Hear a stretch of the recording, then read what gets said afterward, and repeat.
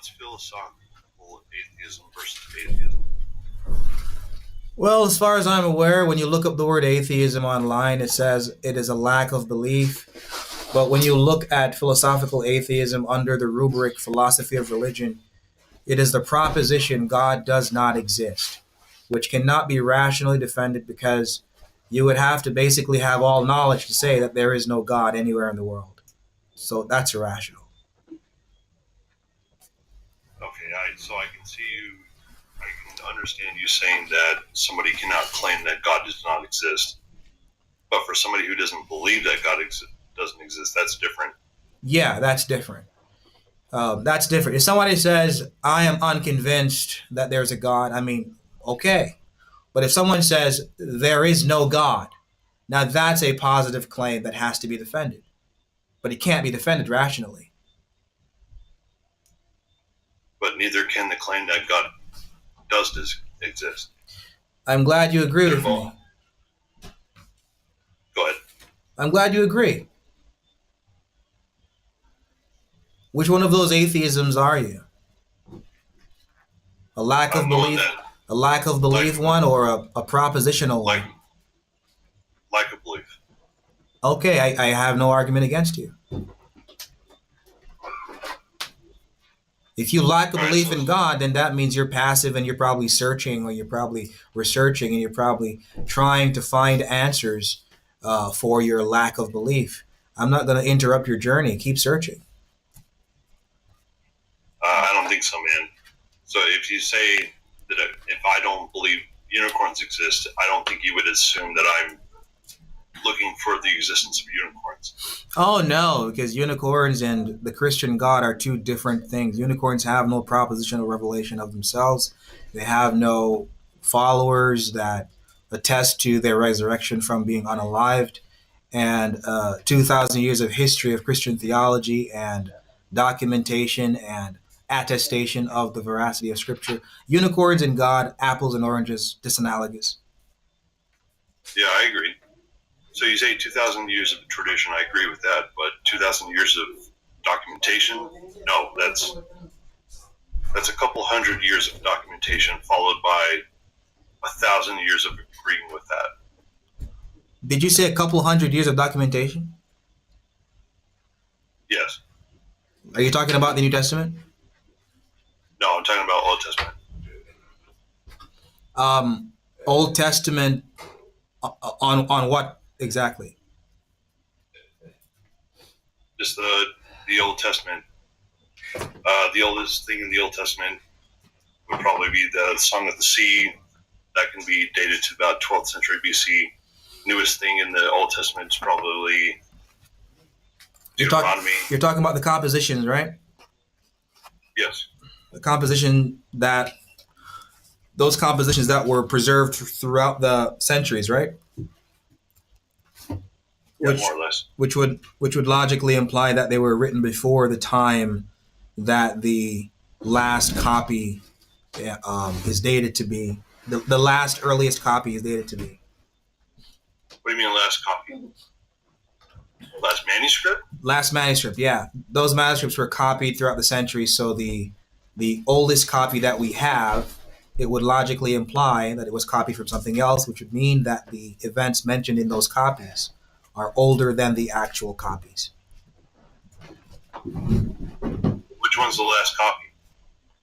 You mean Masoretic text, Septuagint, Dead Sea Scrolls? I would say the Masoretic text because that's what we use predominantly, 900 AD, and the Septuagint and the Dead Sea Scrolls are 1,000 years older than that. Yeah, I know.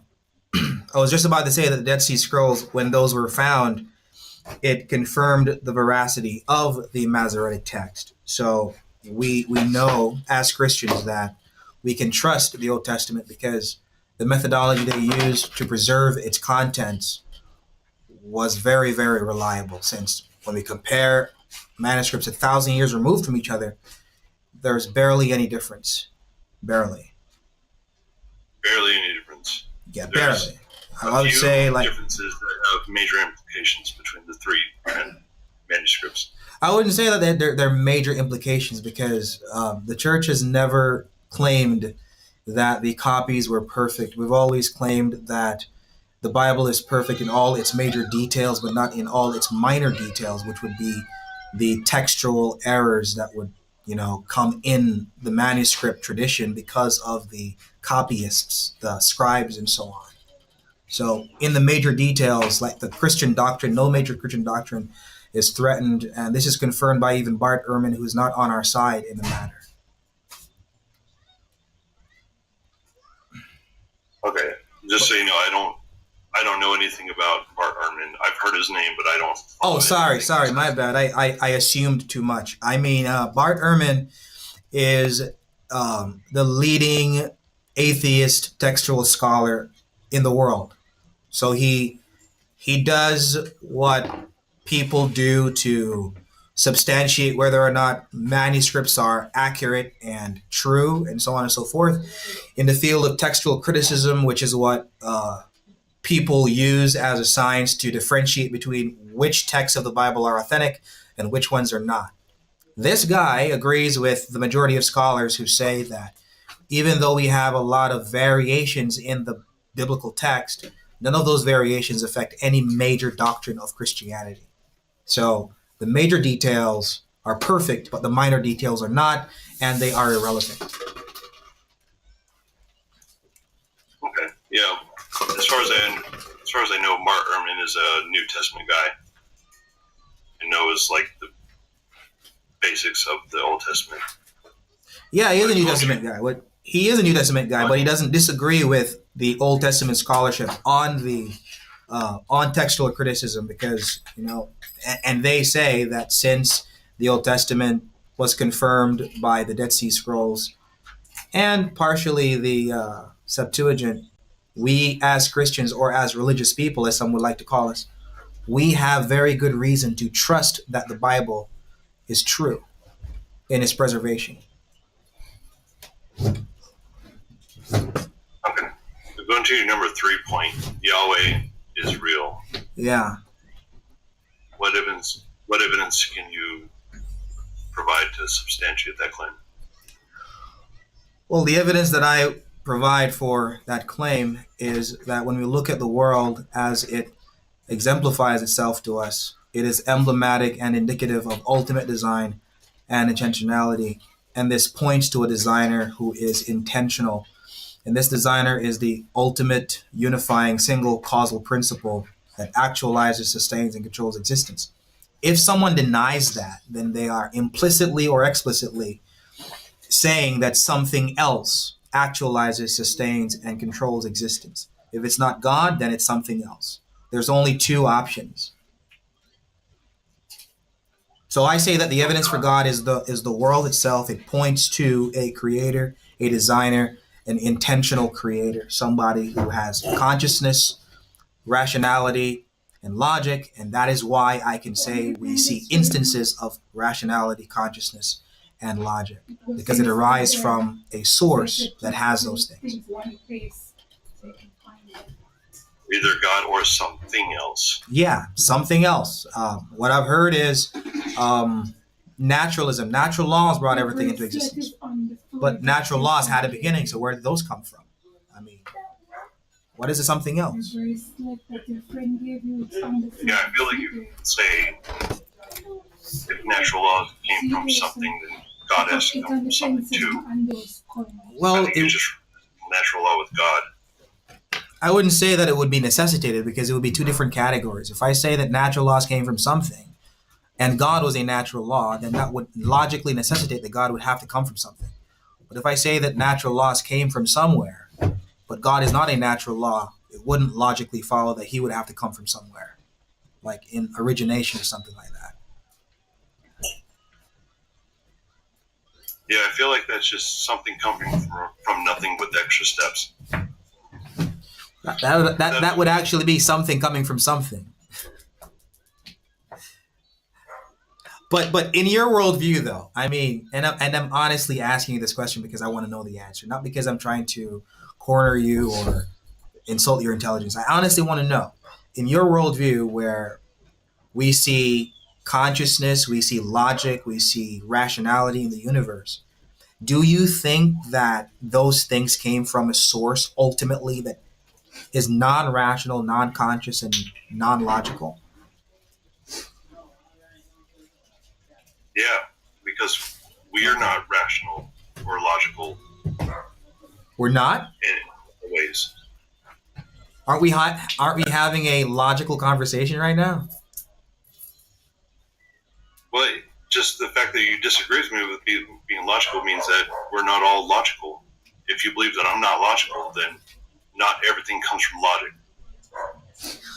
Actually, the statement you just made is logically based. So you're using logic to say that you're not logical. It's self-defeating. What I mean, you know the three laws of logic, right? Some would say four laws, which three laws, because the fourth law is based upon the law of excluded middle. Those three laws are being used by the two of us right now to have this conversation. So if one of us says that one is not logical, you're using the law of non-contradiction to say that you're not logical. You get what I'm saying? Okay, so you're using the thing to say that you don't have the thing. do you think we're having a logical conversation? Yeah, because we're formulating our sentences in a logical manner. Yeah, we are. Chair, I think you're messing with me, man. I think you're joking around right now. I think you're joking. I honestly do.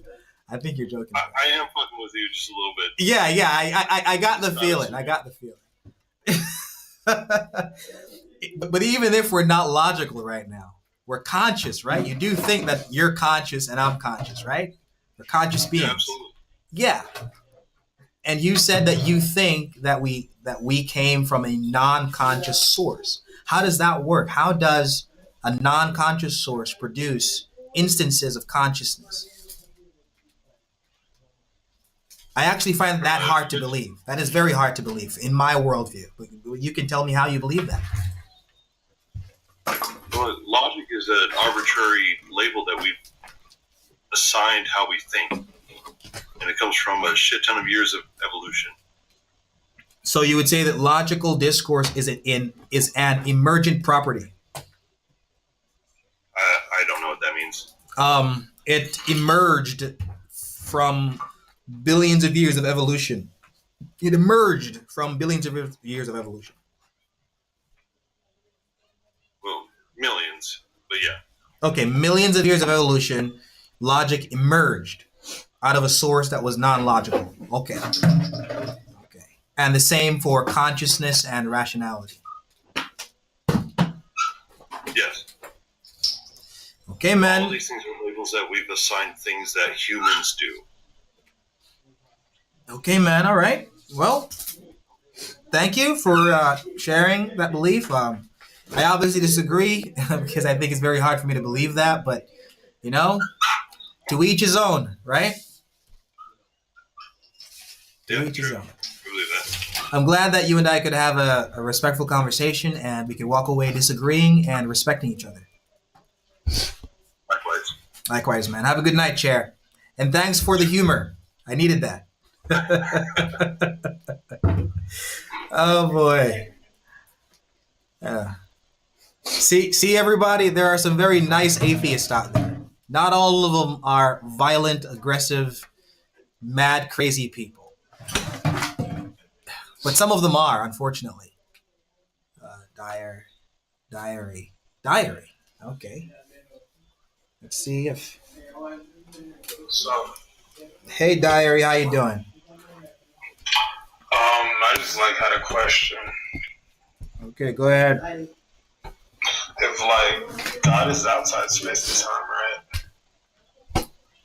Yeah. But does he know this exact moment that's happening right now? Yes, he does. All right. So before God created before God created space and time, did he know this exact moment too? Before he created space and time, did he know this exact moment? He knew that this exact moment would take place. All right, but wouldn't that entail time? Actually, no. In my tradition, we believe that God created the fabric of time and everything that takes place in time because he decrees and ordains all things that come to pass. So he knows what happens in time because he is the one who causes what happens in time ultimately. He's the sustainer, so he sustains us when we are, where we are, and how we are. And therefore, his knowledge is based upon his ultimate causation. So he knew that this moment would happen because he knew that he would cause this moment happen. Wait, how does that like make sense? It makes a lot of sense to me. I mean, when I learned this in systematic theology about God's relationship with time and his decree, the best analogy that we can use, and it's used in the Bible too, is an author and a story. God wrote a story, and he's the author of all that takes place in the story, including time. And the story, let's say the story is the fabric of time. God knows what he causes. God knows what he causes. So he knows this moment perfectly because he causes this moment. And everything happens. Yeah, but the author, right? The author is bounded by time. No, it wouldn't be bounded by time in this regard. An author who wrote a book and in that book wrote about something he created and called it time would not be bound by the thing he wrote about in the book.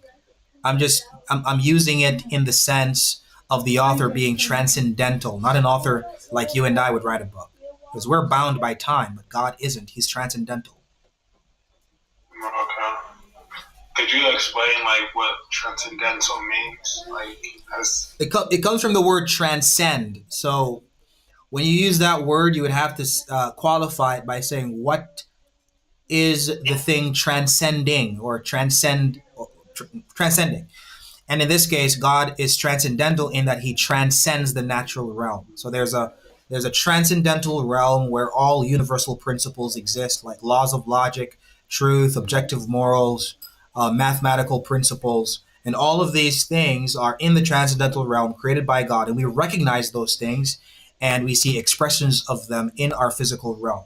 When we use math, when we talk about truth, when we talk about objective morality, when we use distinctions between particulars and universals like redness and a red shirt or blueness and a blue sky. These things are universals and particulars that are based in the transcendental realm and are expressed in time and in our universe. So God is transcendent or transcendental in that he is beyond the natural realm. And there is a realm that's transcendental because we recognize things that are universal from that realm. all right, thank you for your answer. Thank you, man, for listening to this knucklehead. Have a good night, Diary. Yeah, have a good day. Yeah, I am a knucklehead. I mean, it took me a long time to learn those things. It takes me a long time to learn anything.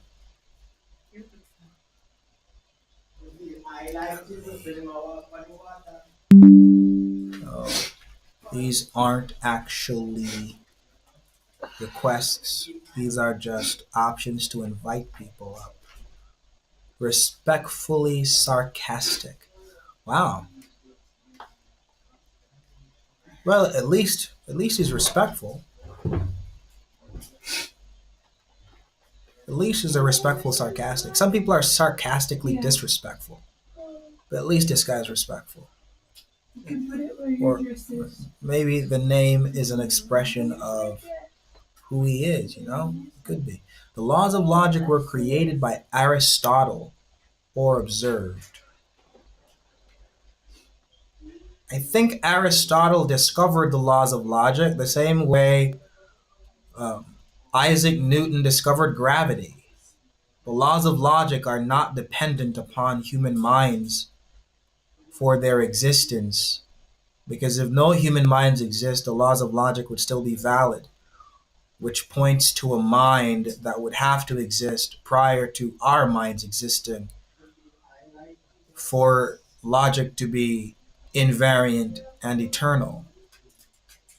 I mean, just some guy. Yeah, you're right. Exactly. How? How what?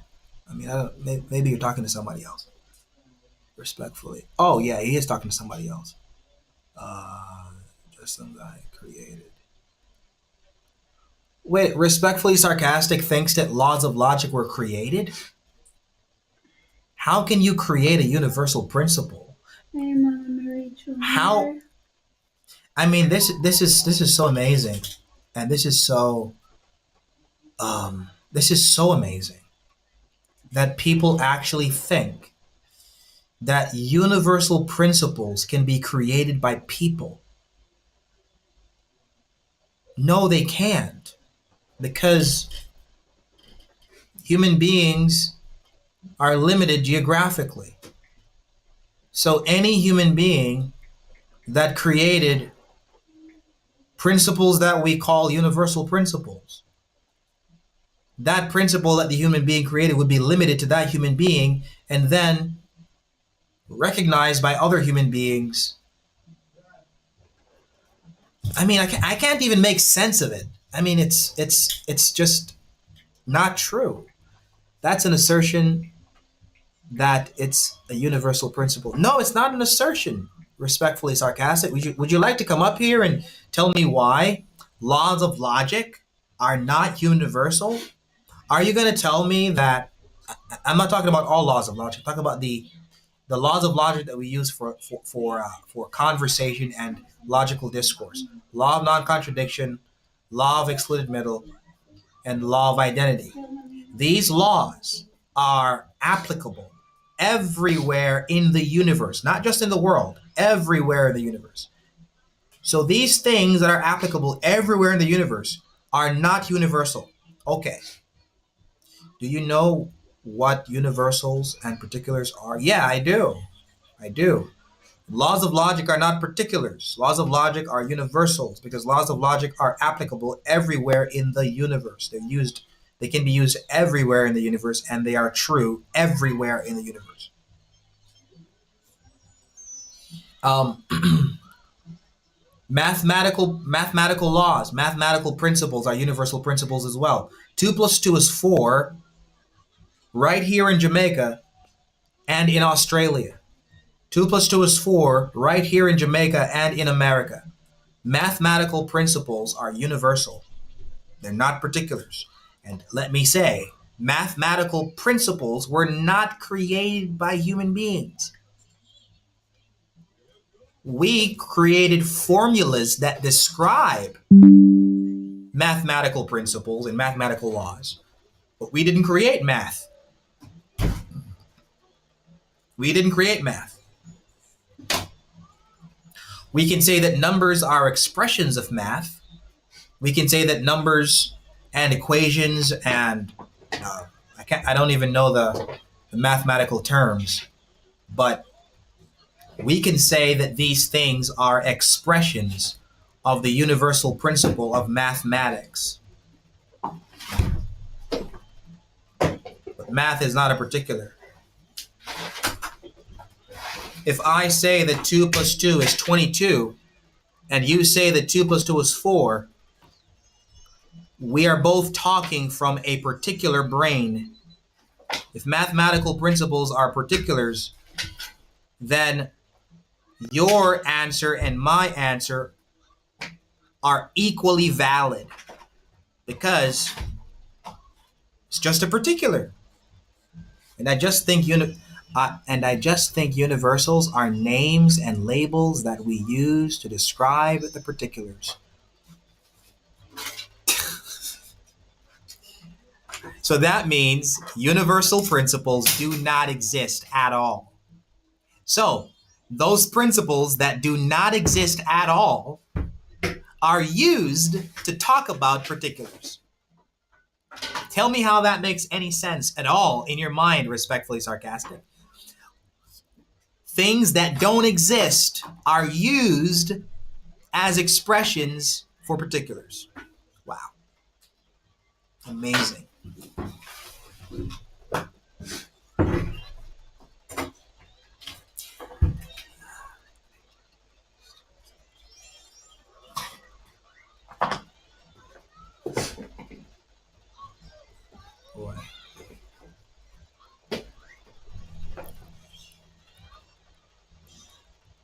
Respectfully sarcastic. You want to come up here and have a conversation? Because you're telling me that universal principles and a universal are different things.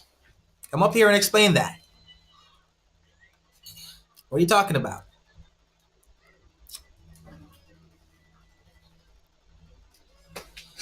Let me see if I can invite you. Oh, I can invite you. Okay, let me see if you come up.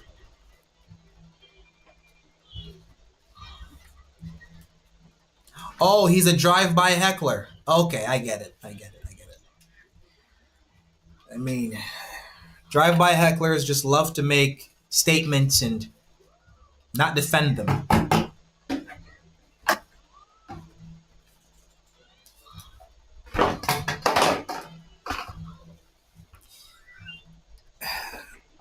Respectfully sarcastic is a nominalist. Nominalist is somebody who thinks that universals are just labels. They're just names we give things. But they don't have any existence outside of the particulars. There's a big problem with that, though, because I'm a human being and you guys are human beings. Yes, respectfully sarcastic, you know what you are, a nominalist. I've studied these things, so I know what you are. You're a nominalist. I'm a human being and you guys are human beings. We are expressions of the universal principle called humanity. Or you can say humanness, if that's even a word. Nominalists would have us think, or would have us to think, that humanity does not exist. It doesn't exist. Humanity is just a word or a label that we gave to the particulars human beings. But if something does not exist, you can't know what it is or what it isn't. So you're labeling something that does not exist and then in the same breath saying that that thing that does not exist is expressed in particulars. You see the problem?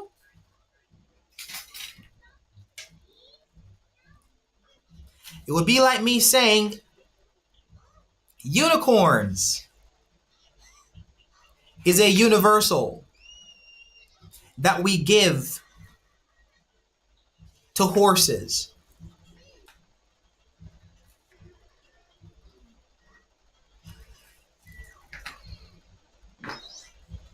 Yeah, respectfully sarcastic, are you going to come up here and tell me how I'm wrong in my description of a nominalist? You don't believe that universals exist outside of particulars. If universals don't exist outside of particulars, how do you know what a particular is if you're basing it on something that does not exist? How do you know what a particular human being is or isn't if you're not basing it on something that actually exists in a realm that is beyond the physical realm, that is called humanity? It's an epistemological problem. You can't know because you would not have a reference point. You only have labels. And where did those labels come from? Those labels came from observing the particulars, which would mean that it's not a universal.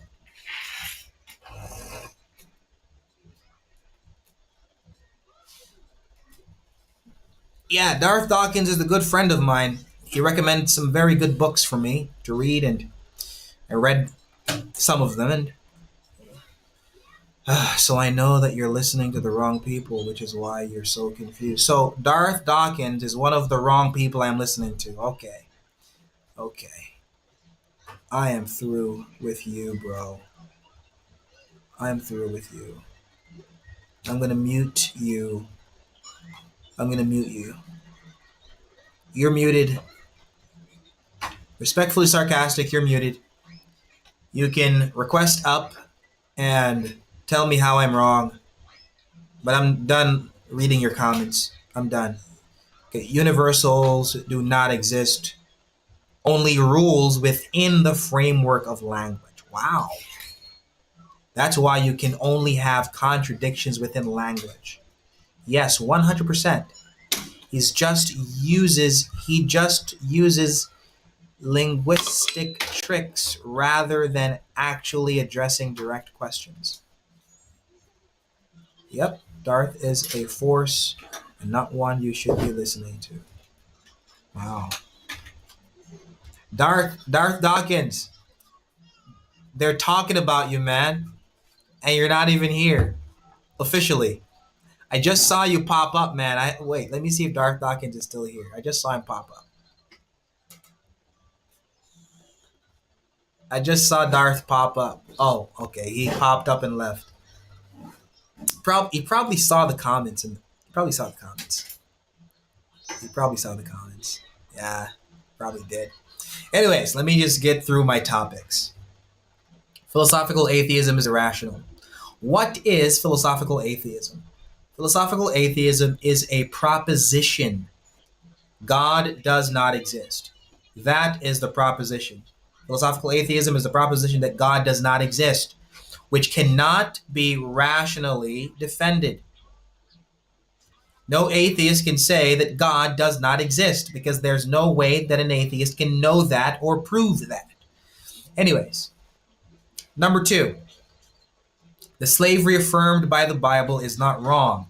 Okay, what is the slavery affirmed by the Bible? The slavery affirmed by the Bible is slavery that is based upon justice and fairness. Justice and fairness, that is an expression of the universal principle of the imago Dei, which is the image of God. So all human beings, because they are created in the image of God, deserve to be treated with value, dignity, and respect because they have inherent value, dignity, and worth. That is the slavery affirmed by the Bible. That is why when you read Colossians chapter 4, verse 1, it says, "Masters, treat your slaves with justice and fairness, for you have a master also in heaven." Now, the slavery affirmed by the Bible is different from the slavery that is recorded in the Bible. The slavery recorded in the Bible is different from the slavery affirmed by the Bible. And number 3, I'm going to get to number 3 after I speak to this person who requested up. Per. I'm going to call you Per. Welcome, Per. Yo, what's up? I'm doing good, man. How you doing? I'm chilling. How you doing? Doing good, man. Did you hear what I said about biblical slavery? I did, yeah. That was actually what I wanted to ask Okay. you about. Let me throw something else in there. If you were asked, what is biblical marriage? You'd probably say it is a relationship between a man and a woman as expressed in the Christian church. But if you look in the Bible, you're going to see a lot of examples of polygamy where one man has 1,000 wives or a little bit less.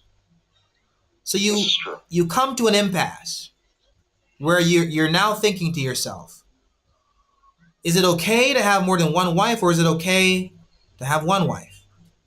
Well, this question has been answered by Christian theologians through the centuries. We make a distinction between what the Bible affirms and what the Bible records. Just because the Bible has a man named David murdering a man named Uriah after taking his wife doesn't mean that we should all go and murder everybody who has a wife we like. It doesn't affirm that. It just records it. So the Bible affirms biblical marriage being between a man and a woman, but it records polygamy. And the same thing with slavery. It affirms slavery being based on justice and fairness as quoted in Colossians 4 verse 1, but it records slavery based on oppression and exploitation, which is evil. Just to throw that in there, because I was going to say it, but I saw your request, so I brought you up. Go ahead and respond to that. So what is the distinction, I guess, what is the positive slavery that the Bible affirms? The slavery where the slave owner treats his slave with justice and fairness. The The only thing I can think of that would be consistent with that would be for someone to buy a slave and live with that slave as if the slave is his roommate. Equality, fairness, justice. Hmm. And that slave would have to be willing to be the slave of the master, which would mean that the slave master is benevolent or is a good dude or whatever, and the slave would just willingly help him out if he needs help with anything, but he would be treated with fairness and justice. Okay. So I guess I'll just bring this in too, because this is something I've been thinking about. Obviously, Abraham, impregnated Yeah. a servant, right? Yeah. So, what do you think of its depiction there, for example, like in his treatment of that woman, as far as sending her away and things like that? That would be an example of polygamy, which would be described as a deviation from the ideal. The ideal would be monogamy, and deviations from the ideal are decreed by God to fulfill his purpose in punishing or pardoning. Glorify himself in punishing by showing his justice over evil and sin, or glorify himself in his grace by pardoning that sin. As you well know, Abraham and Sarah were brother and sister, and Isaac and Rebekah were cousins, and Jacob, Leah, and Rachel were cousins. And those things are condemned in Leviticus. But God ordained that they take place. God pardoned those sins to fulfill his purpose in preserving the bloodline of the Israelites. So when you mention the servanthood and Abraham sleeping with that particular servant, if that servant was not willing to do it and that servant was held against her will, that's an example of sin. But if she was willing and she was being treated with justice and fairness, then it was an expression of biblical slavery that is affirmed, not denied. Gotcha. All right. Yeah. I appreciate it. Thank you. Thank you, man. Yeah, have a good night. I'm glad it makes sense to you, because it makes a lot of sense to me, man. Thank you so much. Have a good one. Oh, yeah, of course. Thank you. Yeah, so that's what it is. And when you study Christian theology, you will immediately realize and see by looking at the biblical text that there's a distinction between what God inspires his authors to record and what he inspires his authors to prescribe. So the slavery that is affirmed by the Bible is the slavery that is based upon justice and fairness.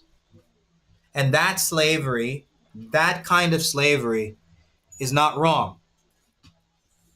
And just to throw something else on that, when you look at 1 Corinthians chapter 7, verse 21, Paul says, if you are able to be free, rather do that. Why did Paul say that? Because he was writing to a church that was in a culture where slavery was prevalent.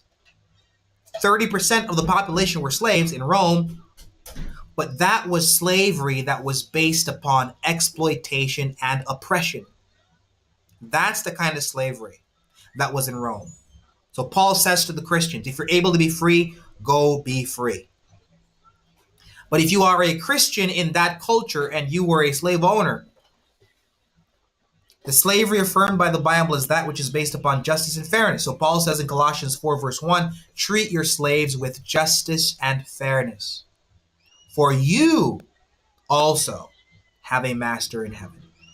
And when you look at Galatians chapter 3, verse 28 through 29, it says, in Christ, meaning in the kingdom, in the church, there is neither Jew nor Greek, slave or free, male or female, for we are all one in Christ Jesus, meaning we are all equal.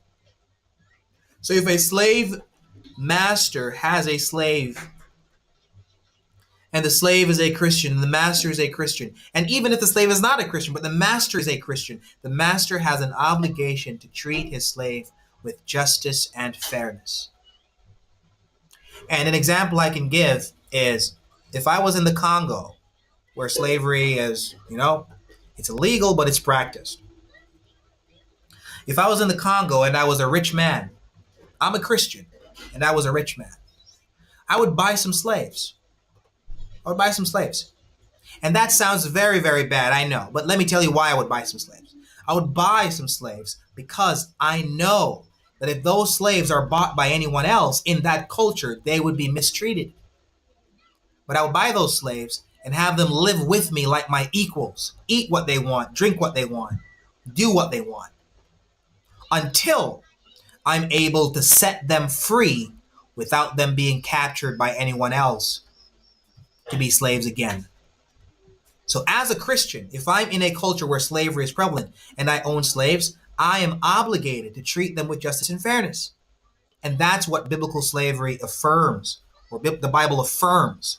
And that slavery, which is based on justice and fairness, which is an expression of the universal principle of the Imago Dei, all of us are made in God's image, all of us are equal, that slavery is affirmed by the Bible, and that slavery is not wrong.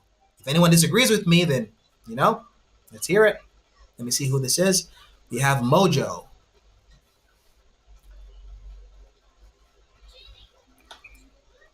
Hi. Hey Mojo, how you doing? I'm doing great. How you doing? I'm doing good, man. Doing good. Well, I wanted to come on here just specifically because of the number 2 point. And I think that is great. And I think that we should lock all you Negros back up. And, yeah, that's about it. And the white man. The white man can get locked up too. Everybody can get locked up. Fuck it. Let's bring back slaves. See you, bro. Oh, okay. Okay, I can just let you off. Okay. Thank you for sharing your thoughts, Mojo. By the way, if I was a slave, I would love to be a slave to a Christian. I would willingly, if I was in a culture where slavery was prevalent, and I had the option to be a slave or not, I obviously wouldn't be a slave, but if I had no choice but to be a slave, I would love to be a slave to a Christian, because I know that I would be treated with dignity and respect. I know that I would be treated with justice and fairness. But I would not want to be a slave to a non-Christian, because they would treat me however they want to treat me. And when you look at history, you had a lot of that. A lot of that. But in a culture where slavery is not prevalent, a culture where slavery is Adrian, what about treatment of slaves in Leviticus? It's harsh still. Yeah, the slavery. Let me make this umbrella statement. Dini, any slavery, any example of slavery that you can find in the Bible, where it was based upon exploitation and oppression, is sin and evil.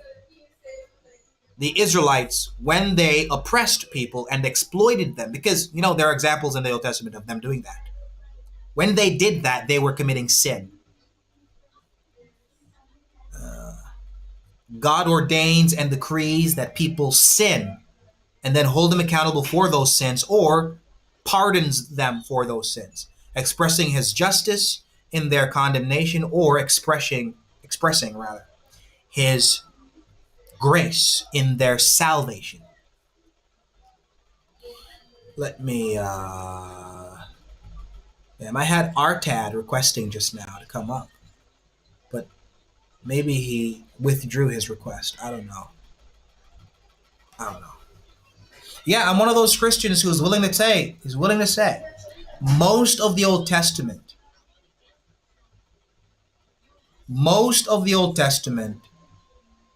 when you look at its expression and examples of slavery, most of the Old Testament, in that particular topic, slavery, how people were treated, were examples of wickedness and evil.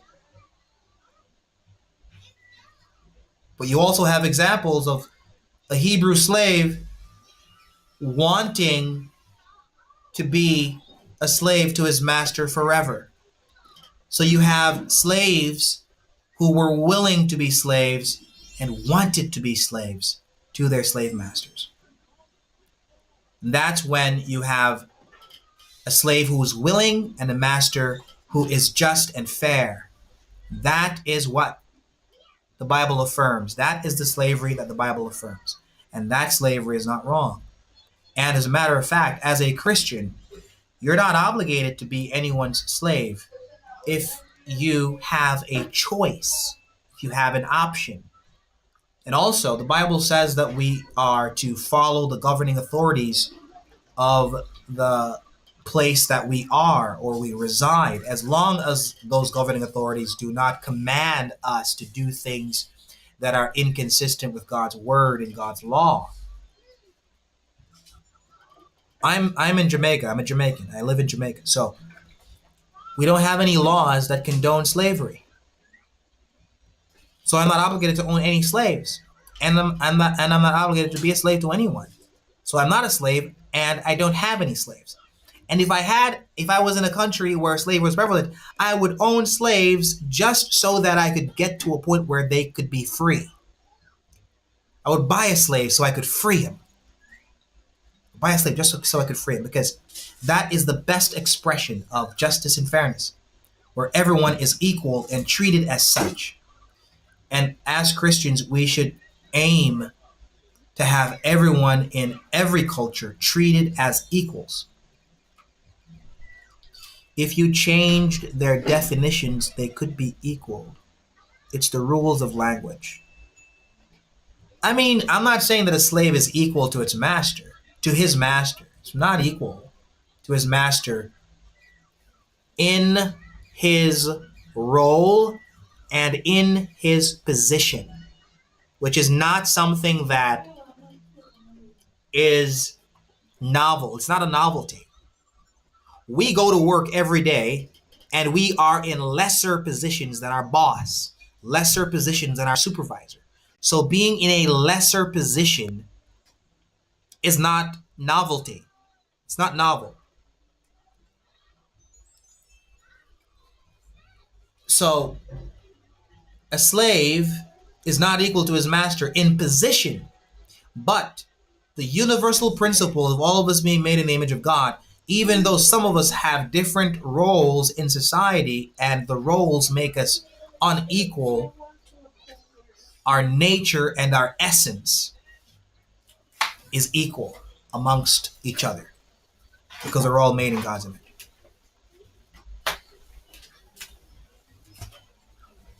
Logic is subjective to language. Square is not a circle based on their definitions.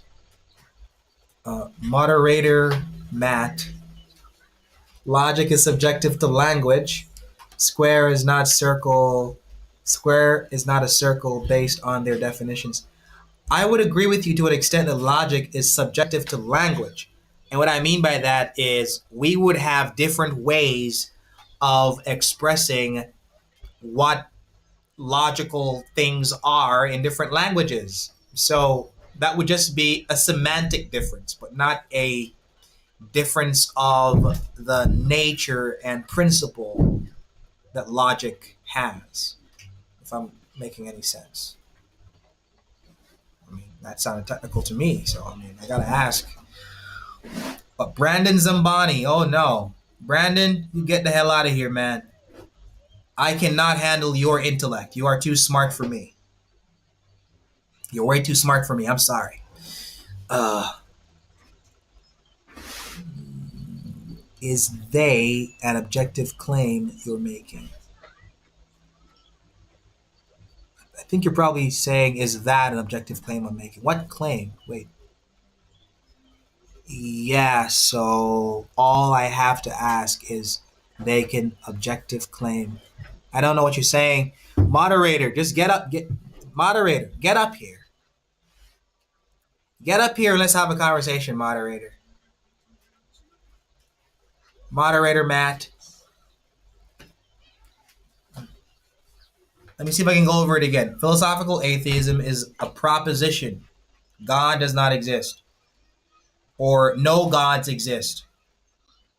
There's no way that that can be rationally defended, therefore it's irrational. There's no way that one atheist, or any atheist for that matter, knows that no God exists and therefore can make the claim or the statement, God does not exist. You can't know that. It's impossible. You'd have to say you are unconvinced of any God existing. But that would not logically and necessarily follow that no gods exist. It wouldn't, because you're one guy or one girl. You're one guy or one girl. So there's no way you can make the claim and be honest. No gods exist. How the hell do you know that? Now, if you say, no gods exist to me, now I'm fine with that. I'm fine with that. Because you'd be honest and then say, no one has convinced me of any God. Okay, I can live with that. But just because no one has convinced you of a God, just because no one has convinced you of any God, doesn't necessarily follow that no gods exist. It just means you haven't been convinced. Or the person who tried to convince you was just unable to convince you. Let me see what this guy is saying. Hold on. Hold on, Brandon, before I get to your comment. Is he making an objective claim when he says logic is only subjective? Oh, that can't be interesting to me. And you are less of one guy, thus can't make the claim that God. You are less of one guy. Are you saying that I'm less than a guy? Maybe that was a typo. He's trapped. That's why he's not answering. That's the whole damn point. The individual lacks belief. And Brandon, I have no problem with an individual lacking a belief. I have no problem. If you don't believe in God, I don't care. Do not care. But if you say God does not exist, now I care. Because you're going to have to defend that claim. That's the whole damn point. The individual lacks belief. Do you not get it? Oh yeah, I do. I get it. I get it, Brandon. I get it. I find monotheism to be equally strange. Okay. So then atheism isn't irrational. Philosophical atheism is irrational, Brandon. Look at the prompt. Philosophical atheism is irrational. Philosophical atheism is irrational. Tell you what, just go on Google and look it up. Look up what is philosophical atheism, please, and learn something. Learn something new. Learn something new. What is philosophical atheism? Look it up on Google and learn something new. Hello? Hey, how you doing? Hey, man. I just joined. I haven't really watched you that much, so I'm not, familiar with your, evidence and your arguments and stuff like that. I just saw you pop up. I'm really curious about your second topic, the slavery affirmed by the Bible is not wrong. Mm-hmm. What do you mean by that? I'm just curious to see how you'd explain that more. All right. I'm gonna explain it, and before I do, well, in the explanation, I'm gonna give you an example. Okay, if somebody asked you, what is the marriage that the Bible affirms, you're probably gonna say monogamy, because one man, one woman, marriage for life, as expressed in Christian marriage, one man, one woman for life. But when you read the Bible, you see examples of polygamy. So through the centuries, as Christian theologians, we have distinguished between what the Bible affirms from what the Bible records. Another example would be what David did to Uriah after he had, did what he did with Bathsheba. That does not mean that if you like a woman, you should go and, do what David did. It just recorded. It just recorded what David did. It didn't affirm what David did. So let's get to slavery now. So slavery that is affirmed by the Bible is slavery that is based upon justice and fairness to the slave by the slave master. What that would look like is debated, but in my opinion, I think that if a slave had a master who treated him or her with justice and fairness, that slave master would treat him or her like his roommate or like his friend, who would help him with things if the slave so pleases, because it would be a willing slave who wants to be a slave to that particular master. However, in the Bible, we see examples of slavery that is based on oppression and exploitation, which are all examples of what the Bible does not affirm, but what the Bible records. So, Okay. so just to close off, biblical slavery affirmed by the Bible, which is based upon justice and fairness, is not wrong. Can't be wrong because you're treating your slave with equality and justice and fairness. Yeah, go ahead. Okay. Well, to me, like, I don't think you can treat a slave with justice and fairness, because then they'd stop becoming a slave, right? So, like, you were saying, like, oh, you treat them as a friend or you treat them as a roommate. But, like, slavery to me definitionally requires that you are forcing someone to work for you or to be, to labor for you without their consent, That would be Because if oppression, they're right? consented to it, then they're just, a worker, or they're just a friend, It's not, they're not enslaved, they're not enforced. Would you say that that would be an example of oppression when you make someone a slave against their will? Yes. Yeah, Probably. me too, 100%. And that's an example of sin, an evil, wicked example. But a slave or somebody who wants to be someone's slave wouldn't be an example of exploitation or oppression, because that person would want to be the slave of the slave master. An example would be Christians and Jesus Christ. In the Bible, and I'm assuming that you've probably read portions of it, Christians are defined as slaves of Christ or slaves of righteousness, and Christ is defined as Lord. So we are not equal to Jesus Christ in our roles, but we are equal to him in our nature, in that he's a human being in human nature, and we are human beings as well. So a slave and a slave master will be equal in their nature, but not their roles. Me and my wife, we are equal in our nature, but not our roles. We have different roles. So a slavery that is affirmed by the Bible is based on justice and fairness. So the slave would have to want to be the slave of the slave master. If the slave doesn't want to be a slave, that's an example of oppression. You're forced to be a slave. And unfortunately, that's what we have in our history, most of us. If that's you in the picture, most of us, that's what we have in our history. And it's unfortunate, but that's not what the Bible affirms. It's what the Bible condemns. And that's why the abolitionists, some of them were Christians. Okay, yeah, and I I'm not going to disagree that there were tons of abolitionists who were devout Christians, and many of them would go back to the Bible to fight for abolition. I'm not going to disagree with that at all. But when I hear about the Bible, when I hear about Leviticus and that stuff, like, it does seem like there's at least some passages in the Bible where God is saying you can have slavery. And I agree, there are passages where, it seems God's more critical of slavery, but, I can't deny, when he's talking about, and I think it's in Deuteronomy, where God is commanding the Israelites, he's saying, when you're conquering a city. Yeah, take them captive and make them. Take them captive. Yeah. So God's telling them, you can have slavery, that would be an example. That would be an example of oppression, which would be evil, which would be wicked. And yes, I am telling you, I am saying God commanded the Israelites to do wicked things. I am saying that. If you were going to ask me that, yes, I am saying that. In the Bible, and you will learn this very quickly if you read the Bible. You'll realize that God ordains, decrees, and sometimes command sin, and then holds people accountable for those sins or pardons them. I'm going to give you two examples which are very, very familiar. Example number one, okay? In Leviticus, the Bible condemns a brother and a sister sleeping together. But Abraham and Sarah are brother and sister.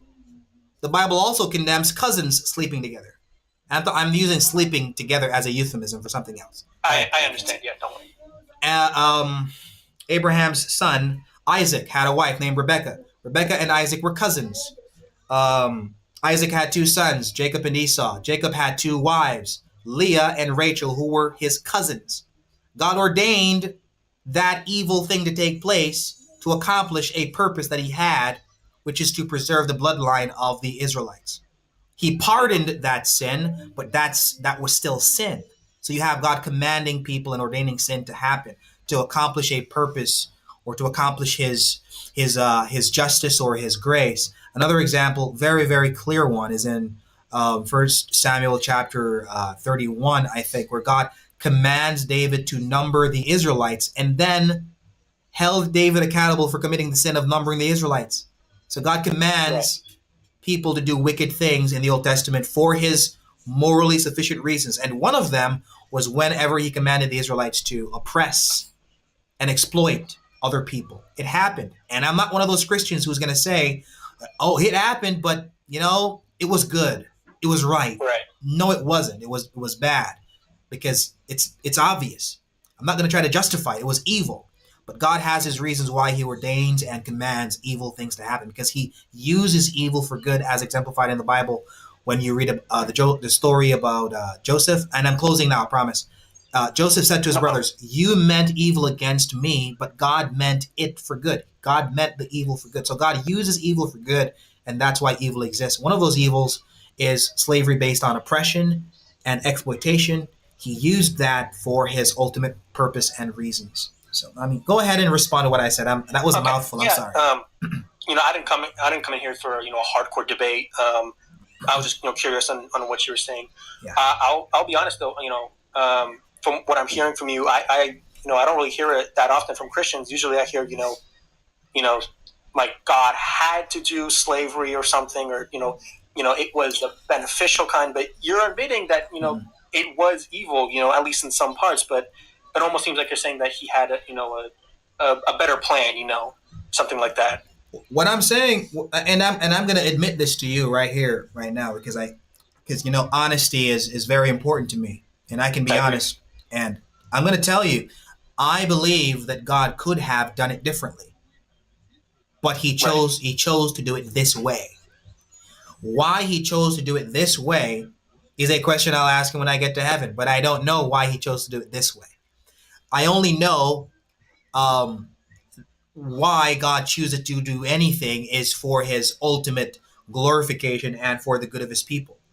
So in the end, I can look at slavery as exemplified being based on oppression and exploitation and see God ordains and decrees that so that he can hold people accountable and express his justice against sin and wickedness. And I can also see slavery based on justice and fairness, and God using that as an example of his relationship to his servants, the church, where he's the Lord and we're the slaves, and we are treated by him with justice and fairness and goodness and love and grace and so on and so forth. But, there are examples of evil in the Old Testament. And there are also examples of when slaves, there's a passage, I think, in Exodus where a slave, if he wants to be a slave forever, the slave master is to put an awl on his ear because he loves because he loves his master. Because he loves his master and does not want to go free. So you have examples of slaves wanting to be slaves, which is what the Bible affirms. But where someone is held against their will, like the example you brought up where the Israelites go and they conquer the nations. Of course, those nations don't want to be slaves to them. So that's an example of God commanding evil. Okay. I guess I have one last question. I'm not really a Christian. I guess agnostic atheist would probably be the best descriptor for me. When I hear this, you're saying that God's commanding evil, at least in some parts. When I think of God, I think of all loving, all good being, someone that gives us our morality, right? And I find it hard to believe in a God that would command us to do purposely evil things, So I guess knowing that God can will order evil things. Why should I become a Christian? Is I guess what I'm asking you. Well, the example you gave when you say that why would you serve a God who commands evil or ordains evil? I would say that, well, just to narrow my answer on that particular question, I would say you would serve that God because that God has a world where there is no such thing as purposeless evil. But every evil that takes place by his decree or by his command is for an ultimate purpose, and that is for his glorification and for the good of his people. The alternative would be to say that there is no God, and hence we all decide what our purpose is and what our reason for living is. And hence, there would be evil in this world that is purposeless. So when something bad happens to you or your family, you'd have to say, that bad thing happened, but it happened for no reason because everything is just meaningless. And as it relates to why I think you should be a Christian is because when you look at the world and you look at scripture, you come away agreeing to some extent that the world exemplifies ultimate design and intentionality, and it has qualities that this God of the Bible has, like rationality, consciousness, and logic. She's sleeping, honey. Rationality, consciousness, and logic. And when you look at that, you realize that there is a God or there is a being that is the ultimate causal principle for all of this, who actualizes, sustains, and controls existence and reality. And by serving him, I have a purpose. By serving him and worshiping him, I have meaning.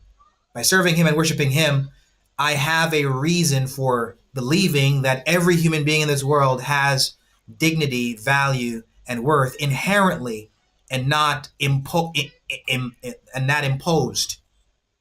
And also because after this is all over, man, it's not done. There's something that comes after, and I don't want you to be on the other side of grace when that day comes, when we're all gone.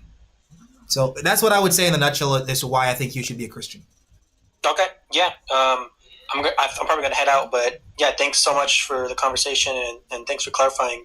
I really enjoyed it. I'll probably give you a follow, and I'll probably check out your other live streams later in the future. But thanks a lot, man. Thank you for coming, man. Have a good night. You too as well. Okay. Yeah, and as well, the gospel message, man. God sent his son to die for all those. Oh man, I can't use the word die.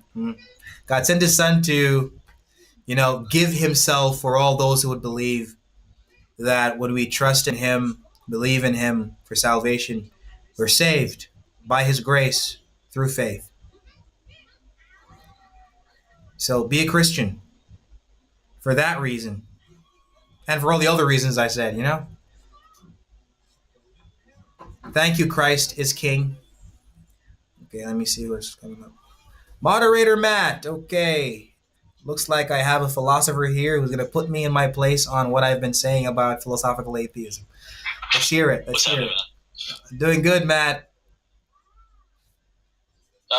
So philosophical atheism is irrational. I mean, to say that would be that there's no rationale to be atheist or to not believe in a God, but there is a rationale for it. So I don't understand why the statement would hold.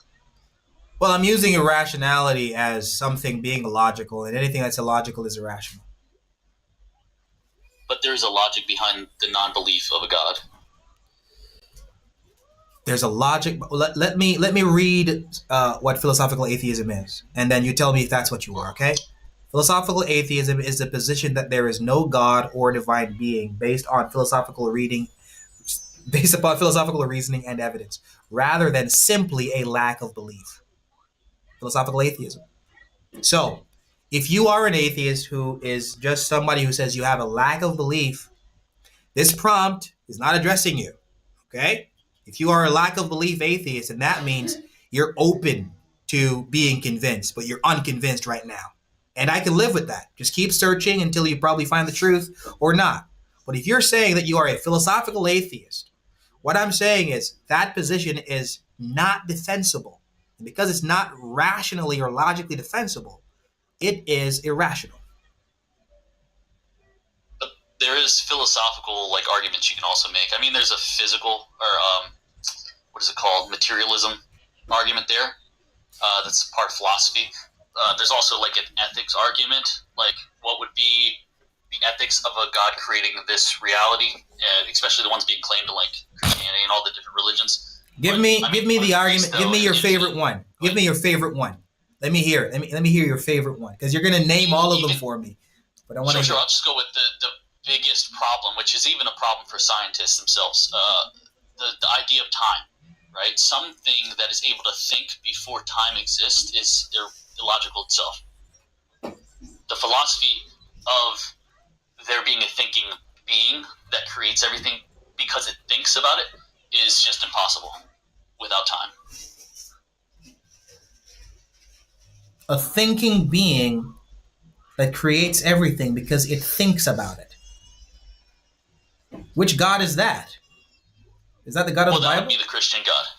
That would be the Christian God. Any other Abrahamic gods, anything that says, let there be light, I will do this thing, like the act of deciding to do something and then the act of taking the action to do it requires time, which is a change. Okay, I see what you're saying. Okay, I see. All right. Do you have any training or experience in reading Christian theology?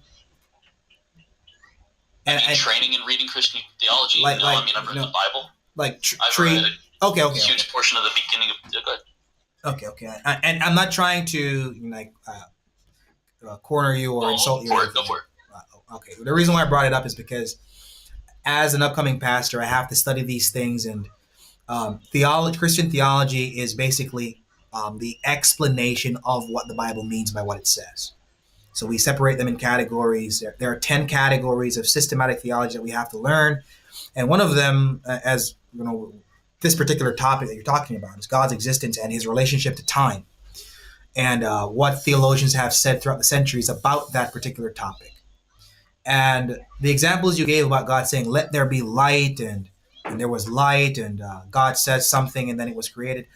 You're absolutely right that those were actions that would have to happen in time because they are examples of succession, right? Just make sure I'm getting you correct. Those are examples of succession. Right. So in Christian theology, we make a distinction between God's decree and God's ordination. God's decree is what he plans to take place before he does anything at all. That's his decree. So before he says, let there be light, before he creates, before he does anything, he plans to do things. And this plan that he formulates before anything at all is then expressed by his will in creation. And then once creation takes place, we have God ordaining that which he planned from eternity, or planned from before time began. So when you have God saying, let there be light, there is light, God creating, God is just expressing or ordaining or outplaying his decree or his plan that he formulated before anything else existed. So when I say, because I'm one of those guys who say that God is outside of time. When I say God is outside of time, I'm saying God created the fabric of time itself and what takes place in time. Yes, I am a determinist. I'm a Christian determinist. He determines all that will take place in time, and hence he knows all that will take place in time because he is the causal agent of time itself, and he is outside of time. And it makes sense to me because he would be logically prior to time beginning.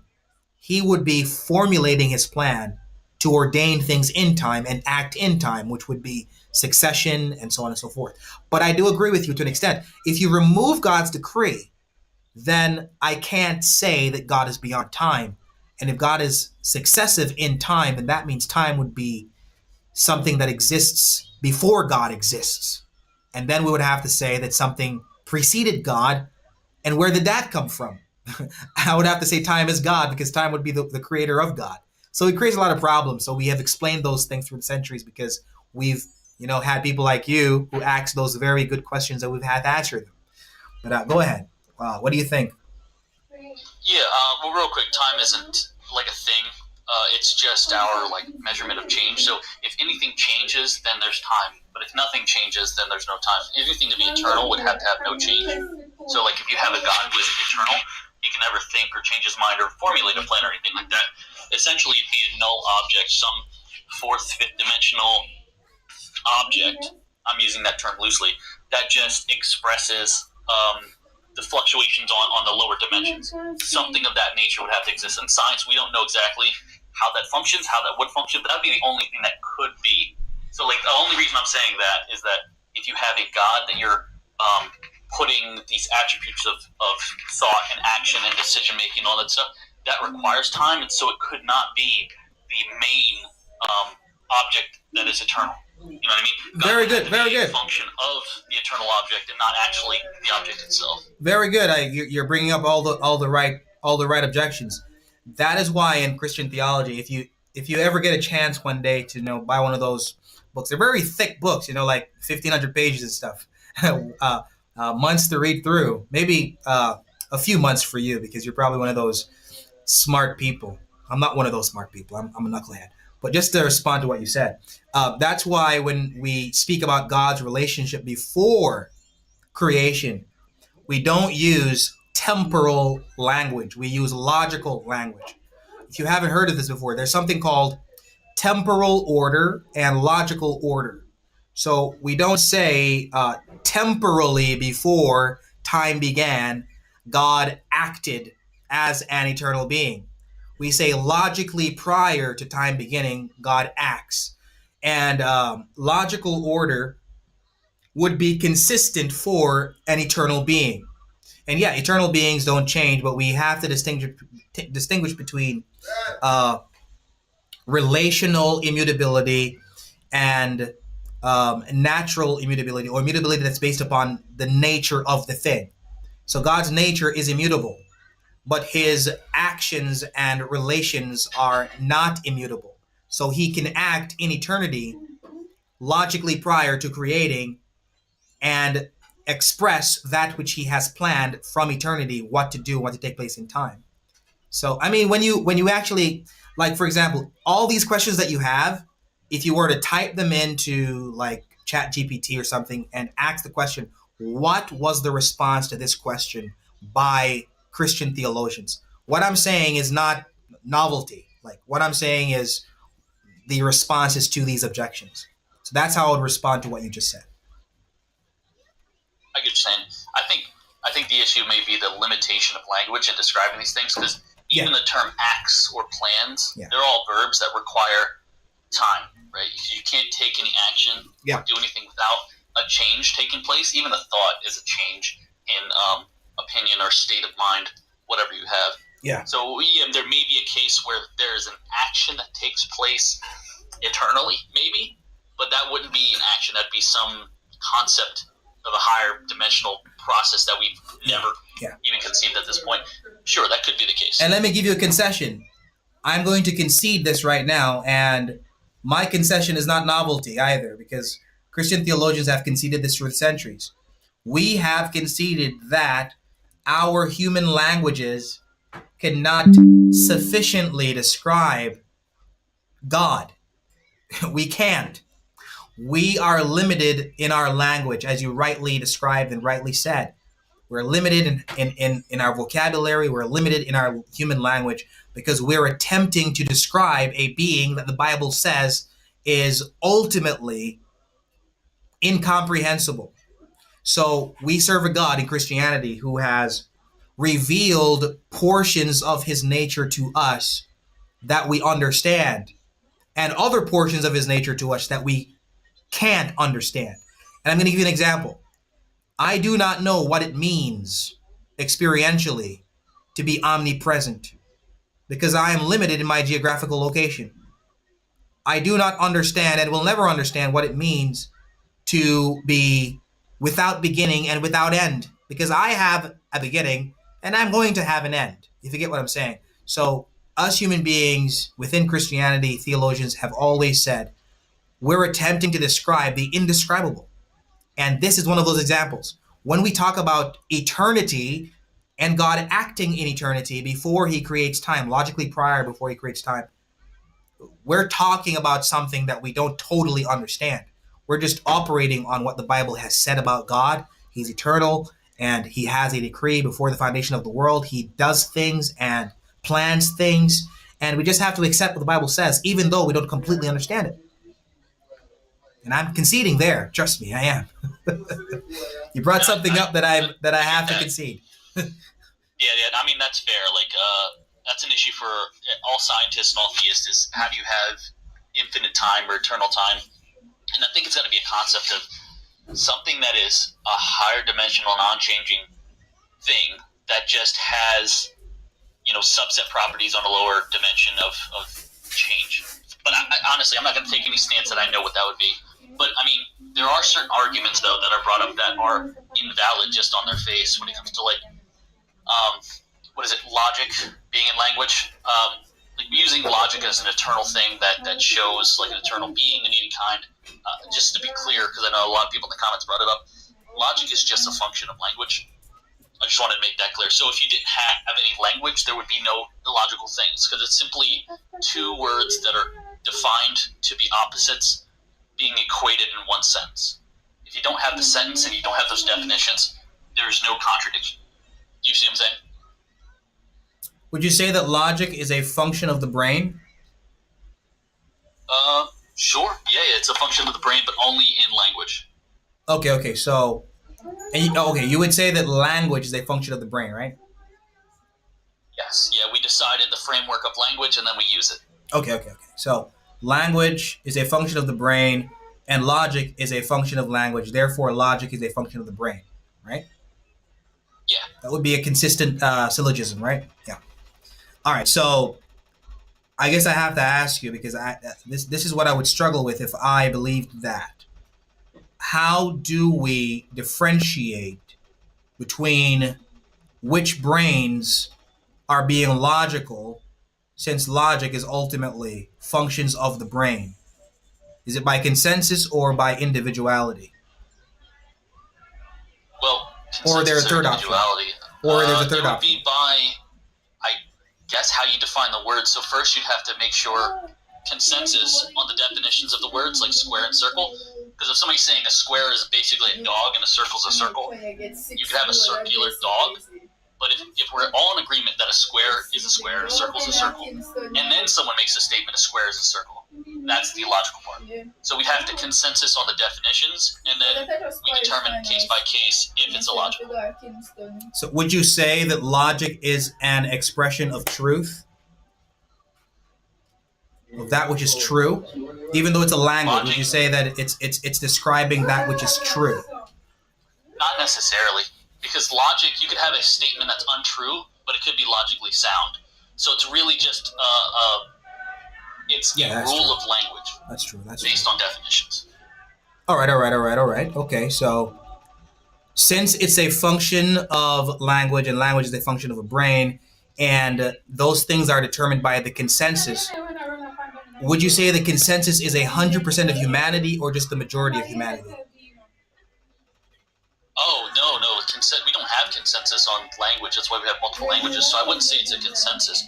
But just like the rules of chess, or like beer pong, house rules, there's rules to it. If you don't play by the rules, then you violate them. But I mean, right? even if you have different languages, all those languages would still be functioning on the same principle if they are using logic, because logic would be a language, but different languages would be just different same semantics. principle, yeah. Yeah. So It'd be the same principle. So even though we have different languages, would you say that the consensus that agrees upon what's logical and what's illogical is 100% of humanity, or just a majority of humanity? If we're all using that same framework, then it would be 100%. Yeah. Just like the rules of chess, we all use the same rules. Then we all know that the rules are broken in the same way. Okay, but would you agree with me that there are some human beings in this world who don't think logically, and we know that because we know, as you said earlier, and I'm just using your worldview, because we know what is logical, being, having described it as the consensus? Yeah, there's illogical people, and even people that know they're illogical and still spit the illogical stuff. All right, so here's the challenge that's now. fine for that exists. Here's what I think would be challenging, and maybe you can solve this challenge, okay? Upon what basis do we differentiate between who's being logical and who's not being logical, since logic is ultimately a property or an extension of the brain? Yeah, well, that's expressed. Logic is expressed through language, so we'd have to confirm the language that they're using and the definitions of the words that they're trying to equate. Would you say that that's circular though? Yeah. The framework of language is circular. We're testing Okay. the language itself with the rules of the language that's created for the system. Okay. You don't see a problem with that circularity? No, I mean, is there a problem with the rules of chess? Because we made up the rules of chess, and how do we confirm we're playing the game right? It's based off the rules that we've made up. So we say the rules of language, how we express things, like here is a thing, that thing is also this thing. Those are all different frameworks of how to express something. So if we use that, we look at those definitions like a square and circle, right, which we define as square is, 4 corners, circle is no corners. To say that they're equal now is a failure of that language, and it's illogical. So It's literally using the framework that we built for language and expression and seeing if we can fail at that framework. Okay. Circular, Very good. What language is. Very good. I mean, I was trying to lead you down that road of, man, it's circular, but you already knew it was circular. Yeah. So I guess I would have to say, I mean, if my only it's point with bringing that up was just to say that it's not a basis for an argument for transcendentals, which I see a lot. So I just wanted to clarify that for a few people in the audience. I mean, bro, I would have to. I'm on the disagreeing side that logic is just merely function of language, which is ultimately a function of the brain. My position on logic is recognized by us because it is a transcendental universal principle. That's my position on it. It's recognized by us, as opposed to being test for you, though. created. If you could give me any contradiction that exists outside of language, then you would prove that it's not just language. But if you require language for contradictions, then contradictions are just a function of language. The reason why I would disagree with that is because language would be expressions. In my worldview, language would just be the expression of the universal principle that is logic. That's what I would say. I mean, we have two different worldviews, so I wouldn't say that because I can't find a contradiction outside of language, that language is all logic is. I wouldn't say that because my worldview is that language is an expression of the universal principle called logic, and that's why you can't find anything outside of language that is, not non-contradiction and stuff like that, because it is expressed in language, and that expression is a universal transcendental principle. And I believe in those things because, I believe in a transcendental realm, and that realm contains the transcendental first causal principle. That's God, and God creates all those things, and we recognize them in our human plane. But I'm guessing that you don't believe in God, right? And as you said earlier. Yeah, I don't. But let me simplify, I guess, the problem with the logic existing outside of language. So Yeah. I think it boils down to all language is just the statement of is and isn't, right? Something is this, something isn't that. I am running, I'm not running.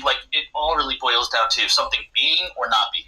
So those are the two main contradictory points.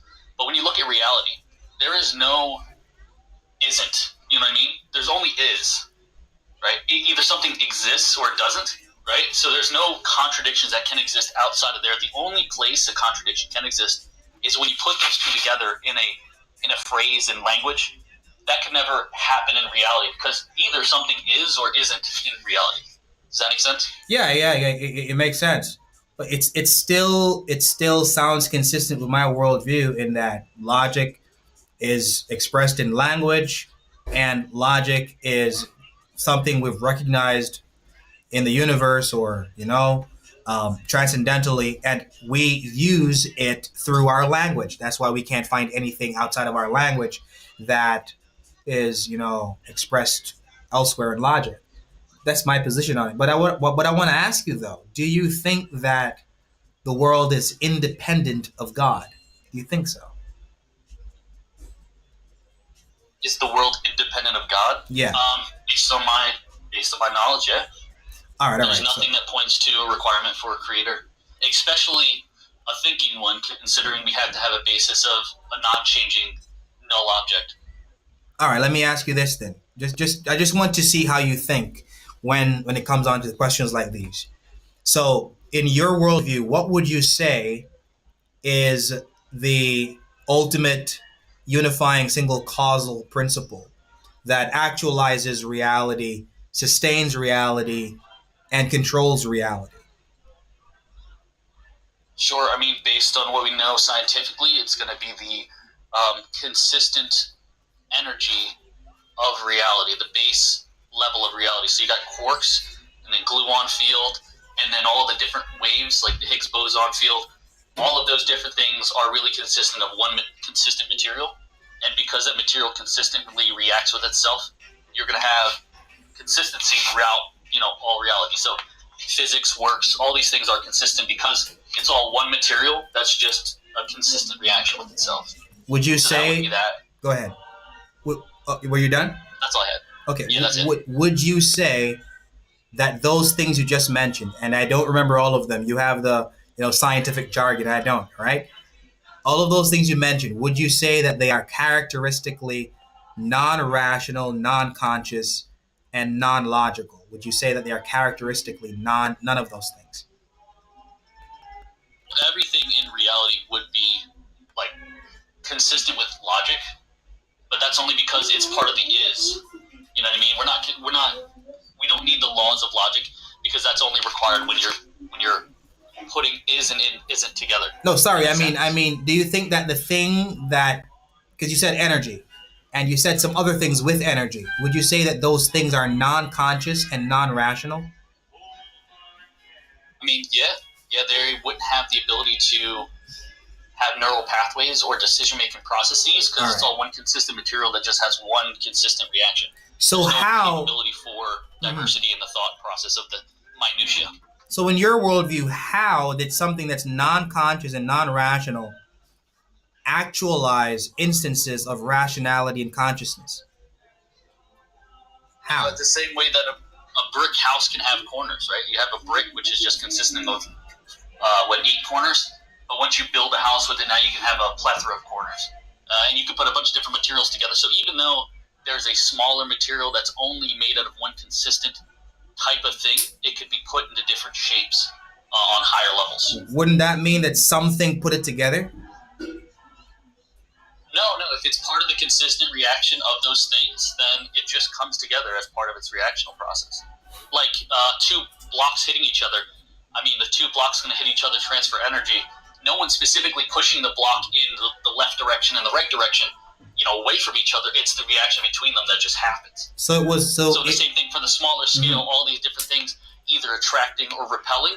Well, as they clump up, like big clumps, in a pond or something like that, they'll start forming shapes just because of those interactions. So are you saying that all of this was a random process? Well, I think you agreed it's determinist, right? So it wouldn't be random. It's just the summation of like all those individual reactions. it's all deterministic. Yeah, it's all deterministic. Okay. Although I do tell you though, and we're in agreement here, is that the issue again would be eternal time. Like, what's the first cause in the beginning, or the substrate eternally that would hold the temporal, what we're in. That's what I'm asking you. Like, what is that thing? You said it's energy. Well, based on what we know is that energy can't be created nor destroyed. So that base wave would be eternal, but what gives it the ability? Wait. Do you think that energy is eternal? To create temporal time, we don't know yet. Do you think energy is eternal? Can't be created nor destroyed, so I have to assume so. Based on what we know currently, yeah. All right. So, I mean, I looked this up, and you can look it up too. Don't take my word for it. The conservation of energy, as far as I'm aware, describes energy's behavior, not the nature of energy being eternal or not eternal. It's talking about its behavior. So we know, based upon our observation, based on the conservation of energy, that energy changes its form, and we haven't figured out how to create energy or destroy it. But when you say that it means energy is eternal, that's a big leap. And I'm not making this up. I promise you. You can look it up for yourself as well.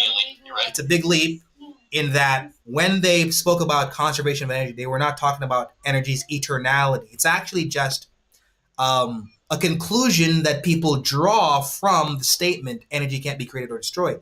It sounds as though it would be equivalent to saying energy is eternal.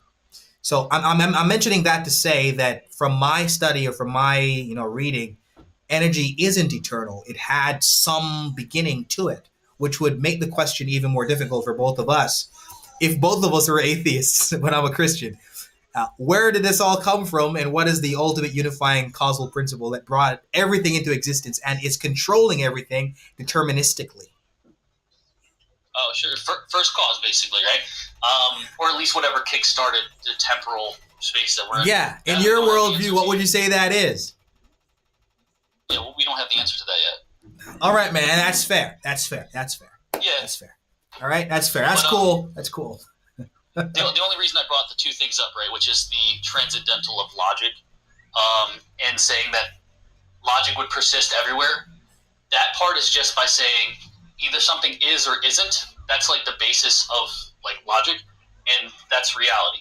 Something exists or it doesn't. That's it. I agree with you. There. It's just the nature of existence. I agree with that, man. I agree with you. And I actually learned something from you, man. Thank you so much for coming up. And I'm glad that we could have a respectful conversation, bro. No problem, man. I'll jump down. You got somebody else? Yeah, I got somebody else coming up. And love talking to you, man. Give me a follow and jump back up one of these other days, all right? Peace out. Yeah, that was a respectful conversation. This guy is obviously very intelligent. Very intelligent dude. Very intelligent. No, I'm not that intelligent, guys. I'm one of those knuckleheads. This guy's very intelligent. But notice what he said in the question that the question I always ask atheists: what is that thing? Sometimes they will say there is nothing, or sometimes they'll say they don't know. But I like how he formulated his answer. He said, "We don't know yet. We don't know yet." It's honesty. It's honesty right there. It's honesty. He doesn't know. And what I always say to atheists who say they don't know what the ultimate unifying causal principle is that if you don't know what it is, when you speak from a place of ignorance, or when you make an authority statement from a place of ignorance and you say, but it's not God. Now that's a problem. If you say that you don't know what the unifying single causal principle is, but it's not God. You don't know what it is, but it's not God. You're speaking from a place of ignorance. You're saying that you don't know what it is, but you know that it's not God. That's a big problem because you have to have a reference point as to what something is in order for you to know what something isn't, or in order for you to know that something isn't. So, we didn't get there, and I'm glad we didn't, but that's my experience with some of the atheists who I engage. They don't know what the thing is, but they know it's not God. That's a big leap. That's a very big leap. Anyways, let me bring this person up. Let me see who it is. JJ. Okay, let's hear from JJ. Hello. Hey, JJ, how you doing? I'm good. Just question about number one. The first part. Oh, yeah. Firstly, can you define what you believe philosophical atheism to be, and to clarify what you mean by irrationality? All right. So what I mean by philosophical atheism, and I have it on my screen here. I just looked it up just to make sure I'm getting it right. Philosophical atheism is the position that there is no God or divine being. based on philosophical reasoning and evidence, rather than simply a lack of belief. So, philosophical atheism is the proposition or position God does not exist or there is no God. And the reason why I say it's irrational is because anything that's illogical is irrational, and all the reasons I've gotten for philosophical atheism are non sequiturs. Stuff like this. There are no gods because I haven't gotten enough evidence for God, or there is no God because I'm not convinced. If somebody is not convinced, it does not logically and necessarily follow that there's no God. It just means you're not convinced, or it just means there is no evidence for God for you. It doesn't mean there's no evidence for God, period, and it doesn't mean that there is no God, period.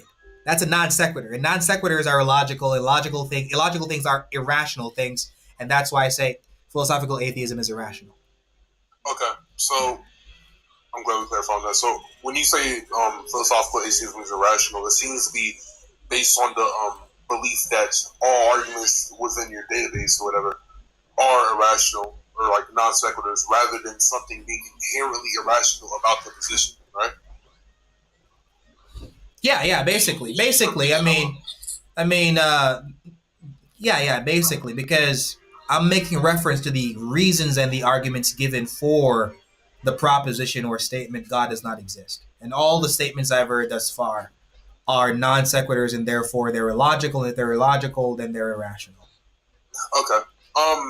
With that established, do you believe that there is I know that that's the reason you present, but do you believe there is some reason within the position inherently that entails like a logical irrationality?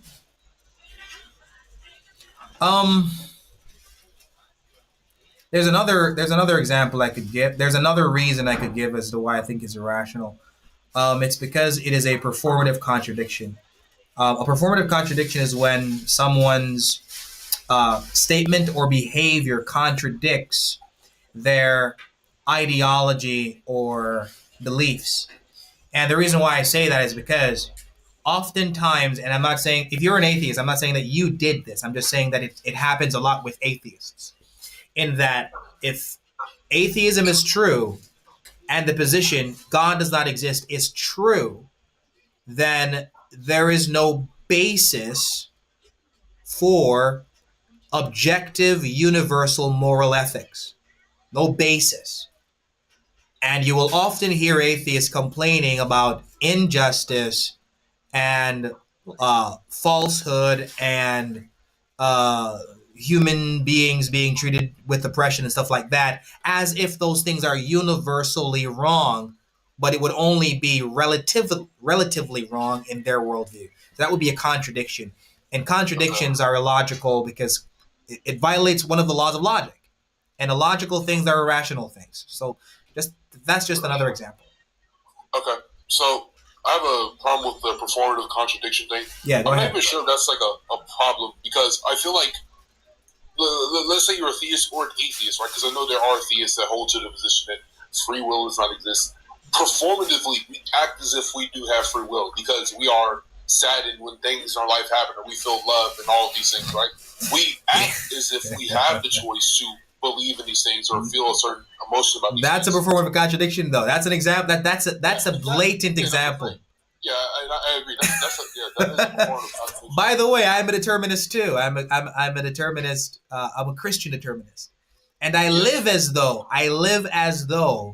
I'm not in control. I live as though I don't have free will. Okay. So Yeah, and that's fine, right? But we do both agree that there are people that act as if they do have free will, even if they don't believe it exists, right? Yeah. Are you one of those people? Sure. Yeah, Okay, I act as if I have free will, even though I don't believe in the position. But I don't think there's necessarily a problem with that being a performative contradiction. I act differently than what I believe exists, but the action itself doesn't actually pose a problem with what I believe exists in this context, right? So I don't even know that's a problem. And the second thing you said, sorry. Okay. Go ahead. Finish. Okay. The The second thing you said regarding no basis for like ethics or No. Objective. I will never say atheists have no basis for ethics. Oh, okay. Because you just mean like objective, like ethics. I mean objective, because objective is different from subjective, as you probably well know if you've read. Yeah, I thought you said just ethics. In general. No, I would never say that, because it would be I would be saying atheists can't be good without God, or can't do good without God. That's stupid. That's crazy. I'm sure there are atheists out there who feed the poor, who are doctors, who help people, not be unalived, and who do a lot of other things. I mean, come on. Who would rationally say atheists can't be good people? Oh, no. Bro, I've run into a lot of Christians on this episode. It's No.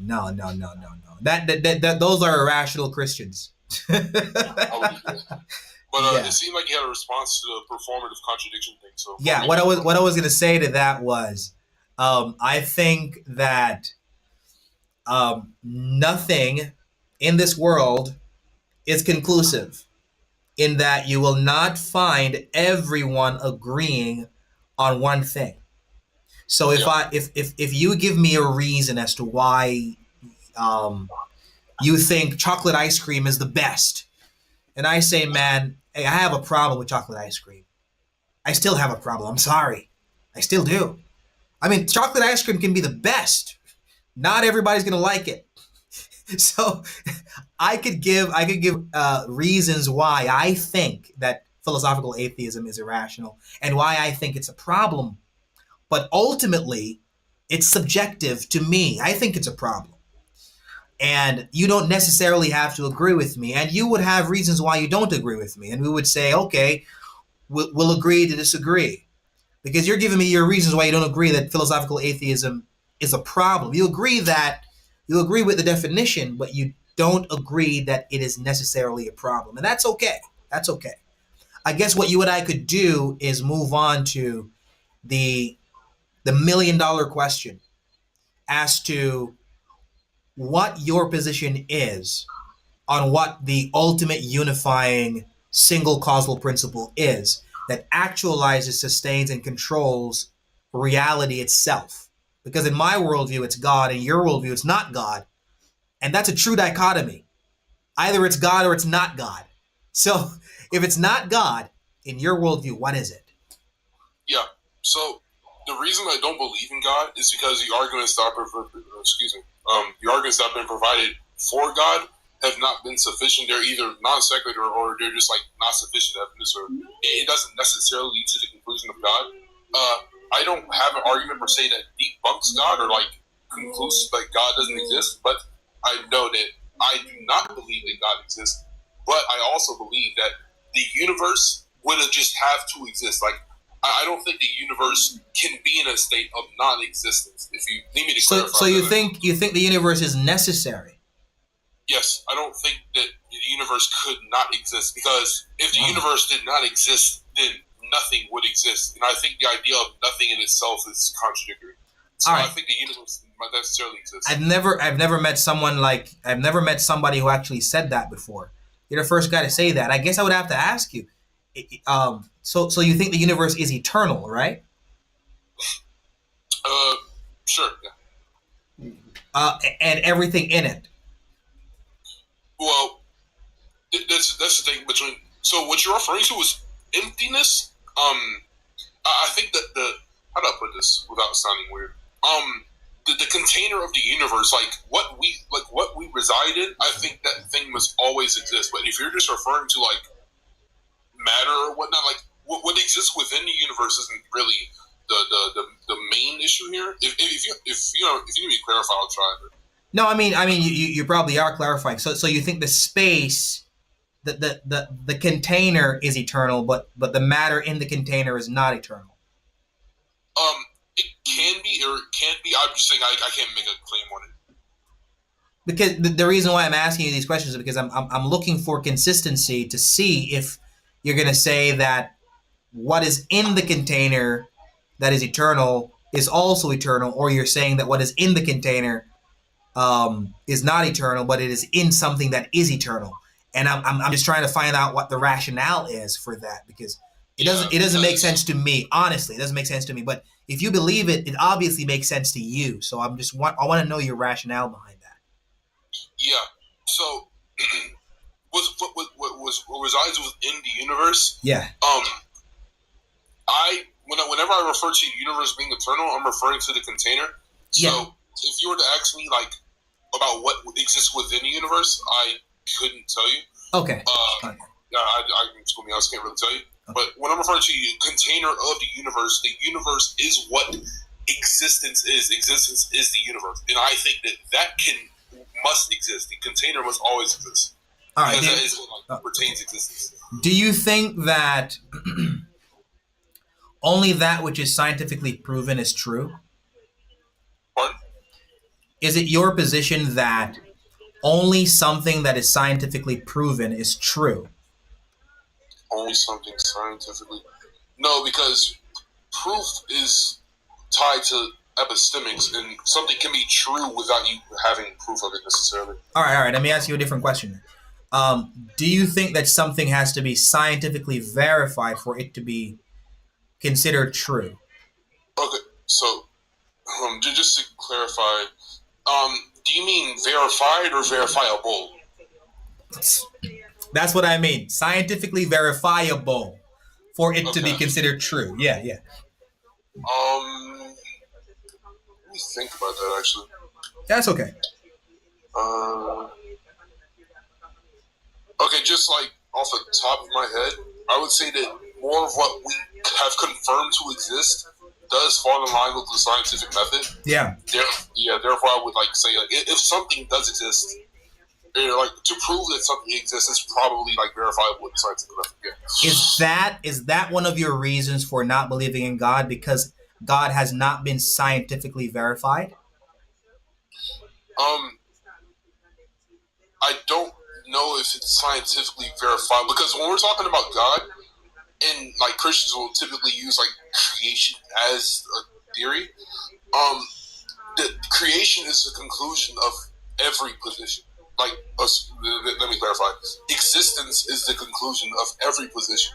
So to prove like let's say Darth Dawkins in chat right now, he usually uses like creation in order to prove like what do you call it? Or sorry, existence in order to prove like God and creation or whatever. Yeah, me too. That's what I use as well. But go ahead. Yeah. But for me, the problem is I don't see that. I don't see like. Excuse me, I'm having some fucking trouble speaking. That's okay.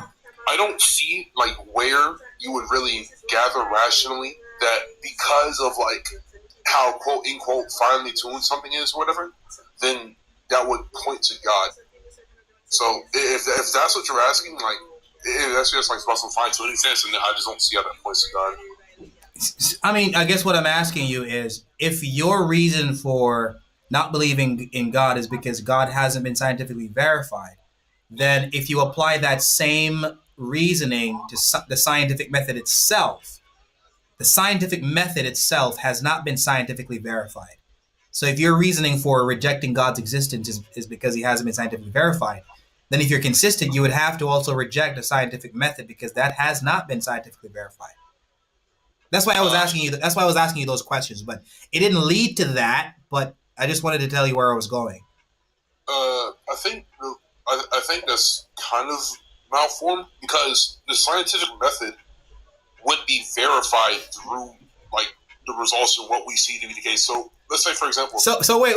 What would you say is the scientific evidence that verify the scientific method? Because what I'm outlining is called the problem of induction, which has not been solved by scientists to this day.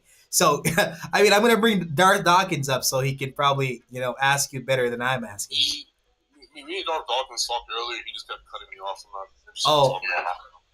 Science doesn't. Well, I was about to respond. Hold on a second. I was about to respond. You realize that science doesn't verify things? I was in the middle of responding to you. You realize that science doesn't verify things? All right, go ahead and clarify. Do you understand that in the philosophy of science cannot verify things? Yeah, you just repeated the question. I want you I'm asking you, do you realize that? if I'm asking for clarification, I clearly don't, right? You don't know what verify means? Of course, I know what verify means. I'm disagreeing. Can science verify it? Can science see? Right now, what you're doing is you're just being obstinate. Right? What? I'm disagreeing with the proposition that science can't verify things. Oh, okay. So, do you know who Karl Popper was? Karl I'm Popper. not aware, no. Okay, Karl Popper was a huge name, and he was actually knighted by the Queen. He is one of a monumental figure in the 20th century in terms of the philosophy of science, and he introduced the notion of the falsification principle as the demarcation for science. Okay, if science is able to verify things, why did Popper introduce the falsification criterion? Repeat that question? If science was able to verify things, why did the great philosopher of science, Karl Popper, introduce the falsification criterion for science? Well, because everything is fallible. What are you trying to say? Yeah, you have no idea what you're talking about. Sure. No, you have no idea what you're talking about. Are you going to let me finish? Can you tell me what the falsification criterion is? No, that's not the point here. The point is, I'm saying. Okay, sir. Right now, I'm asking you about Darth, your knowledge you do this every of time. science. You do this every Now time. what you're doing is the You 3D do this every strategy: time. dodge, deflect, and Every time you disruption. speak, someone Notice what he's doing here. No, I'm going to mute you. I'm going to mute you. Okay, I just muted you temporarily because what you're doing is now you're dodging, deflecting, and you're being verbally disruptive because you've now been caught with your hand in the cookie jar. I'm asking you questions, educated questions, from the domain of the philosophy of science, and you're being disruptive because you can't answer them. This is a tactic that people pull all the time when they have been outmaneuvered. Now, do you know what the falsification criterion is? When I speak, are you going to interrupt me? If you continue to be utterly evasive to my reasonable questions, you're going to be done. Now, if science is able to verify things, which it cannot, okay, science only conducts experiments. Okay, first of all, not all science is relegated to experiments. Okay, but can you tell me one procedure in science that verifies anything is true? Yeah, the scientific method. How does the scientific method verify something? Okay, so if we have something that we observe, and I make a hypothesis about this thing, and then we test this thing, then yes, this leads to the conclusion that So how is science able to verify? How is science able to verify something with the problem of underdetermination? What's the problem of underdetermination? You don't know. And that's why I just asked. Okay, so you're uneducated. The problem so because I don't know. The problem is, hey dude, listen to me. If you're disruptive again, I'm going to. All you are disruptive. Goodbye. You're done. Like, what are you doing? Bye. What are you doing? See the 3D strategy. He clearly understood. He doesn't know what he's talking about. So science comes to provisional conclusions. Okay, a provisional conclusion could be accepted as though it is truth, but is considered that it could be revised or falsified by a re-examination of the data or by a future observation that would falsify it. Okay? I didn't know how to respond to him because he said something I've never heard before. He said that the container, that's the universe, is eternal, but the things in the container are not. He doesn't know if they're eternal or not. And was he able to know about this container by induction? I'm sure if I asked him, he probably wouldn't know because he doesn't even know if the guy doesn't look.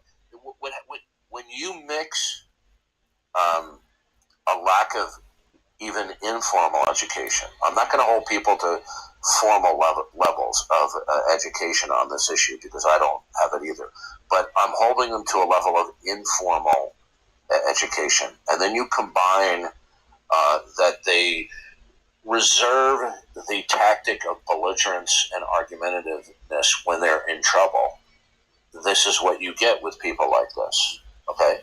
So he's making grandiose statements that he couldn't possibly support. Now, If you want to come back up again and conduct yourself like a non-belligerent person, I'll be glad to talk with you.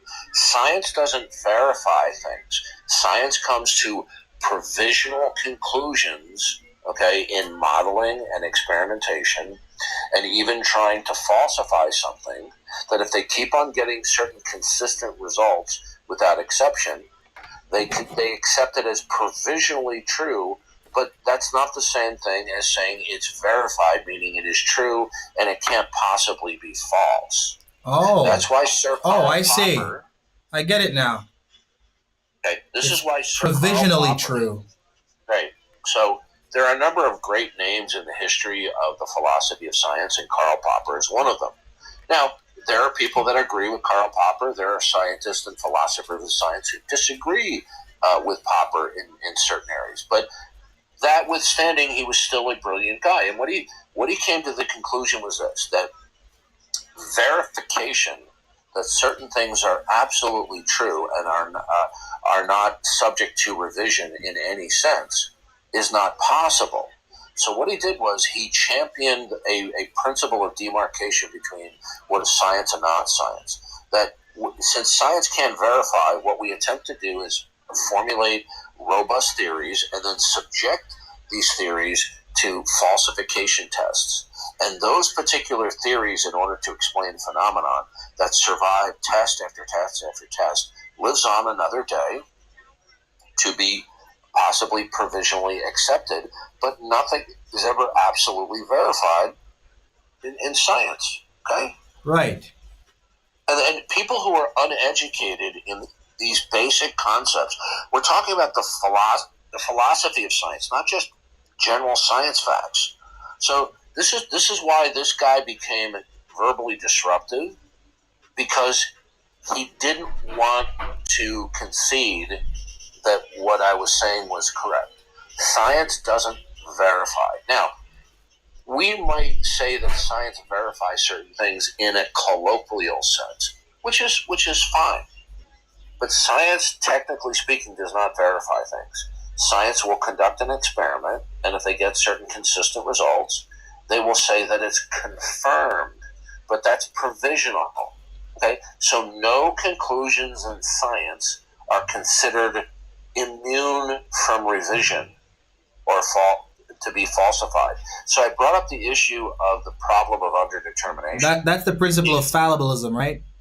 No, the problem of underdetermination is that when you attempt to falsify a theory over and over again in order to have something that passes the test over and over again, in other words, it's not falsified, right?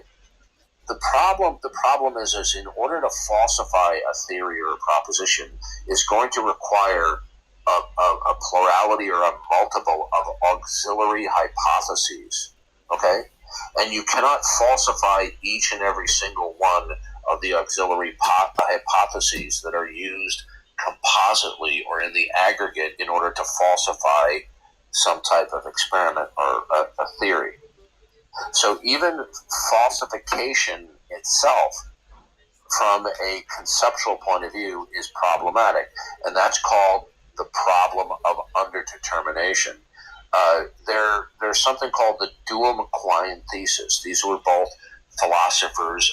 You might say they were philosophers of science, and Quine, who's the second part of the Duhem-Quine thesis. I mean, they weren't partners or whatever, but their thinking was very closely aligned, so it's called the Duhem-Quine thesis. Quine postulated that there's a problem of underdetermination. That for whenever you think that something falsifies something, right, you're not able to falsify all of the auxiliary hypotheses that are used compositely to falsify something else. So that's why it's called... Hey Darth, is auxiliary hypotheses referring to every possible hypothesis? Whatever hypotheses or theoretical construct that would have to be true compositely in order for the falsification test to stand. Okay, so they would have to do an exhaustive test for it to be falsified. No. It's called confirmation holism. Okay, in confirmation holism, you have a series of hypotheses, okay, that are used compositely, right? And they're represented as a test to falsify something, right? So suppose we have 5 or 10, whatever, auxiliary hypotheses that are represented compositely as one falsification test, but it's actually a series of auxiliary hypotheses, right? You can't falsify every single one of auxiliary hypotheses, okay? Because if any one of the auxiliary hypotheses that are used compositely or in the aggregate to falsify a theory, okay, if they're wrong, then the falsification is undermined.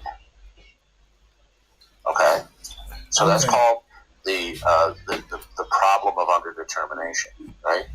So the point is this: in order to falsify something in science, you would need to verify something else and juxtapose it to that which you're falsifying. Okay, so if verification actually turns out to be provisional and not true verification, where the proposition is cannot be established to be true, then if falsification requires a certain type of verification rather than provisional auxiliary hypotheses, it runs into the same problem.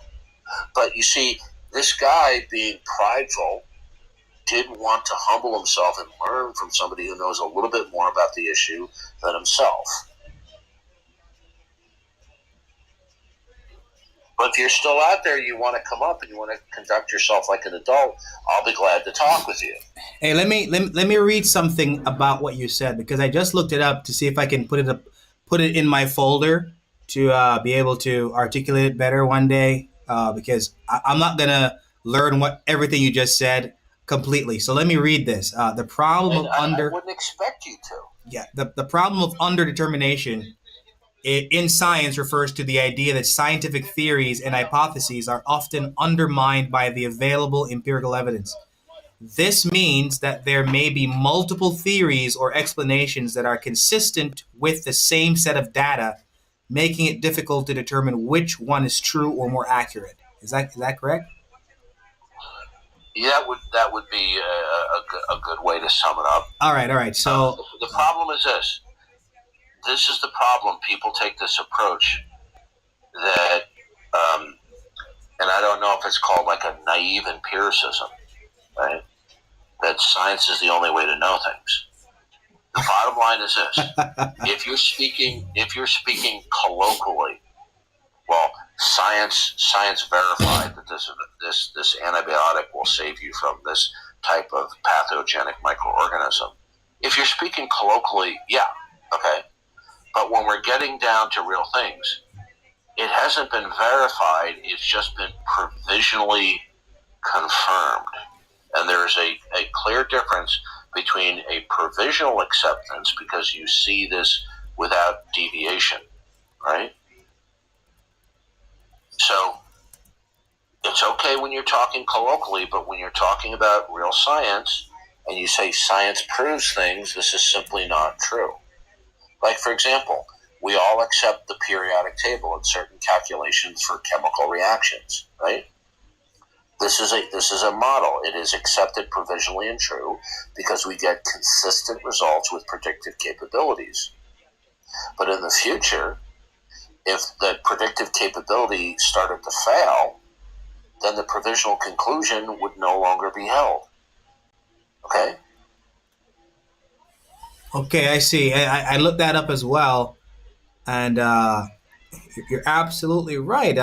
Provisionally confirmed. Something temporary acceptance, a theory or hypothesis is provisionally confirmed when it has received initial support from empirical evidence, but further testing and confirmation are still needed.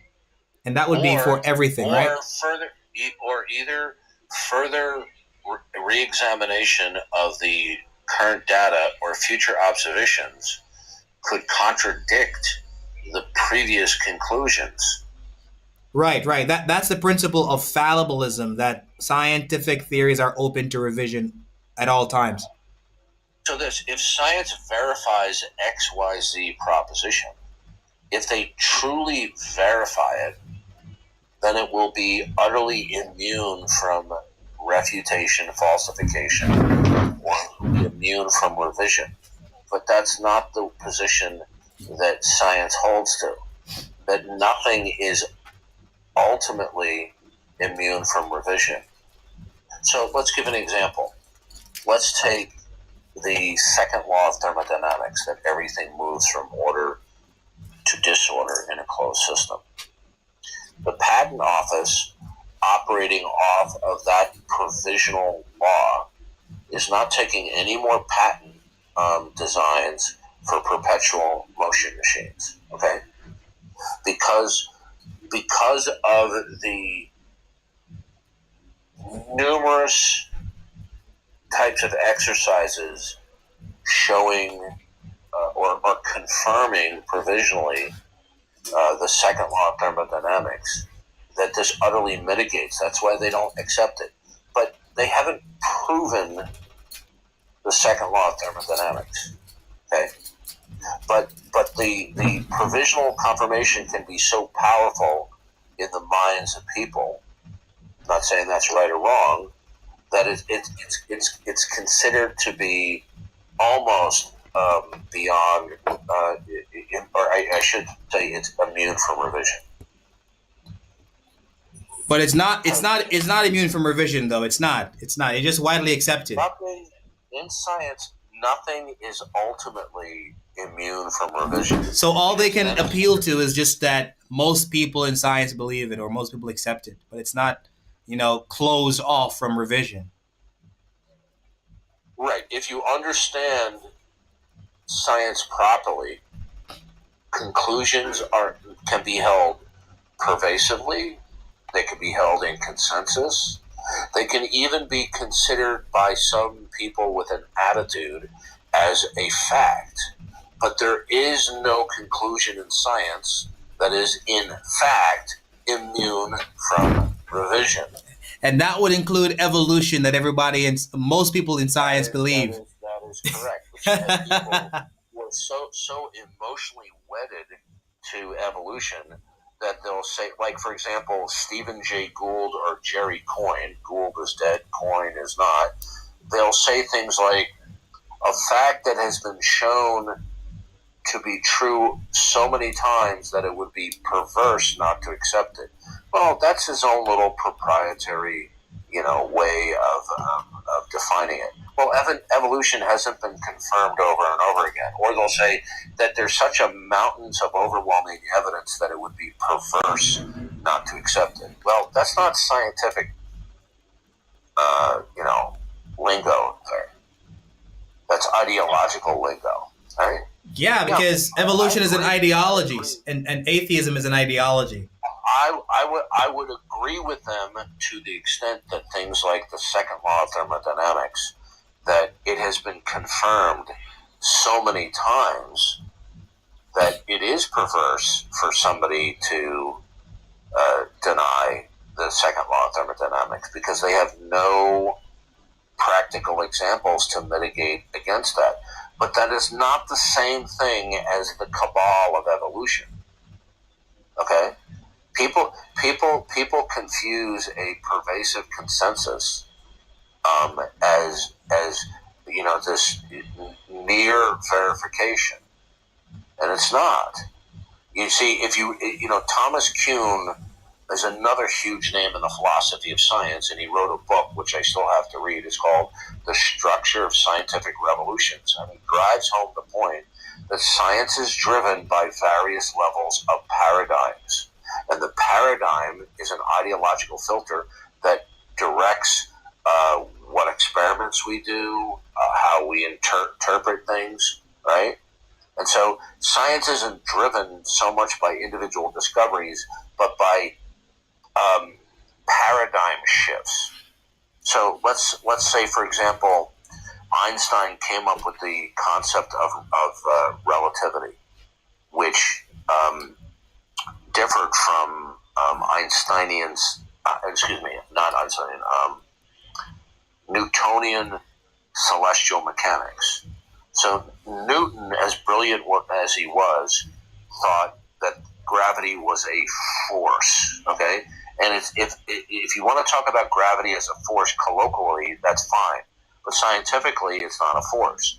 In relativity, objects of large mass, okay, seem to curve time and space around it, that objects that come within proximity of this curvature of time and space, okay, they get drawn toward that. So Einstein came up with a test that during a solar eclipse, like anywhere, I would say like 1912, 1915, that during a certain solar eclipse, there was a very specific star that they had in astronomy that would be behind the sun at a certain, when the solar eclipse happened at a certain location on Earth.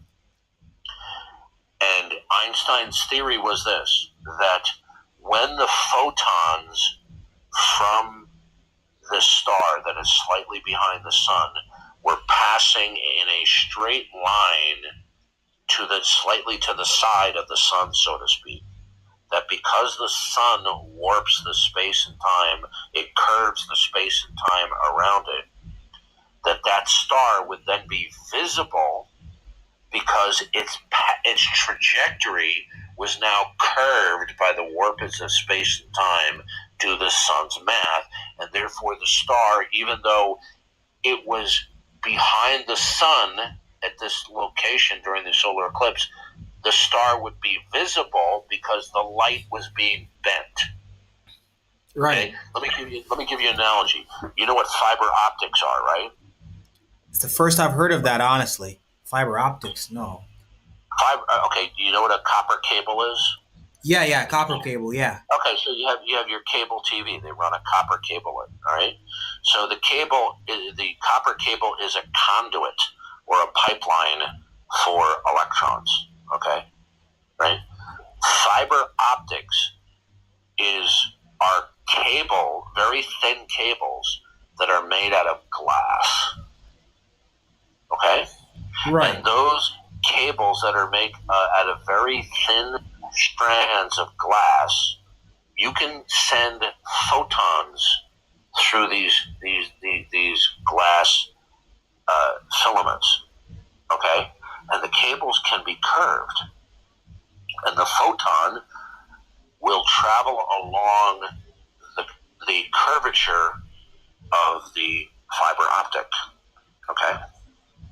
Okay, it's called fiber because it's like a thread or a cable, but it's called optic because it carries photons.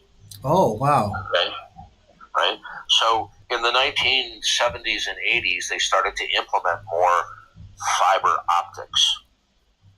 Okay, so for example, in certain parts of the country, rather than running lines of cable, they run lines of fiber optics, and you get much speedier bandwidth speeds.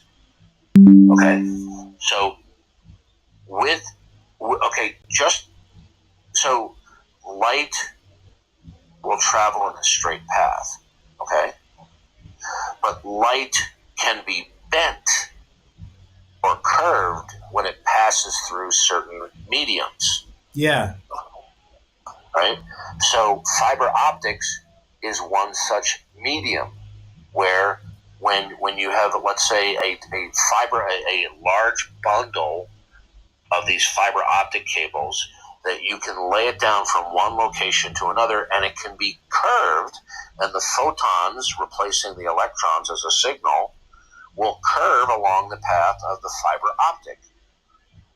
Now, why am I bringing this up? Because the star that was behind the sun, the photons were curved so that we could see it even though it was behind the sun during a solar eclipse. So what was curving the light? That's a good question. Well, the answer to what was curving the light was the object of large mass, the sun, is somehow curving whatever time and space is. Okay? They'll call it the fabric of space because they don't know what it is. Okay? They shorten it to time-space as though it's one thing. Okay? So gravity is now understood not to be so much a force, but the curvature of time-space. Okay? So that's why when you jump out of an airplane, there's not a force of the planet pulling you. What's happening is the planet is curving the time and space around itself, and the curvature of the time and space from the object of large mass is stronger and closer it is to the object. The farther you move away, it's less strong. There's less curvature.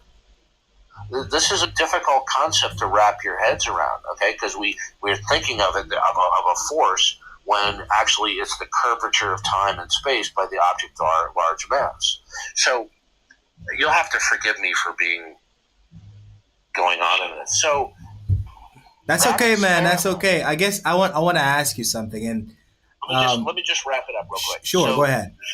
That astronomical observation where they could see the star that was behind the sun, and they shouldn't have been able to observe it, confirmed his theory that objects of large mass curve time-space. So when the photon was going in a straight line, and when it was behind the sun, we should not have been able to see it when photons travel in a space line.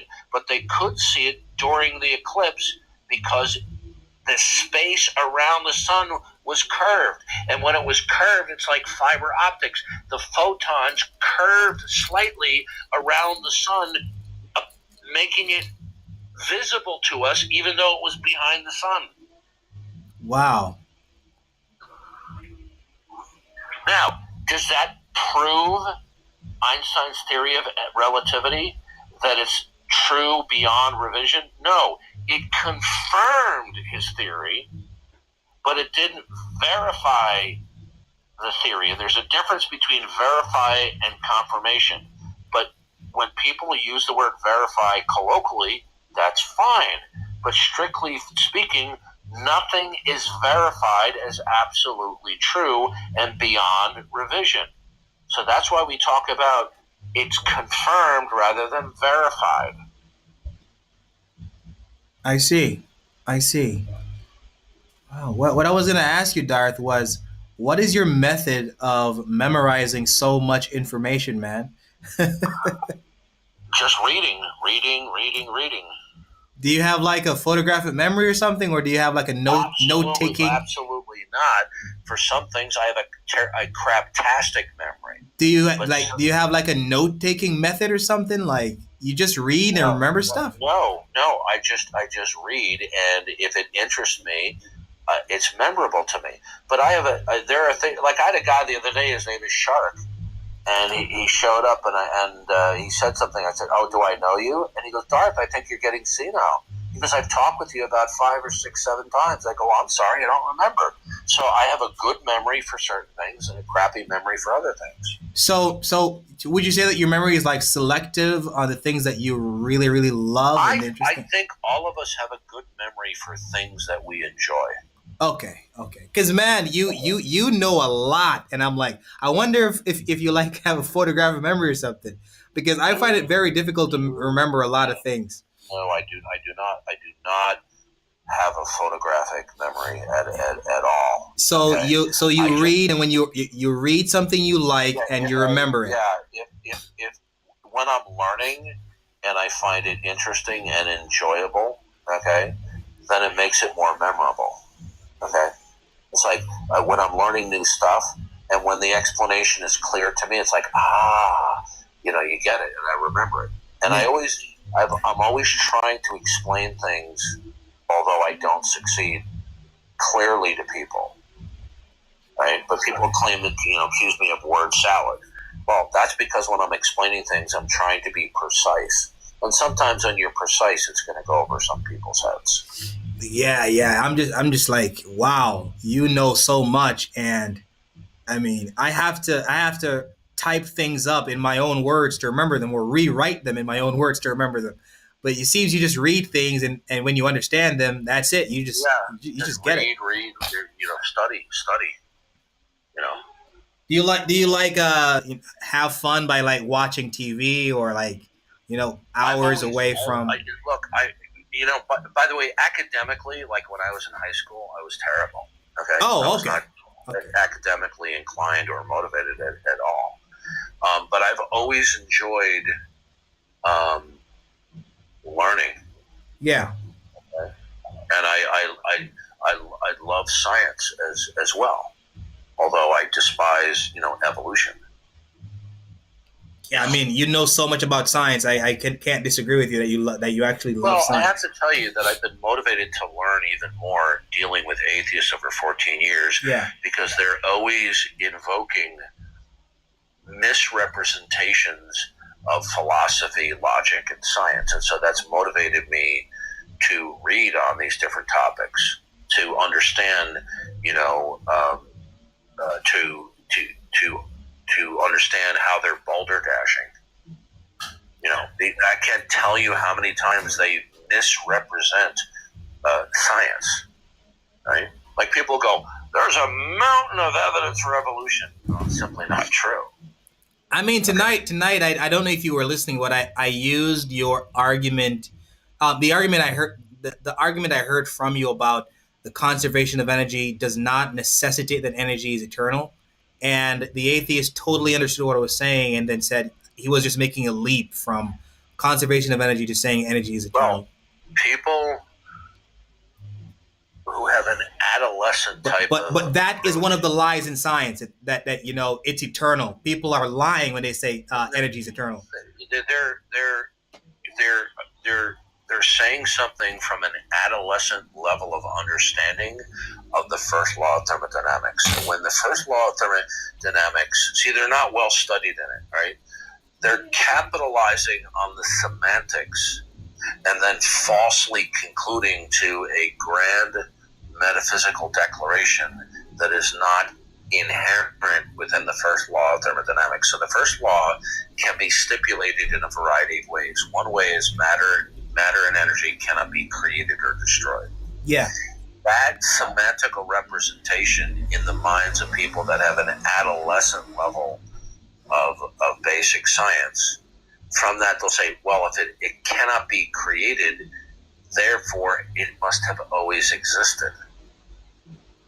But that's not what the first law is referring to.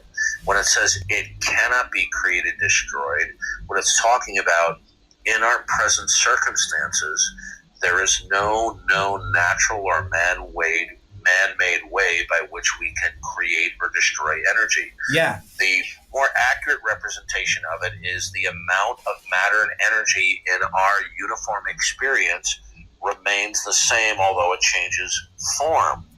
So we're not observing that matter and energy is created. We're not observing that it's destroyed. Like when an atomic bomb goes off, it's just changing form. Okay? It releases a lot of power and it's changing form. Right? Yeah. So the first law of thermodynamics, matter and energy cannot be created or destroyed, is one way of saying that the amount of matter and energy remains the same, although it changes form. But people who have an adolescent understanding will capitalize on the semantics and misconstrue what is being invoked here. When it says cannot be created or destroyed, it does not mean it's never been created. Okay?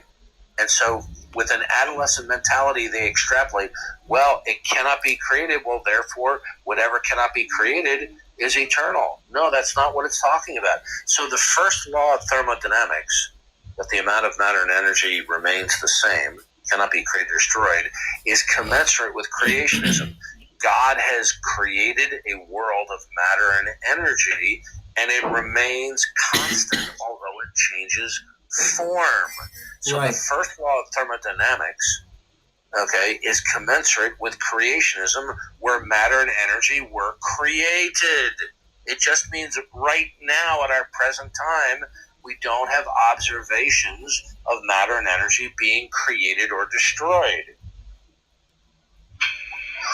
We have a request. Here he is. Good evening. How are we today? Yep. What would you like to say? Well, actually, I was more just curious, Darth Dawkins. Like, I've had a few different people mention your name to me, and apparently you're quite well known. And well, I was curious. Did you end up debating someone called Tom Locke by any chance? Tom Locke's a friend of mine. Because I had a bunch of people tell me like that you were up on his panel, and apparently you destroyed him or something. And I don't know why, but I had like 5 people tell me. No, I've been on Tom Locke's panel destroying unbelieving reason. Tom Locke and I are friends. Oh, right. We've had our ups and downs in terms of our personal relationship, but when it comes to our worldview, we're both Christians. So, I mean, I like where he comes from. Like, don't get me wrong. Like, Tom Locke definitely has a bit of a consistent worldview, but the one problem I have is he says that people who are put under general anesthetic states, he believes that they have no consciousness, that consciousness entirely is cut off from the brain. yeah, they're in an altered state of consciousness. But he's not even providing these individuals to Okay, be... so what he's referring to is they are now in an altered state of consciousness. Okay? Well, yeah, I'm aware of subconscious, and I even brought that up to him. There are different levels of conscious activity, okay? And sometimes they're referred to like one time I spoke with an anesthesiologist, and he talked about, well, there's certain alpha waves, okay? It has to do with a measurement of neural activity, okay? And so you can have a minimal amount of neural activity where, practically speaking, you could say that there's no conscious activity going on. It doesn't mean that there's not neural activity going on. So when we talk about consciousness, we're talking about levels. So, for example, when you're asleep, you are unconscious. Does that mean that there's not neural activity going on, or even that you're dreaming? No. It's an altered state of consciousness. When you're under anesthesia, I think that the anesthesia, if I'm not mistaken, and I'm willing to be corrected, that the anesthesia itself so significantly inhibits neural activity that there's very little, if any, conscious activity going on while you're under the anesthesia. Welcome, music. What would you like to say?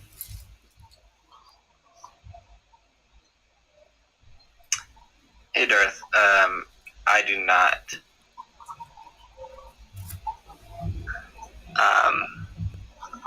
I do not believe God exists. Okay, so that's problematic in terms of a rational accounting. So is your denial of God rational or irrational? I'm not denying that God exists. I don't believe God exists. Okay, well, I don't have a belief that God exists. So you're making the common mistake that most unbelievers do, is that you are conceiving that the denial of God can only be done directly rather than indirectly. Can propositions be denied indirectly? I'm not proposing that God does not exist. That's not an answer to my question. I'll repeat the question that you completely evaded. Can propositions be denied indirectly?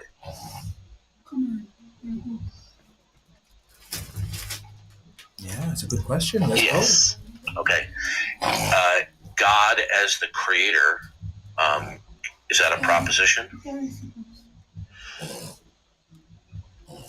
That God is the creator? Yeah, is that a proposition? Yes, it is a proposition. Yes. Okay, can that proposition be denied indirectly? Yes. Possibly. No, not possibly. Yes, it can.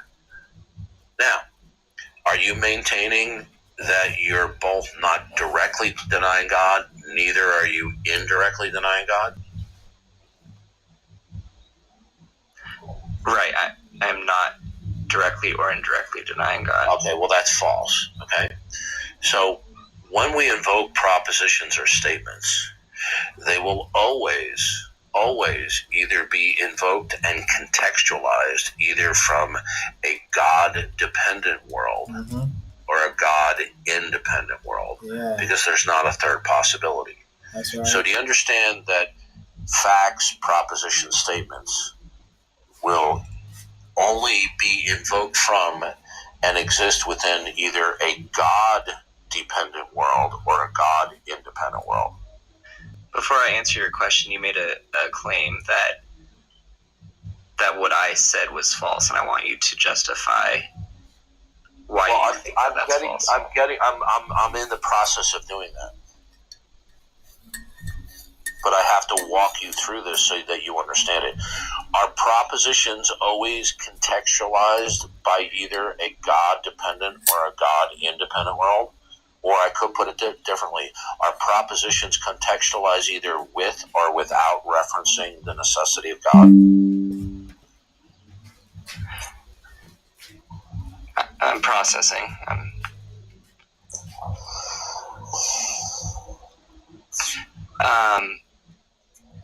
No, they are not. So you're disagreeing with me? Yeah, because... Okay, so you've now violated the law of excluded middle. Do you know what that is? Yes. Okay, do you accept the law of excluded middle? You're using the law of excluded middle fallacy.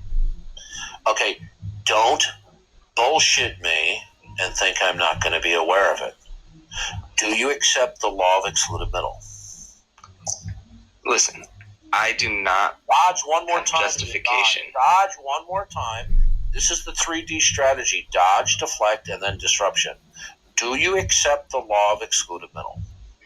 Well, what's funny is that you're not the host this time, so you can't kick me. But see that, Adrian?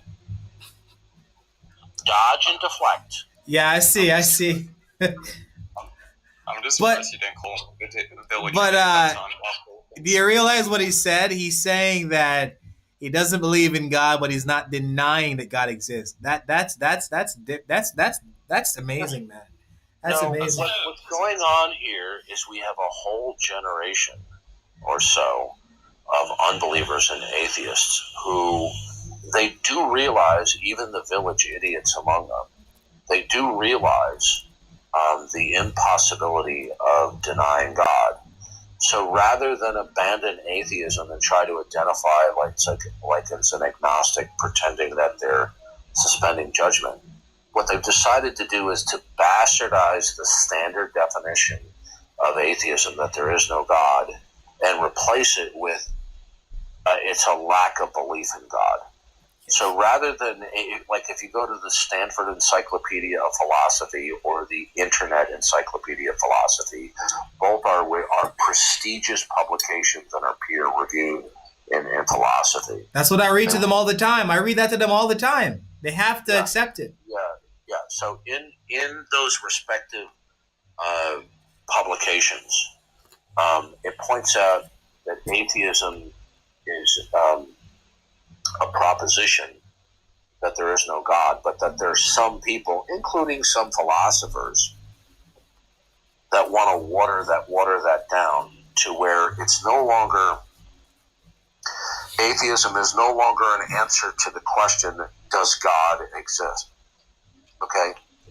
What they're doing is they're shape-shifting atheism from an answer to the question, does God exist, to atheism is a mental state wherein the individual has an absence of a positive belief.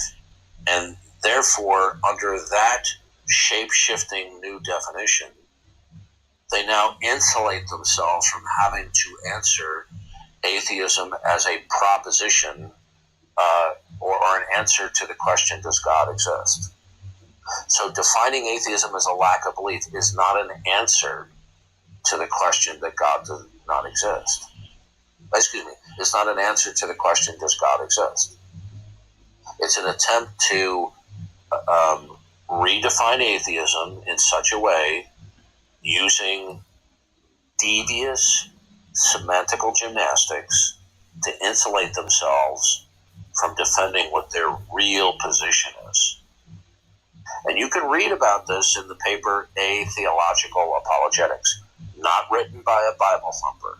And he talks about the mindset and the strategy of atheist apologetics, where they're identifying as an atheist, but they're smuggling in that their position is just that they're unconvinced, which is a mental state, but not an answer to the question, does God exist? Right. Noah T, what would you like to say? I was going to say to Darth, if you're so correct, why don't you disprove science and win a Nobel Peace Prize? Why would I want to disprove science? To prove that your claim is correct. What is my claim were to be correct that would falsify science? Like evolution, the Big Bang. Oh, okay. So, have you ever heard the expression, all that glitters is not gold? No. Okay, have you ever heard of fool's gold? Yeah. Okay, fool's gold is an actual, I forget what the technical term for it is. It has fooled people in the past where they think that what they're dealing with is gold. It's not gold. Not all. What's that? Wouldn't that just be a placebo? Yeah, I didn't hear you. Oh, I imagine wouldn't that just be, to some sort of a degree, just be a placebo? Like you're going to have that cognitive mindset to think so. No, what I'm trying to point out is not everything that comes in the name of science measures up to the same type of scrutiny. So if we're talking about observation, testing, and repeatability with predictive success, when you're dealing with operational science like physics and chemistry, that measures up to that standard. But when you're dealing about the distant past, this is not the same sort of thing as observation, testing, and repeatability with predictive success. Okay? So extrapolating about the distant past is not the same thing about extrapolating experiments in chemistry and physics. Okay? So when it comes to evolution, it's an extrapolation about the past, which no longer exists. As opposed to if we're talking about chemical reactions, we can observe, test, and repeat with predictive success or even failure in real time. So my opposition to evolution does not equate to being anti-science. Although evolution happens to be the prevailing paradigm within science, because the 19th century positivists took over the mindset of scientists who then became dominant as naturalists and materialists. So naturalists and materialists gravitate toward both methodological naturalism and philosophical naturalism, right? So I'm not opposed to science. I'm opposed to things that are very craptastic and very shaky, posing as solid science. Let me ask you this question, Noah. Do you believe that in a large enough single universe, one that's big enough and old enough, that there's a reasonable chance with enough Earth-like planets to overcome the improbability of mutations to build the genome of the animal kingdom? Yeah. Okay. What would you say if I told you one of the world's greatest experts on evolution in the world, Dr. Eugene Koonin, who's written a highly technical book on how microbiology relates to evolution? In this book, several times, he says evolution, he refers to it as self-replicating systems. He says it's virtually impossible to happen in a one-off universe, but with a multiverse, it's guaranteed. So one of the world's greatest experts, a scholar of renowned reputation whose scholarly works are cited off the charts, states that it's virtually impossible to occur, meaning random mutations aided by selection processes in a one-off grand old universe. He said it's virtually impossible to occur absent a multiverse. But with a multiverse, it's guaranteed. Which could be that. I mean, that could be fun. That could be true. No, but I'm trying to tell you that most people, even sort of maybe some some high school teachers, might be under the illusion that in an old enough and large enough universe with enough Earth-like planets that you can get within striking distance to overcome the improbability, and this is categorically, statistically false. That's why Dr. Koonin says in his book, it requires a multiverse. Okay? But most people think that in a universe where we have hundreds of thousands of billions of star systems, that's more than enough time and trials. Okay? It's not. The genome of the animal kingdom, in terms of its elementary building blocks, we can ascertain what the probability of each sequential molecular unit of information is within the linear path of the DNA code. We can determine with absolute mathematical precision what the odds are for the entire genome of the animal kingdom, because we can calculate what the odds are for coding for proteins and other regulatory functions. And people have been misled. How about this? Do you think that the fossil record is a powerful evidence of Darwinian gradualism? I mean, probably. No, it's not.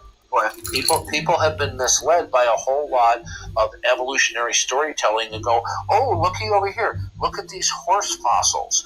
Oh, look over here at these aquatic fossils. And what they don't understand is that they're being fed storytelling as though it was evidence for Darwinian gradualism.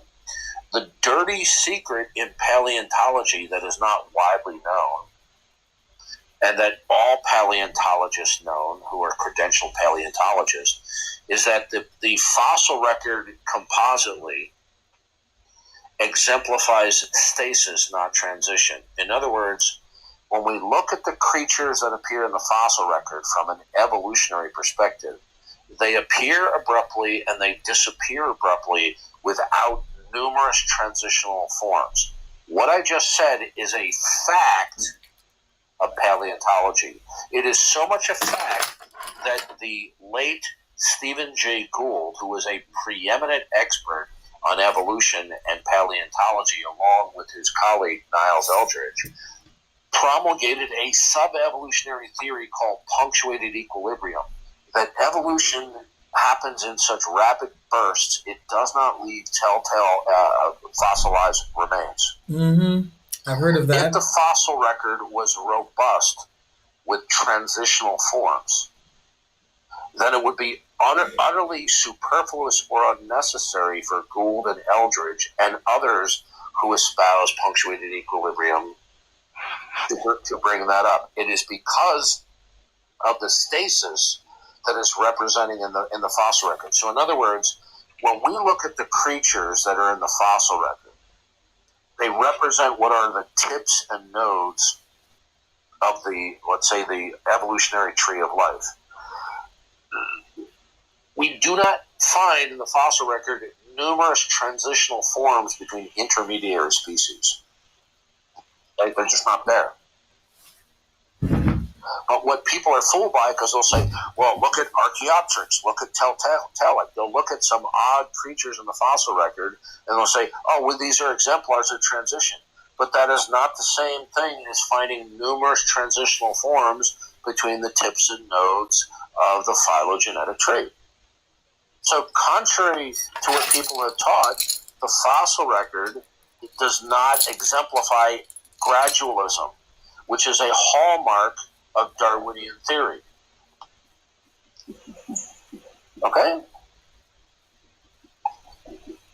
So you think they just lied to us? No, it's not a matter of them lying. It's that the history of scientific endeavor also mimics human behavior, which is called confirmation bias, right?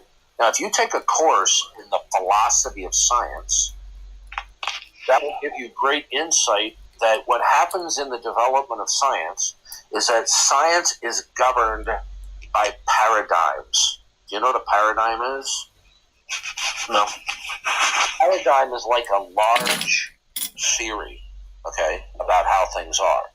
And so when we have observations, right, and we conjecture or we extrapolate, it will be governed by the overriding paradigm. So, for example, in the process of science, you and I and everyone else, we're operating under the paradigm that the external physical world is real rather than an illusion, right? Yeah. Okay. So another sub-paradigm within that grand paradigm is that the world around us operates in certain regular ways alongside of some irregular ways. That's called the uniformity of nature.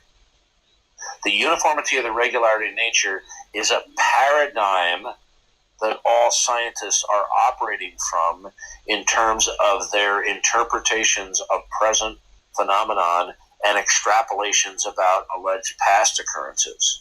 So various paradigms govern, drive, and constrict and control interpretations of findings.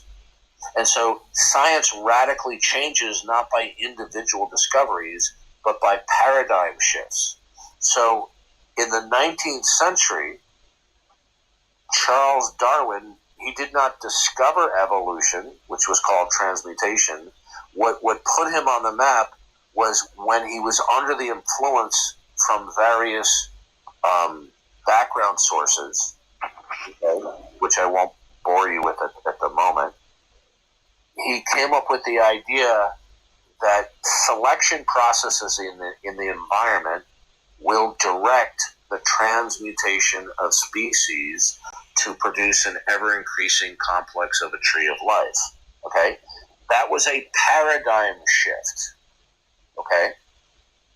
And it's a sub-paradigm, and it replaced a previous view that there were people who were creationists, who believed that in creation, God created certain basic kinds of creatures, and that when they replicated over long periods of time, there would be small morphological changes, but that there would be no new complex information, that new complex anatomy and physiology would arise from scratch, right?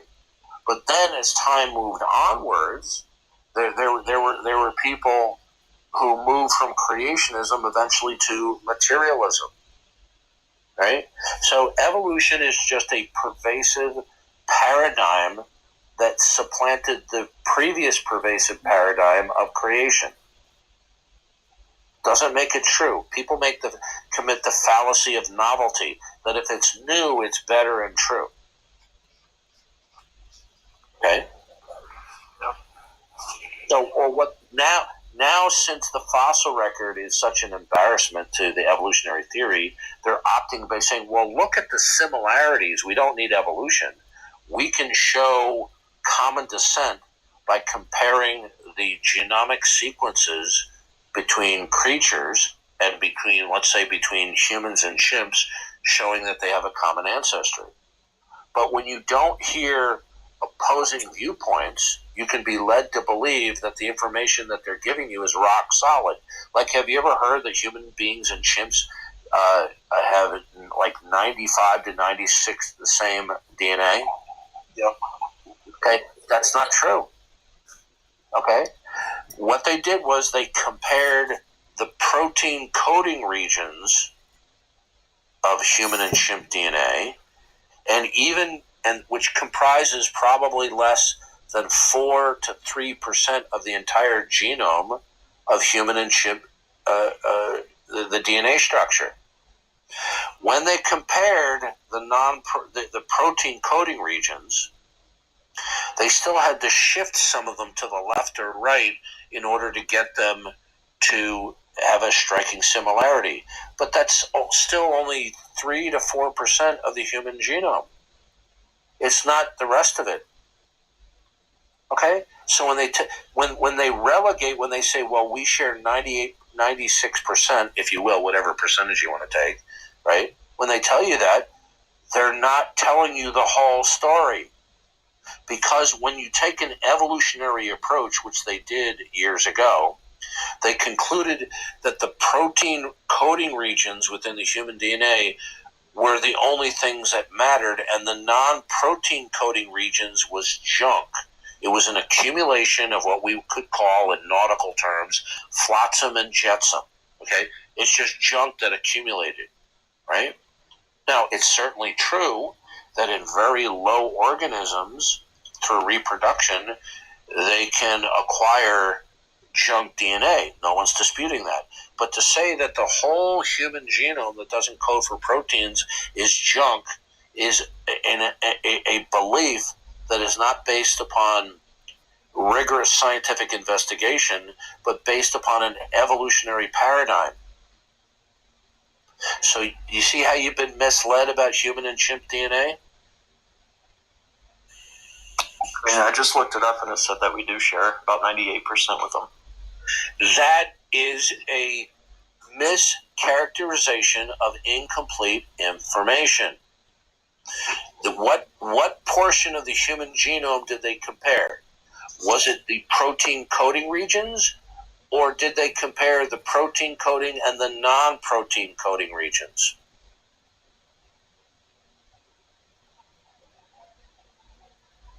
You see, you can look it up and you'll find out what I'm telling you is true. They only compared the non-protein coding regions, which are vastly lower than 5% of the total amount of genomic information in the human genome. Okay? And by the way, of course we would expect to have a striking similarity in the protein coding regions, because human beings share a lot of similarities in anatomy and physiology. So similarity doesn't itself, by the way, similarity itself doesn't logically and exclusively show common descent. The similarities can be common design. Do you have a cell phone? Yeah, that's what I'm on. What do you use? Like an iPhone? Yeah. Did you know that you know what the operating system is called in the iPhone? I do not. Called iOS, right?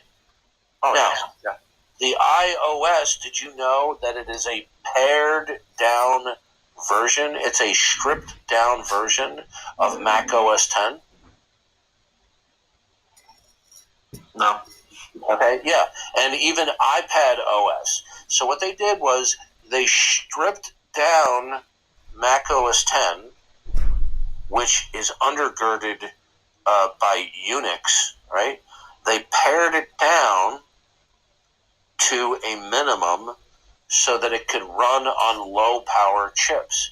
And then they would incrementally start building up more information, as long as they're not sacrificing operating off of low power chips. But the reason why there are striking similarities between iOS and Mac OS 10, because of common design. Right? Now, they'll make other arguments like, well, we know that humans and chimps have a common ancestor because of endogenous retroviruses or pseudogenes. And they'll say these endogenous retroviruses show that they're in the similar or same places within the genome, right? But you see, they're begging the question, because they don't know that these are retroviral injections. Okay, they could simply be functional coding sequences that resemble viruses. So what I'm telling you is the facts that they tell you aren't always all of the facts, just the facts that support their pre-commitment or confirmation bias that evolution is true.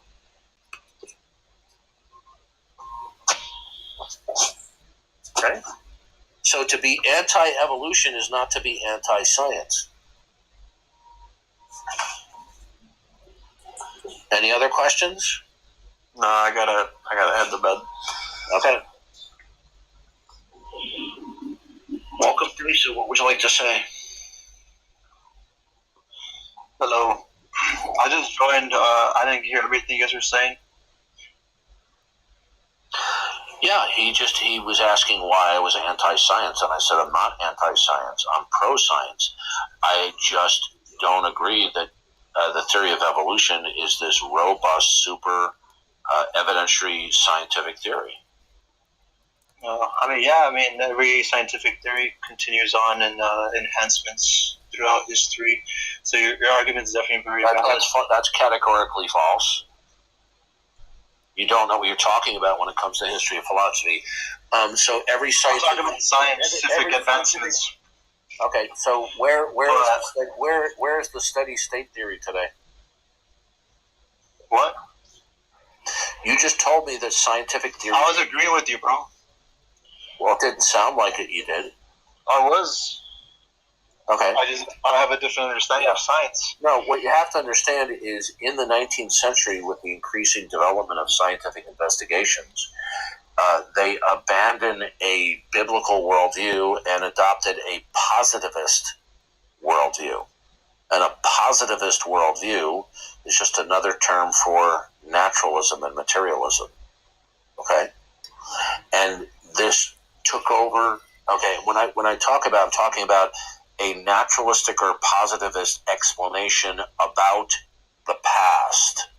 Okay, that only that conclusions that we can come to from human reasoning alone will be considered to be a scientific explanation of the past. So, for example, when it comes to the Grand Canyon and all the sedimentary layers there, the positivists will say, well, the only legitimate explanations that are only purely naturalistic and materialistic and only subject to human reason. And any explanation of the past for certain phenomenon that might include an appeal to, let's say, religious literature like the Bible and the worldwide flood, well, that doesn't measure up to the standard of positivism and naturalism. So they will be dismissive that all the sedimentary layers in the Grand Canyon could have been laid down extremely rapidly in a massive worldwide recurrent flooding of the continents in the worldwide flood. So they are just dismissive of it without any falsification, and then they simply adopt naturalism that we will explain these sedimentary materials based upon eons of time or deep time. See, deep time is another such paradigm that people think is a fact of science, which it's not. It's held in consensus, but it's not an absolute fact. I agree with what you're saying about science. It's in modern day science is definitely behind. I definitely agree with that. Look, I'm not anti-science. Especially when it comes to the flood narrative or like the flood, description, because biblical flood to me is valid, but also in other religions they also reference the flood, so that creates more validity, in my opinion. Because if you study a lot of the Vedas, they don't want to consider the fact. They don't want to consider the fact that a rare phenomenon, let's say, for example, where God interjects providentially and causes massive fractures in the Earth's crust, where the Bible says the fountains of the deep erupted. Okay? So this is referring to the fracturing of the Earth's crust, having movement of plates. Now, this fracturing at a subterranean level would cause numerous and recurrent tsunamis flooding the edges of the continent. Okay, so when you have numerous recurrent tsunamis, it'll spill over onto the land. It will then seek its own level, and then you have it flooding again and again. You see, the worldwide flood wasn't just simply, oh, it rained for 40 days and 40 nights, and then the water table just rose. That's not that's a very simplistic understanding of the biblical flood. Okay, so with the flood having numerous recurrent tsunamis in the oceans flooding the continents, you're going to have numerous recurrent depositions of sedimentary material in certain places on the Earth's surface, right? Now, as time goes on and you get, let's say, past the Enlightenment and then into the 18th and 19th century, where increasing numbers of scientists are becoming positivists, deists, and materialists, right? They're going to ignore and disregard the idea that a massive worldwide catastrophe, including a hydraulic catastrophe, would be responsible for the deposition of the sediment material. Rather, they're just going to explain it by certain slow-moving processes today. Well, they can't show that that's true. Are you familiar with how it was before the flood? No, I wasn't there. But I think that it's fair to say that the pre-flood conditions were monumentally greater than after the flood. Okay, excuse me. Have you heard of Atlantis? Yeah, the Atlantis myth may have come from a Mediterranean island that was destroyed by an earthquake. Okay. Did you know it actually existed or no? Nobody knows whether it actually existed, but there's good reason to suspect. Oh, it did. It's one of humanity's first trials, or one of their more recent trials. Where did you get the idea that that's true? Just research. That's not an answer. That's all I do. What you said is wrong, and I'm basing that on research. How's that go? You're basing it off your current knowledge. You got to expand that. Yeah. So my research. Sir. When I ask you, Lemuria. Okay, have a nice day. You want to be argumentative? Bye. Yeah. Yeah. So either he's a nut job or he's just trolling here. Okay. Yeah. I could see that too. Yeah. So the point is this: I don't have a problem with people explaining how the certain stories of the destruction of Atlantis, that it could be historically derivational. We have good reason to believe that there was an island in the Mediterranean that got horrifically destroyed due to a massive earthquake. Okay, and that may be the basis of the Atlantis myth. Okay. Yeah. Hey, Darth. Let me hear the objective proof for Christianity again. I mean, I have my own way of saying it, but you say it way better than I can. There are different ways of formulating it. You just got to remember. Don't be down on yourself. It's a matter of studying and practice. That's why I come on here so much, to be able to say it. Yeah. Don't get discouraged by difficult dealings with people. It's just a matter of practice. So the objective proof of Christianity goes as follows: that the triune God of the Bible has clearly revealed himself through creation and through human history, through the prophets, ultimately in Jesus Christ. Okay? So we can subdivide that into natural revelation and then followed by special revelation. The natural revelation follows off of Romans 1. Ever since the beginning of the creation of the world, God's eternal powers, his divine nature, have been clearly seen in everything that has been made, so that men are without a defense. They're without an actual rational rebuttal. So how can we express that in philosophical terms that people can digest? So what we can say is this: that everything in the world is either the product of ultimate design and intentionality or not. Only Now, two such options. a stipulation or formalization is a true dichotomy, and anyone who would not accept that dichotomy is a fool. we then move on and saying the world can be construed from the smallest scale to the grandest scale when we look at all the details around us, right? It can be construed as being the product of ultimate design and intentionality. All right?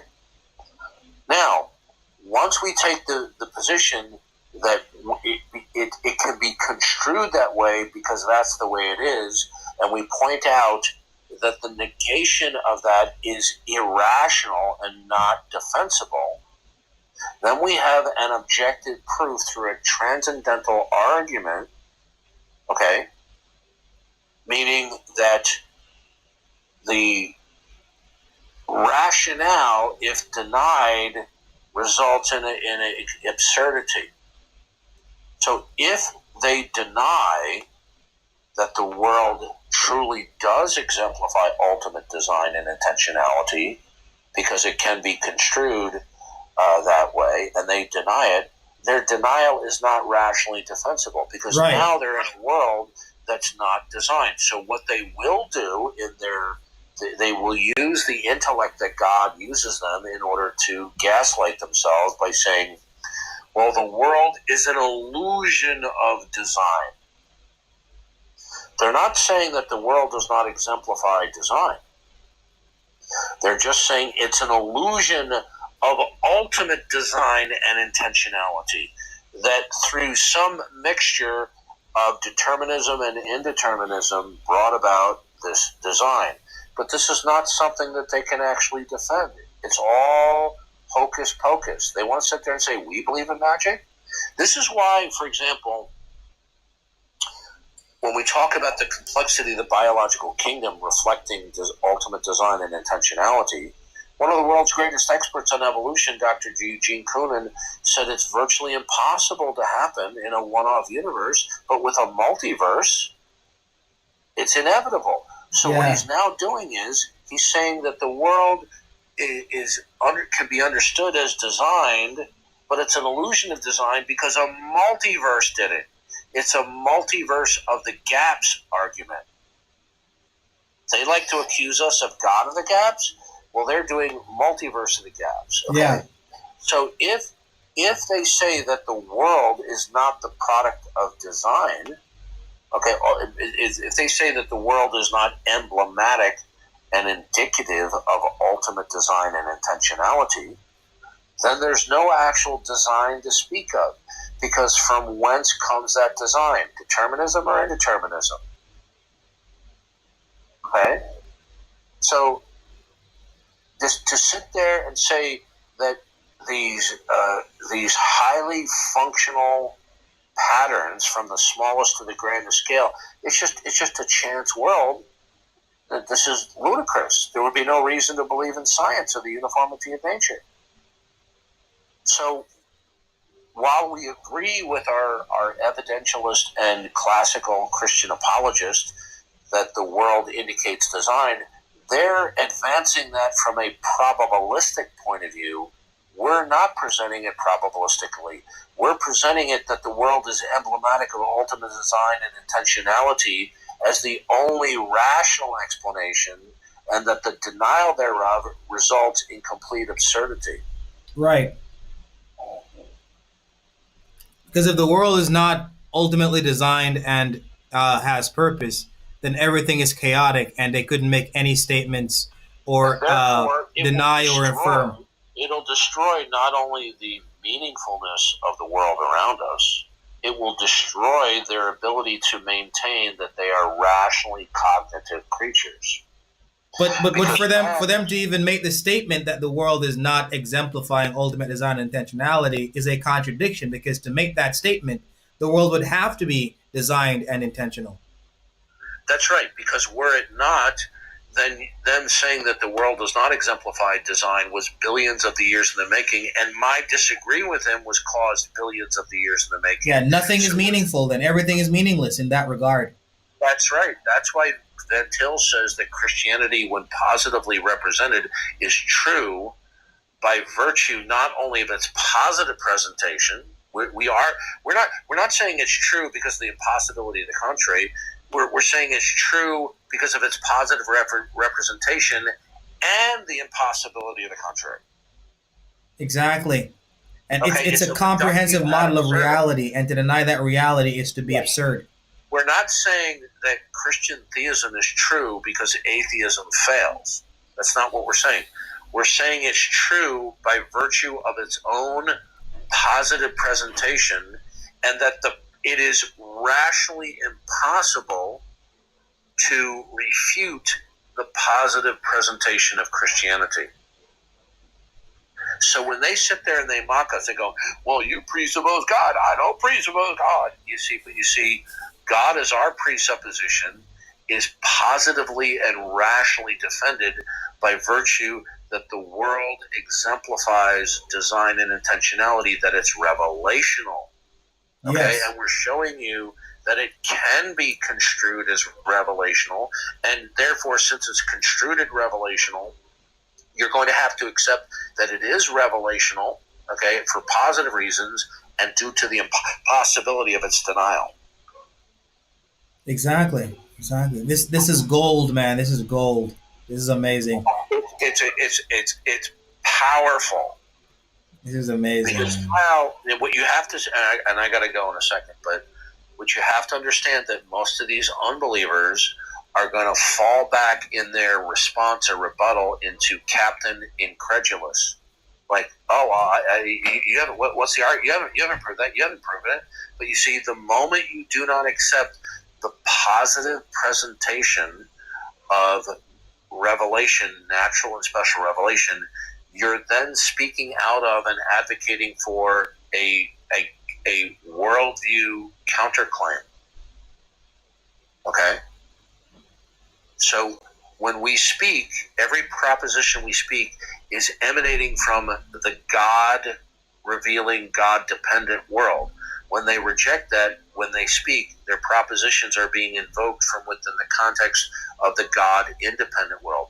But because they can't defend the actuality of the God-independent world, they have to resort to masquerading it and concealing it under the guise that they're unconvinced and that you haven't met your burden of proof. Right.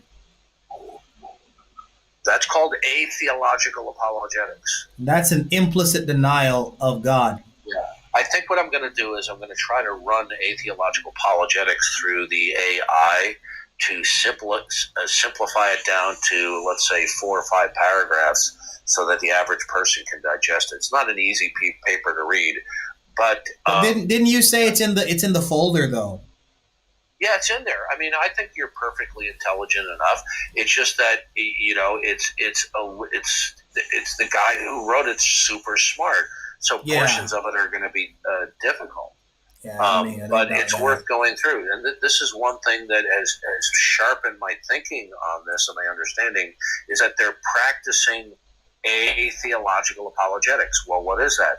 Is that rather than defend the absolute falsity of God, they're falling back on this state of unbelief, as they want to characterize it, that it's a default position and that the default position requires no defense. But they're also not being transparent that they're denying God, right? They're trying to masquerade their direct or indirect. And remember the conversation I had earlier with the guy about the indirect?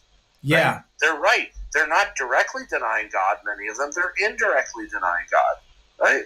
But they're still going to try to masquerade that as that they have a natural default position of unbelief, okay? Like, for example, if I tell you right now that there's a kangaroo in your backyard, you're going to default to unbelief until you have a reason to believe it, right? So this is what they're doing, okay? We're not in the paper Atheological Apologetics. He talks about the nature of default positions. Something being a default position doesn't necessarily make it true. A default position could be legitimate. It could be illegitimate. Okay? And so a default position can be a default position for any number of cultural, sociological, historical reasons. Right? But it's still even then, it doesn't necessarily mean it's a default position. The atheists are trying to smuggle in materialistic naturalism and unbelief as though it was the default position. What they're trying to do is they're smuggling in or advancing that they're neutral when they're not. And what they're saying is here's a good way to express it. They'll say this: well, Adrian, you and I both believe in the natural world, but you are introducing a novel overlay, God. So you, Adrian, unilaterally have the responsibility and the burden to prove you're God to me. I don't have to prove that the natural world just is. But you see what I've just done? I've just smuggled in atheistic naturalism without being upfront about it. Yeah. I'm looking at the paper. It's an atheological apologetic, right? Yep. Mm-hmm. Scott A. Shalko. I can't say the last name. I'm sorry. Yeah. And if for any reason Shalkowski. Shalkowski. Got it. Yeah.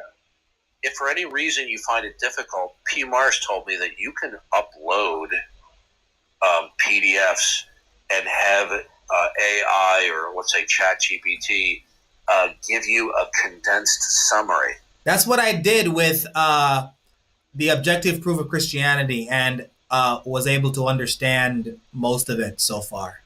Nice. It summarized the whole book for me, and that's where I got all the articles that I read to you. Well, but I got to tell you, the book test is in 2 weeks, and you're not going to get any escape clause here. Okay, 2 weeks, the test. Oh boy, I don't think I'm ready.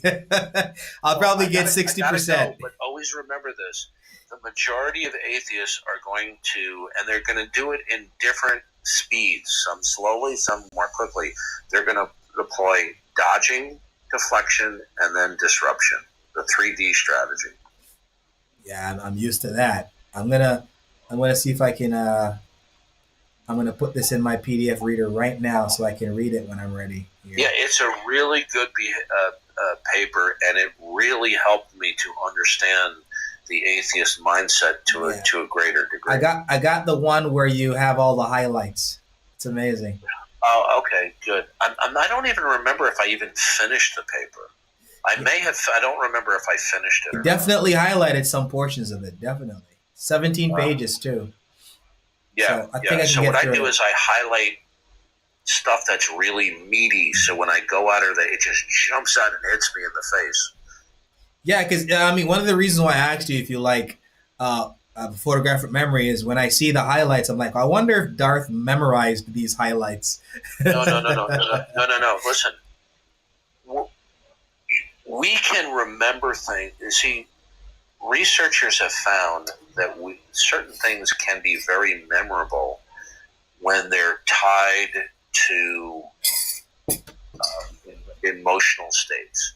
And that you can have emotional states that are very tragic as well as very, very happy.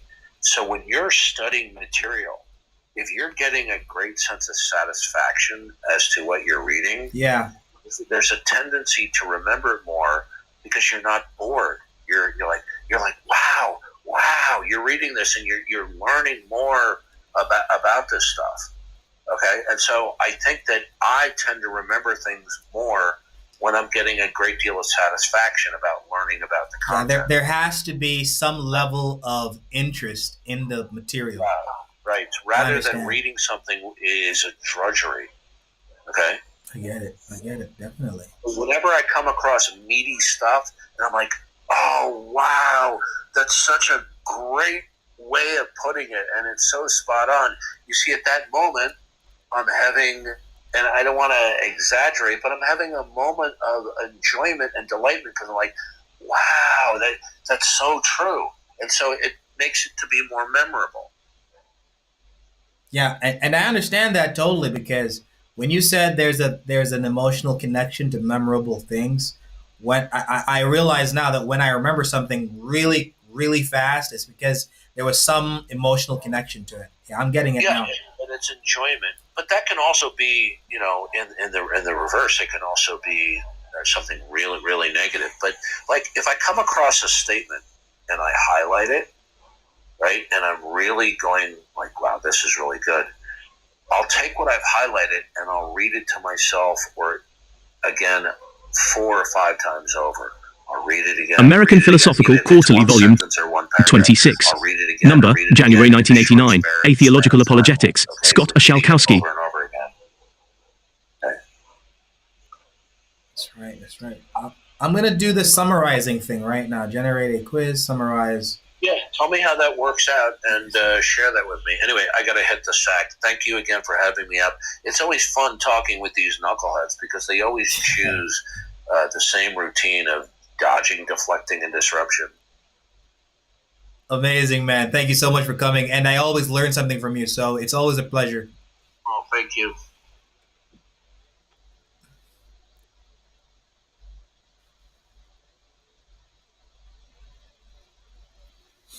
That was an amazing conversation with Darth. It is always a pleasure to have my brother in Christ, joining my lives and taking them over. He's a mod. He's a permanent mod.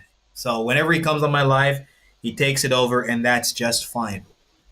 His way of handling these conversations with atheists are totally consistent in Christian moral or Christian normative ethics. He and I have a different approach with regards to how I treat atheists who come on my life. I'm a very passive guy generally, so I'm going to let you finish. I'm going to let you speak, even if you're not answering my question, even if you are disingenuous. I'm going to let you finish, and then I'm going to see if I can respond as best as I can. I am not a Darth minion. He's my brother in Christ, and he knows a lot more than I do. So when I meet somebody who knows a lot more than I do on a subject, I become passive and I try to listen. I'm not a Darth Dawkins minion. As a matter of fact, he shared with me the books that he has read that gave him the knowledge that he has. So I'm reading those books and I'm finding out all the people that Darth Dawkins learned from. And I could say that I'm learning from those people just the same as he did. That doesn't make me a minion. I mean, I guess it depends on what you mean by minion. I don't know. But I'm glad whenever he comes on my life, he's a cool guy. As long as you're not, being dishonest, disingenuous and stuff, you'll see his good side. But he and I, we have different levels of patience. Let's just say that. You're not complex at all. That's not me. That's not addressed to me. That's somebody else. Church of Tikto. Church of Tikto. I mean, damn. Are you trying to say Church of TikTok or something? All right, whatever. What was I going to do? Oh, I was going to generate a quiz.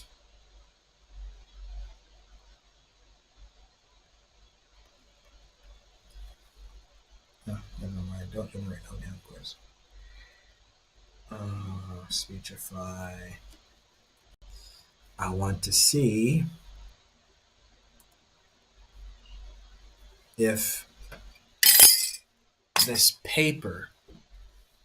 Wow, that girl has her tongue out. I wonder if that's just a picture of somebody or that's actually the person. Clayster Memes. I'm gonna invite you up because I saw you in the invite list, but I didn't bring you up because Darth was about to leave. Sorry about that. Let me hear what you have to say. What's going on, man? How you doing? What's going on? I'm doing okay. I see you had Darth Dawkins up. That's too bad I didn't catch him. Yeah, I was going to invite you up, but he said that he was going to leave in a American Philosophical Quarterly, Volume 26. It's like 2:30 a.m. right now. Yeah, that makes sense. Yeah. I'm of the opinion, I think with a lot of people, that I think Darth is actually a false teacher, even though I probably agree with him theologically. What is the main argument of Scott Ashalkowski's paper? I've only known him for a few months, so I would just refer to 1 Corinthians where it says, if I speak in the tongues of men and of angels, but have not love, I am a noisy gong. Oh, I see what you mean. I see what you mean. Because of the way he deals with opposition. Well, I just don't think he displays biblical love or the fruit of the Spirit, right? Like, if we look at the definition of love in the Bible, I think it displays the opposite of his characteristics, right? Like, love is not self-seeking, it is not easily angered. Like, that Darth is easily, like, he's the most easily angered person I've ever interacted with, right? He cusses at people, he screams at people. And if we just look at, like, the fruit of the Spirit, right? Yeah. Damn. Because it's so late, I'm slurring in my speech. My bad. Did you look at the way the apostles and the prophets spoke to opposition? Sometimes they would insult them. Sometimes they would get angry with them and stuff like that. I mean, well, here's the example of Jesus, right, where he gets angry and he says some harsh words to the Pharisees. Yeah, even him. Right, but you don't have the authority of Jesus Christ to make judgments about people and get and say wrathful things about it. What would you say about the apostles and prophets? Well, in the Old Testament, I mean, we don't have the authority or follow Old Testament law. We follow what the apostles of Jesus commanded of us. No, I mean the apostles, like Paul. He called the priest a oh boy, what was that again? I want to get the exact white. It wasn't a whitewashed tomb. It wasn't that. It was something else. He called the priest something. He insulted the priest for, I think, slapping him or something like that. Somewhere in Acts. But I also remember Stephen. He called. Pause. You realize Paul apologizes after he does that. Yeah, because he realized it was a high priest. But if it wasn't a high priest, I don't think it was. That's a totally inconsequential example. What about Stephen when he told the Jews that they were uncircumcised in heart, which was an insult? Right. No, I'm not saying you can't say harsh truths to people, right? I'm talking about rage, cussing people out, acting immature, and this is the problem I have with a lot of Christians, right? When I point to clear passages where it says be gracious, build one another up, love is patient, love is kind, it does not. The fruit of the Spirit is love, joy, peace, patience, kindness, faithfulness. Christians literally just ignore that 100%. They go, oh well, some Old Testament prophets said some mean things, and there's some verses where some apostles say some harsh things. Instead of addressing the direct and clear commands of what a faithful Christian is to them, they just ignore those and go to other verses. Like, if we just look at the fruit of the Spirit alone, Darth does not demonstrate the fruit of the Spirit. That's just clear. If you think Darth is patient and kind and gentle and has self-control, I think you're just living in a delusional world, right? I would say that he exemplifies those things when he speaks to other Christians, because I get that from him, but not when he's speaking to the opposition. Again, the scripture also literally addresses this. Matthew says, if you love those who you love, what reward do you have? Do not only the tax collectors do the same? And if I greet only the brothers, what more are you doing to others? Do not even the Gentiles do the same? So that, Matthew literally says, if you're just kind to people who are kind to you and who you agree with and who love you, your religion is worthless. Doesn't even the sinner love the people that love them back? I agree, Darth is nice to people who agree with him and are nice to him. But Darth's whole philosophy is that if an atheist uses bad arguments or dodges his questions, that's justification for him to not have the fruit of the Spirit, which is totally unbiblical and heretical. I guess you'd have to have that conversation with him, because when I talked to him about that, his defense is the apostles and followers of Christ did it, so he can do it. What did I say? Then you ignore the unmistakable, clear commandments to you on how to act, and try to retroactively use examples of the apostles speaking in the Bible in a different cultural context and apply it to yourself. Yeah, that's his defense, and I accept it. You do not understand. Do not repeat back what I just said to you. You mentioned something about the apostles being in a different cultural context. No, wait. Are you not even listening to me? I told you it's late, and my brain is not functioning. Okay. So this is what Christians repeat it again. That if Christian wants to act rude and obnoxious, this is what they do. Okay. Mm-hmm. They ignore and will not address the hundreds of passages of clear commandments saying, as a Christian, you ought to act that way, okay? You ignore those passages. You won't even touch those passages. Okay, so Stop, let me finish. Wait, Clayster. I am not one of the rude Christians, so don't say you. I don't say you as in me. My position on this particular thing is that a Christian can be both if he wants to. He can be rude and he can be nice. I'm the nice one. He's the rude one because the Bible mentions both. Can a Christian not have the fruit of the Spirit? The Christian can have the fruit of the Spirit, and the Christian can insult people who are in the opposition. Can a Christian not have the fruit of the Spirit? I just answered you. I said he can have the fruit of the Spirit and be insulting to unbelievers and the opposition. So what I'm saying is... Wait. Is insulting and cruel to the opposition, is that gentle, kind, and patient? No, I think that you're doing the same thing that you're accusing the Christians who are doing that. You're ignoring the passages that seem to indicate that we can be rude and using the fruit of the Spirit passages. There's a passage that says you specifically, this is a commandment to you, not a narrative that you're saying, oh, because somebody else did it, I can do it. A passage specifically to you or to Darth or to Christians saying you can be rude and cruel to non-believers. There's no passage that says that implicitly the same way. Exactly. Explicitly the same way. There's no passage that says explicitly we should go to church on Sunday, but we do it because of the examples of the apostles. So I'm trying to show you that you go both ways.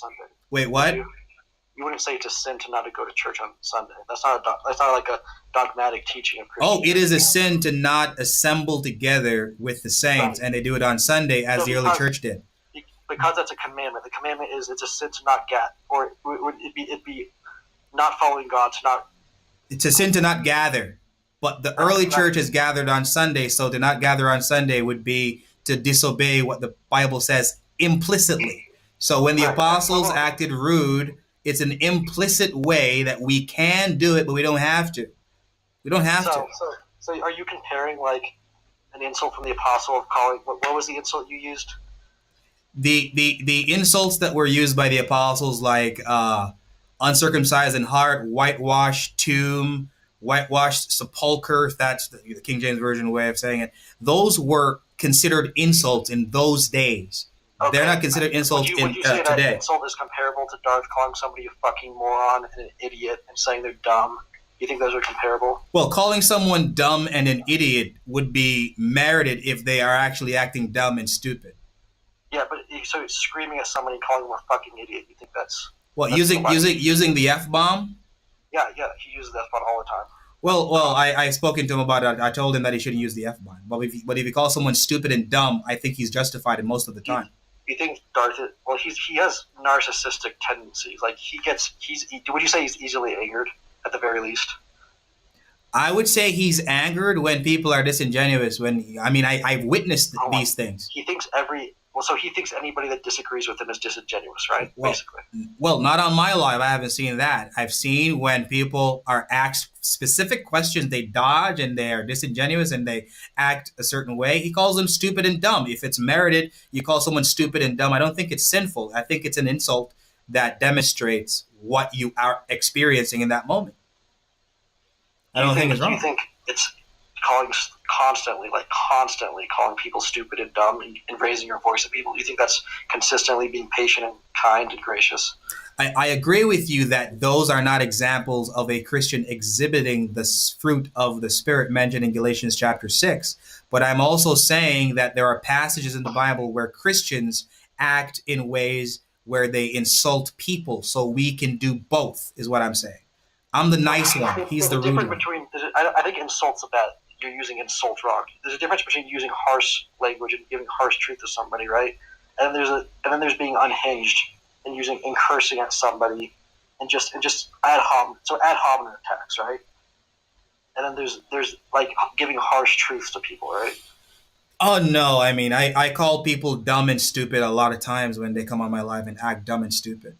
I don't think it's sinful. Do you think that's the most kind and gracious way you can communicate that? I'm kind and gracious in the beginning, but when they act dumb and stupid and I'm calling them dumb and stupid and I'm being truthful in calling them dumb and stupid, I don't think it's wrong. I think I can be both rude and gentle and nice, because the Bible has both. What do you think gentle and nice means? Exhibiting the fruit of the Spirit: love, kind, gentle, patient, and stuff like that. I can exhibit those things to an extent, and then when it's merited, you're a dumbass, you're stupid, you're a fool. So when like Colossians says, "Let your speech always be gracious, seasoned with salt, so that you may know how it ought to answer each person. Or a soft word answer turns away wrath, but a harsh word stirs up anger." That's in Proverbs, right? That's in Proverbs. And as I said, I initially start out gentle and kind and no harsh words so that no anger comes up. But then when it is merited, that side of me comes out because it's allowed. It's in biblical normative ethics. We're allowed to be rude and we're allowed to be nice. Where does it tell you that it's allowed? I told you that these things are implicitly taught in Scripture, not explicitly. But don't you think you should defer to the direct commandments before figuring out what's implicitly commanded? No, I think we should take all of Scripture and believe all of Scripture. Well, if it's implicit implies some level of interpretation, right? Yeah, just the same as the explicit passages as well. Both of them require some level of interpretation, and both of them, as I said, we should follow all of Scripture, not just portions of it. Right, but I still don't understand how an apostle using an insult, and he's not berating somebody, right? He's not like going on a rant about how stupid they are. Just like one insult during a conversation gives any Christian justification to daily rant and mock and scoff at unbelievers or even believers that disagree. That just doesn't logically follow. If your argument is that Darth Dawkins is overbearing with it, then I agree with you. But if your argument is he should not be doing this at all, don't call anyone stupid, dumb, or dumbass because of the way they're acting, then I disagree. I think you should call that stuff. It's not even those specific words, right? Because I could say you're dumb, kind of jokingly, right? Or I think I could say, "Oh, yeah, you're being a dumbass," like kind of a less harsh way. When he's like screaming, it's harsh, right? He's screaming. He's unhinged. He gets angry, right? He gets angry at people. He's not just calling them dumb because he thinks they're dumb. So your problem is the delivery, how he says it? No, well, it's the wrathfulness, it's the hatred that he says it with. He screams, he yells, he mocks. So when he screams and yells because he's angry at their stupidity, that's your problem with it, right?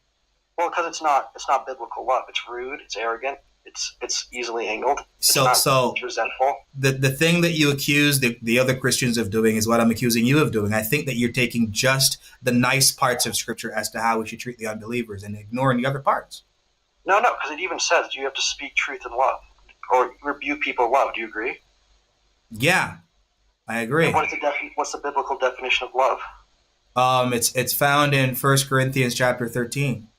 Sure. So when you rebuke atheists and when you rebuke sinners, you should do it. That's not arrogant or rude.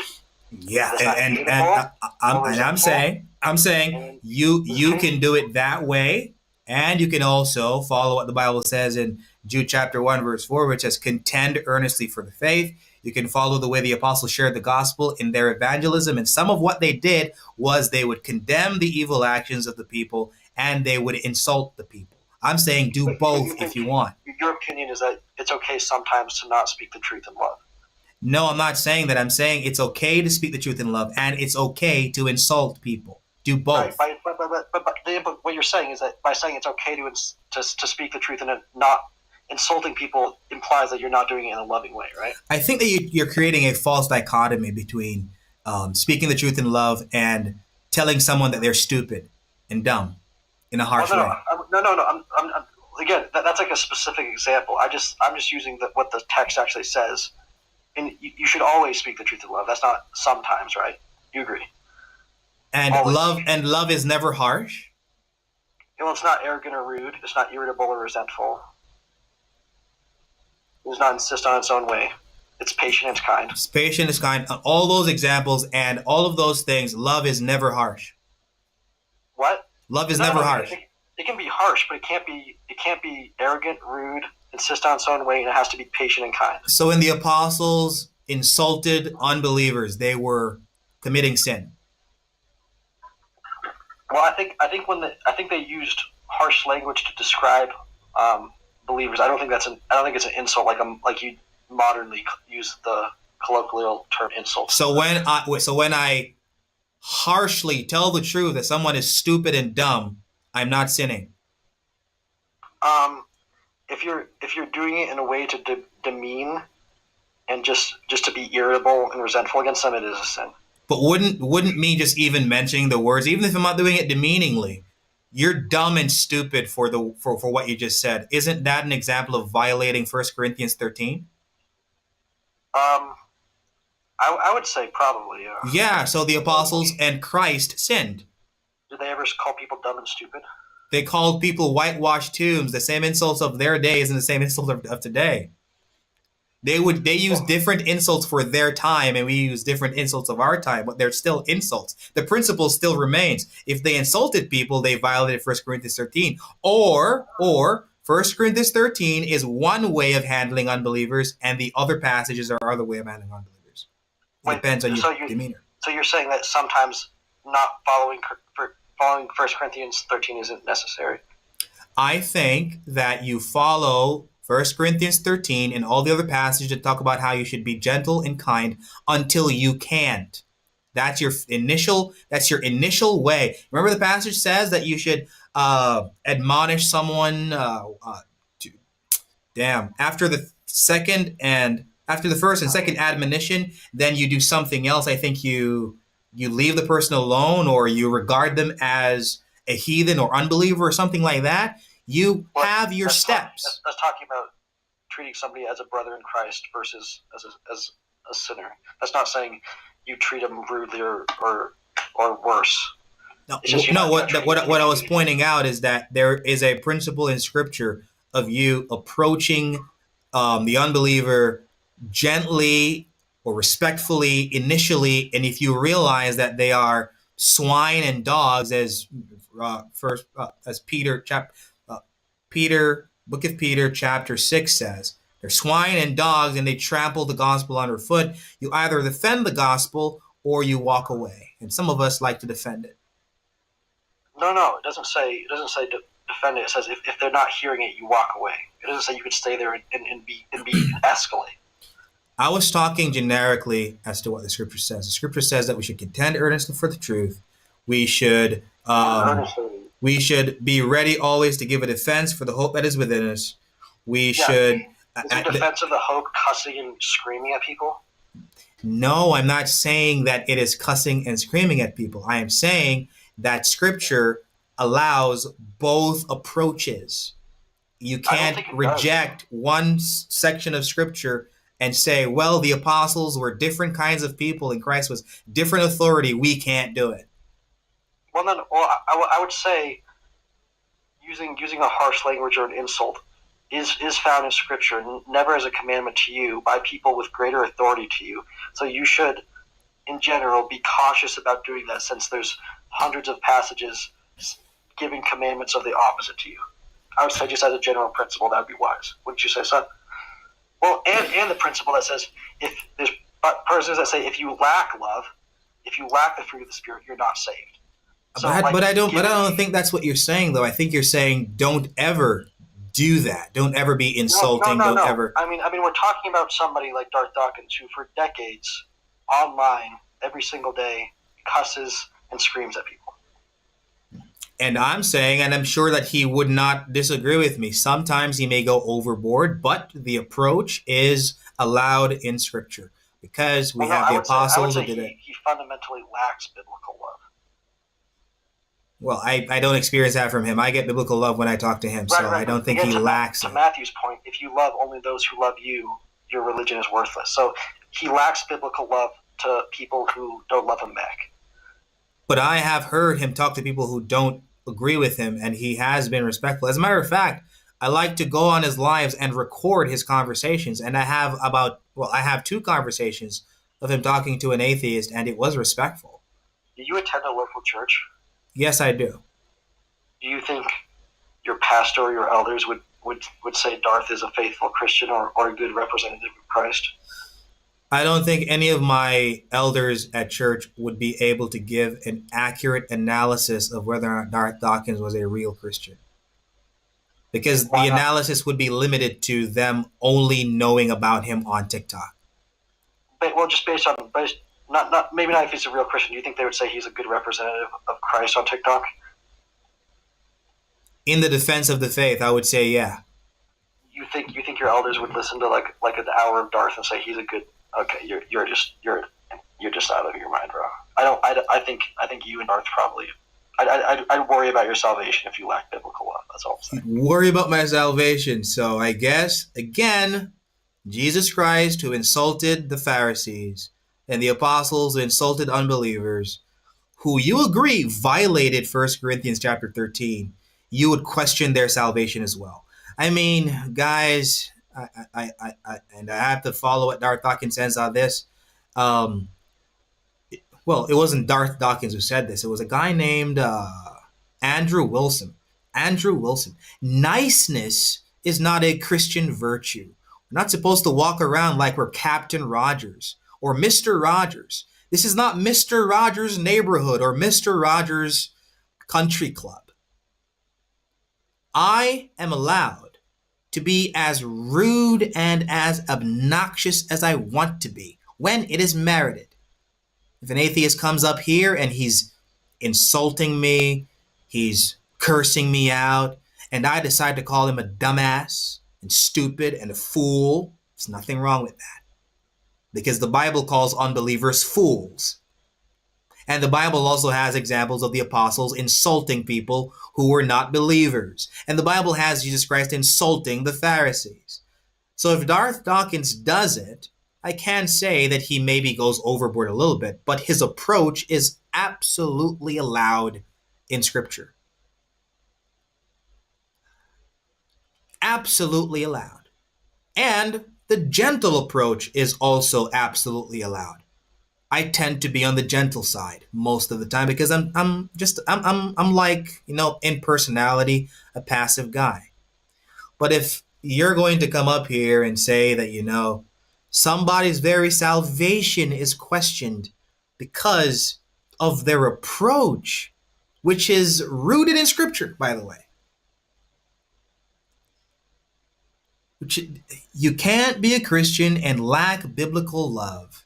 So Darth Dawkins lacks biblical love. So that would mean he is incapable of loving, even though that when he speaks to his fellow believers and when he speaks to atheists who are respectful, he shows biblical love. I mean, bro, if you want to think that Darth Dawkins is not saved, that's on you. That's your business. If you want to think he's not saved, then fine. It's okay. It's okay. My argument is the Bible has both examples. We have, as you probably well know, in Christian theology, we have in our normative ethics as Christians implicit and explicit commands. Let me block this guy named Jita. You know what? I'm not gonna block him. I'm gonna mute him. I'm gonna mute him because now he's just trying to get on top of my nerves, tempting me to call him dumb and stupid, and I don't want to do that tonight. So, this morning. Have a good morning, GT or G, whatever you want to be called, whatever. Yeah, I'm done. Block this keyword from your lives. You flagged comments with this keyword more than once. Oh no, I don't want to flag that. No, that's okay. They can say that if they want. Somebody's requesting up smoke. Darth borders on verbal abuse, not just insults. Well, I can say that Darth goes overboard with his verbal abuses, but he is not wrong when he insults unbelievers and calls them dumb, stupid, obnoxious, delusional, and all that stuff. Because, I do it too. And in our normative ethics, both approaches are allowed. I would recommend that we start off respectful, loving, and gentle. And then when we realize that the person we're dealing with is not loving, gentle, and is responding positively to our gentle, loving approach, the Bible allows you. It allows you to insult. It allows you. It allows you. Again, Clay, I think that you are doing what you accuse Christians of doing who insult people. You say that those Christians are just looking at the verses where the apostles insulted others and they're ignoring the fruit of the Spirit passages. I think that you are ignoring the passages where the apostles insulted people and Jesus, by the way, and just focusing on the passage to talk about how you're supposed to be gentle. My approach is take all of Scripture, believe all of Scripture, follow all of Scripture, and take it as it is. You are allowed to be insulting, and you are allowed to be respectful. I'm the respectful guy, so I take the other side. But Darth Dawkins is not somehow now no longer a Christian because he insults people. If you want to say that he is overbearing, then I agree. But that's as much as I'm going to say about that. That's as much as I'm going to say about that. I'm done with that subject. Okay, let me hear what this guy is saying. Oh, shit, finally. Goddamn. What's up, bud? Hey, Smoke. How you doing? Pretty good. How about you? I'm doing okay, man. I'm doing okay. So I was wondering, why did you block or mute Rita? Rita? Who's Rita? Or whoever you just... I'm sorry. I think it was some J word. Yeah, J. Yeah. He called me he called me delusional, or she called me delusional. I don't know if Well, I'm pretty sure she was specifically calling Darth delusional. Is that correct? Well, I guess I misread what he or she said, but it's already muted. I'm not gonna unmute. Well, she was very critical of Darth. Is that what you had issue with? No. I thought she was being critical of me, so I muted. No, it was about Darth, because the issue with Darth is she called Darth a narcissist, and I thought that's why. No. The comment under that was Adrian is a delulu. You see that one? Oh, I guess I did. I guess I didn't. I think, but to be fair, I think she was saying that because you are, for the lack of a better term, sucking up to Darth. That's basically why she said that. Well, she's muted. So why are you sucking up to Darth? Why do you think I'm sucking up to Darth? Yes. That's why. Why do you think I am? I'm asking you that. Why are you sucking up to Darth? I don't think I am, but you think I am. So why do you think I am? So why did you give him moderator privileges?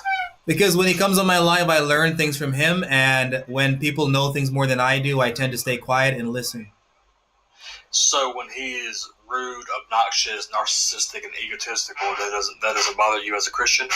When he's rude, it is allowed in biblical normative ethics to be rude to unbelievers, so it doesn't bother me. When he's narcissistic and egotistical, that doesn't bother you? I don't know about the narcissistic and egotistical part. I don't know about that. Have you never encountered him beyond your own lives? Yeah, I have, but I think that those words are relativistic when it comes on to how you perceive them. Okay, so have you ever encountered him when he essentially mutes, interrupts, and kicks people for not following his questionnaires? Yeah, I mean, he has the right to do that. He's the moderator of his lives. So he's allowed to not have a organic and natural discussion, or else you are kicked. Wait a minute. What? Say that again? So when people try to have a natural or organic discussion with him, i.e. ask him questions, okay, he does not respond to them. He expects you to simply answer his questions, which are yes or no questions, And if you try to deviate, I see what you mean. For clarification or something, he's like, no. You're on his live, right? You're diverting, or I'm gonna kick you. You know what I'm saying? On his live, right? No, not even his live. Any live where he has moderation anywhere, he will behave like that. So when he has control of the live, he behaves like that, like he is controlling the. Or he's a moderator. Yes. So when he's a moderator and he has the right to do that and he does it, you have a problem with it. So so I'm guessing you only. So you don't care as long as he's a moderator. Is that right? I'm just looking at your argument and I'm seeing where so he can do these things. Say this again. He has the right to do them, and you have a problem with it. Okay, fine. Let me restate this again for you. Okay. Yeah. Listen carefully. I'm gonna say what he says. Listen carefully. Yeah. Since he's so damn condescending, what he likes to do is he likes to lay out a questionnaire. He will ask you questions off a script. If you don't say yes or no, and you try to ask for clarification on this question, he will threaten to either kick you, interrupt you, or mute you. He does not give you the option of a clarification on his question. Yeah. Do you see the issue with this? Yeah, I think he should stop doing that. I agree. I absolutely agree, because clarification is a helping of an understanding of a question, right? Yeah. If you have a clarifying question, I mean, I would tell Darth, don't kick the person if they have a clarifying question. I agree with you completely, but here's the issue. I'll admit, I am new to your lives. I've come across your lives maybe twice. I will admit, and you seem like a nice guy, but I've seen him in other people's lives many, many times, and he is so disrespectful and condescending and narcissistic to the point where if any guest asked him, hey, can you clarify this question, or hey, can I take this question to a different route to explain it to you better, he's like, no, I'm going to kick you or you shut the hell up. Yeah, I think he should stop doing that. I can agree with you on that. I agree with that, because let's be honest here, every question isn't a simple yes or no. Right? Yeah, some questions require clarification. I'm not, and maybe you haven't heard me say this, I don't agree with everything Darth does in his approach. What I'm saying is that when he insults people, it's not wrong, because Christians insult people in the Bible. It's an implicit way of evangelism. You can insult people if you want, if it's merited. But I did say with the other guy that was up here, I do agree that Darth goes overboard a little bit, and I'm not defending that. I'm saying he's wrong. But the other guy who was up here, and no, Clay, I'm not bringing you back up here because you want to call me unsaved and stuff like that. I'm not going to tolerate that. He's saying that because we are insulting people, we're contradicting 1 Corinthians 13, and we're sinning. But if insulting people contradicts 1 Corinthians 13, then Christ contradicted it, and the apostles did. So they would not be saved by his criteria. But the issue I have at hand is that I've once heard you take a stand back and say, you're not going to step in even when Darth is being all the things I just exampled to you. You're going to take a back seat, and you never stepped in and be like, hey, Darth, can you please let this person explain? Can you let them elaborate? Can you let them clarify? You're taking a very submissive, sorry for saying this as a negative way, but I am taking a very submissive. I am taking a very submissive role. As you're live, as you're the host, you need to be in control and be like, hey, you need to be a moderator of this conversation, and Darth cannot have full and utter control. He's still a guest in your live.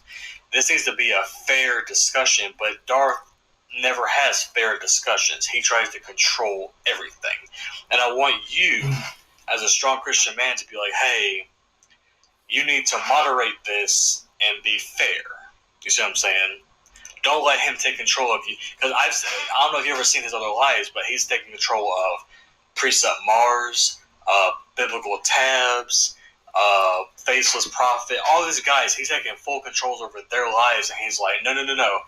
Even though I'm in your life, I'm gonna bitch you and be a moderator and talk over you. I'm being dead serious. If you've ever seen him in other lives, he's done this. Are you over the hosts? Are you a Christian too? No, sir. I'm not a Christian. Not at all. No, sir. Are you atheist? Yes, sir. Okay. But the thing is that I try to be as respectful to Christians as I possibly can, because I want to have a fair, honest, open discussion. I really, really do. I truly do. I'm an agnostic atheist.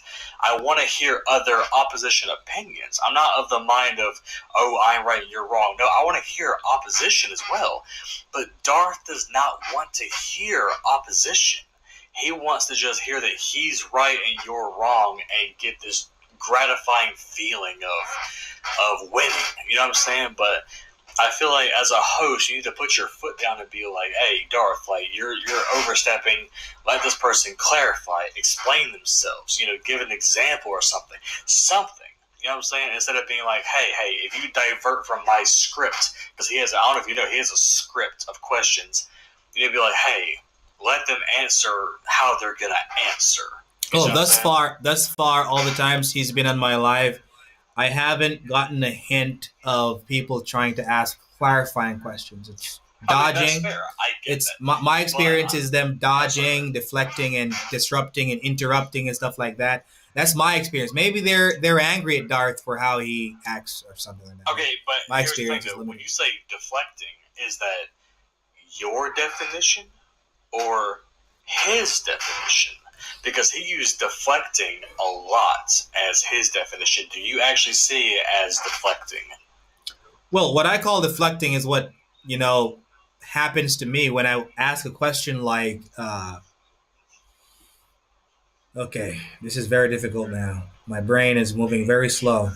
Oh, you're okay. It's very late, I understand. An example, just one time, because I had on the topics on the board, the slavery affirmed by the Bible is not wrong. And this atheist came up and said, so were your grandparents slaves? And I'm like, no, maybe my great-great-great-grandparents were slaves. And then we started talking about slavery some more. And then I stopped him and said, hey, in your worldview, by what standard is slavery wrong? And then he said, so you're saying that if I don't have God in the Bible, I can't be right or wrong in anything? I'm like, no, I asked you a very simple question, and you're not answering the question. And he said, but what I just said is implicit in your question. You're saying that I, as an atheist, can't do right things or wrong things because I don't have God. I'm like, no, I'm not. Answer the question. And then he said, you brain dead idiot. That's what you're doing. I kicked him off because that was deflecting, sir. I agree. That was deflecting. But so that's that. Okay, go ahead.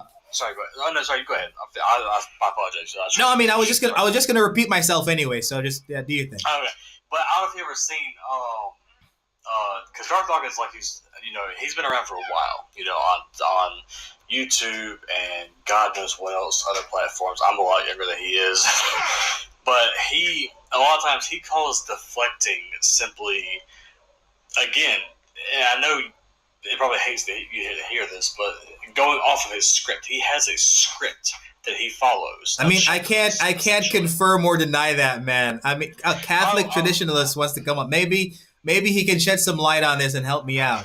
I mean, he won't admit it, obviously. Hey, Catholic traditionalist. With smoke and other atheists, they do this with a lot of theists. If any theist comes across Darth, they'll start talking to that theist and saying all kind of trash about Darth. But if you actually listen, like, for example, if you go to YouTube and listen to the debates that Darth has had with atheists, you'll see that he gives them chance after chance with regards to their, quote, clarifications, unquote. No, he doesn't, actually. And you see that they're simply of bad will. Like, for example, if he's leading them to something and they see that they're being boxed in, obviously, with his, as they say, quote, script, unquote. When they recognize this, they use certain tactics, the atheists do, to try to get out of it. And one of the tactics, for example, is they'll keep asking, well, can you define this? What do you mean by that? What's your definition of that? And they'll continually do that over and over again with most common words, That happened to me one time with this guy. I even remember his name, but I won't mention his name. He kept asking me, what do you mean by that? Even when he knew what I meant, he kept asking me, what do you mean by that? And that's so annoying and so disingenuous. And there's this guy in the request who even said that me and Darth, he has to question our salvation because we insult people sometimes and stuff like that. Yeah, Darth. In fact, I would say Darth is very. Here he is. Hey, Clay is back. Clay is back. There's Clay. He's very lenient with these atheists because Catholic. walk them through and attempt to try to walk them through. Hey, Catholic traditionalists, here's Clay. Clay says that me and Darth may not even be saved because we insult people sometimes. Well, no. This is what I was saying. This is what I'm saying. If you have language that's consistently like this, I think you might lack biblical law. I'll show you an example of what I'm thinking. Remove the mods from mildly. I'm gonna quit the fuck. Here. And I think I add. Listen to me. I think I add a little bit more quality and value to this server and draw a lot of people where he does not. And the guy is deliberately fucking with me. I want his mods removed, or I will remove myself and will not participate on this server, and I will compete in the competing server. A lot to this server. So that's a regular occurrence for Darth. No, that's not a regular occurrence. That's right. I mean, you have to really get under his skin for that to happen. Exactly. That happens daily, though. No, it doesn't happen. That didn't happen today. I mean, I was around a lot today with Darth. He usually removes people before he can get he can get to that level. But like so there's a distinction to be made when the apostles use an insult, right? They're using harsh language to describe a sinner, right? They're speaking a harsh, uncomfortable truth, right? Their purpose is not to demean people and make them feel bad and make themselves boost their ego, right? When Darth uses insults and screams at people and gets angry, he's doing it specifically to demean others. You can tell by his voice. You don't scream at somebody if you're not angry, right? Well, there's certain times when it is justified. Clay, aren't you claiming to know the heart of someone and their intentions when they speak harshly to someone else? I'm claiming that your fruit reveals something about the tree. No, I mean, you said that when Darth is talking like this, then his intention is to demean and bring down. How do you know that? Oh, because that like as a human, you can see when somebody is being like that and somebody is being kind and gracious. So if I call someone stupid and dumb and I shout, "You dumb idiot, you stupid man," I'm deliberately trying to demean them, and you know that from my heart. How? Oh, but by your level of anger and by your demeanor and by what you're saying to them, yeah, for sure. Catholic. Do you think that Jesus called okay, go ahead. those who were picking up stones to throw at him vipers and children of their father the devil? And John the Baptist, when he called the Pharisees brood of vipers, and he was preaching it on the top of his voice, he was demeaning. I think Jesus was speaking to religious hypocrites, and he does say teachers will be treated more harshly than others. Oh, so we're allowed to speak that way to false teachers? Well, I think false teachers do deserve a more harsh treatment for sure, but still not to the level of screaming and being a narcissist and just being completely unhinged. So just to be clear, when John the Baptist called the Pharisees brood of vipers, he was not preaching to a crowd of people. Oh no, he was, but he was speaking about the Pharisees, about the religious teachers. By calling them brood of vipers, which was an insult. Oh, yeah, I mean, yeah, it's an insult, but it's not trying to. It's not the insult is not to boost John the Baptist's ego because he's such a great guy and that he wants everyone to know that he's good and that they're all stupid. Are insults consistent with 1 Corinthians chapter 13? It depends on how you define insult. Calling somebody calling somebody a viper, a deceitful viper. I mean, call an atheist, you deceitful viper. Is that consistent with 1 Corinthians 13? I would say yes. Is consistent. Okay. Which one of those qualities of the fruit of this of love is consistent with that? Tell me. Go ahead. It's not rejoicing in wrongdoing. I think actually by rebuking religious hypocrites, right? And by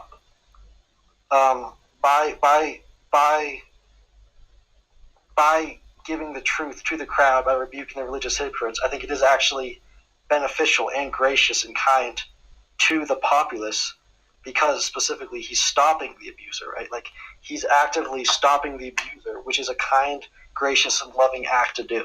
So if I do that to an atheist and people are watching, and that portrays and exhibits that the atheist is being obnoxious, a liar, a deceitful viper, and other people are listening and they learn that he's a deceitful viper by me saying that to him, that's not an example of a one-to-one with what you just said?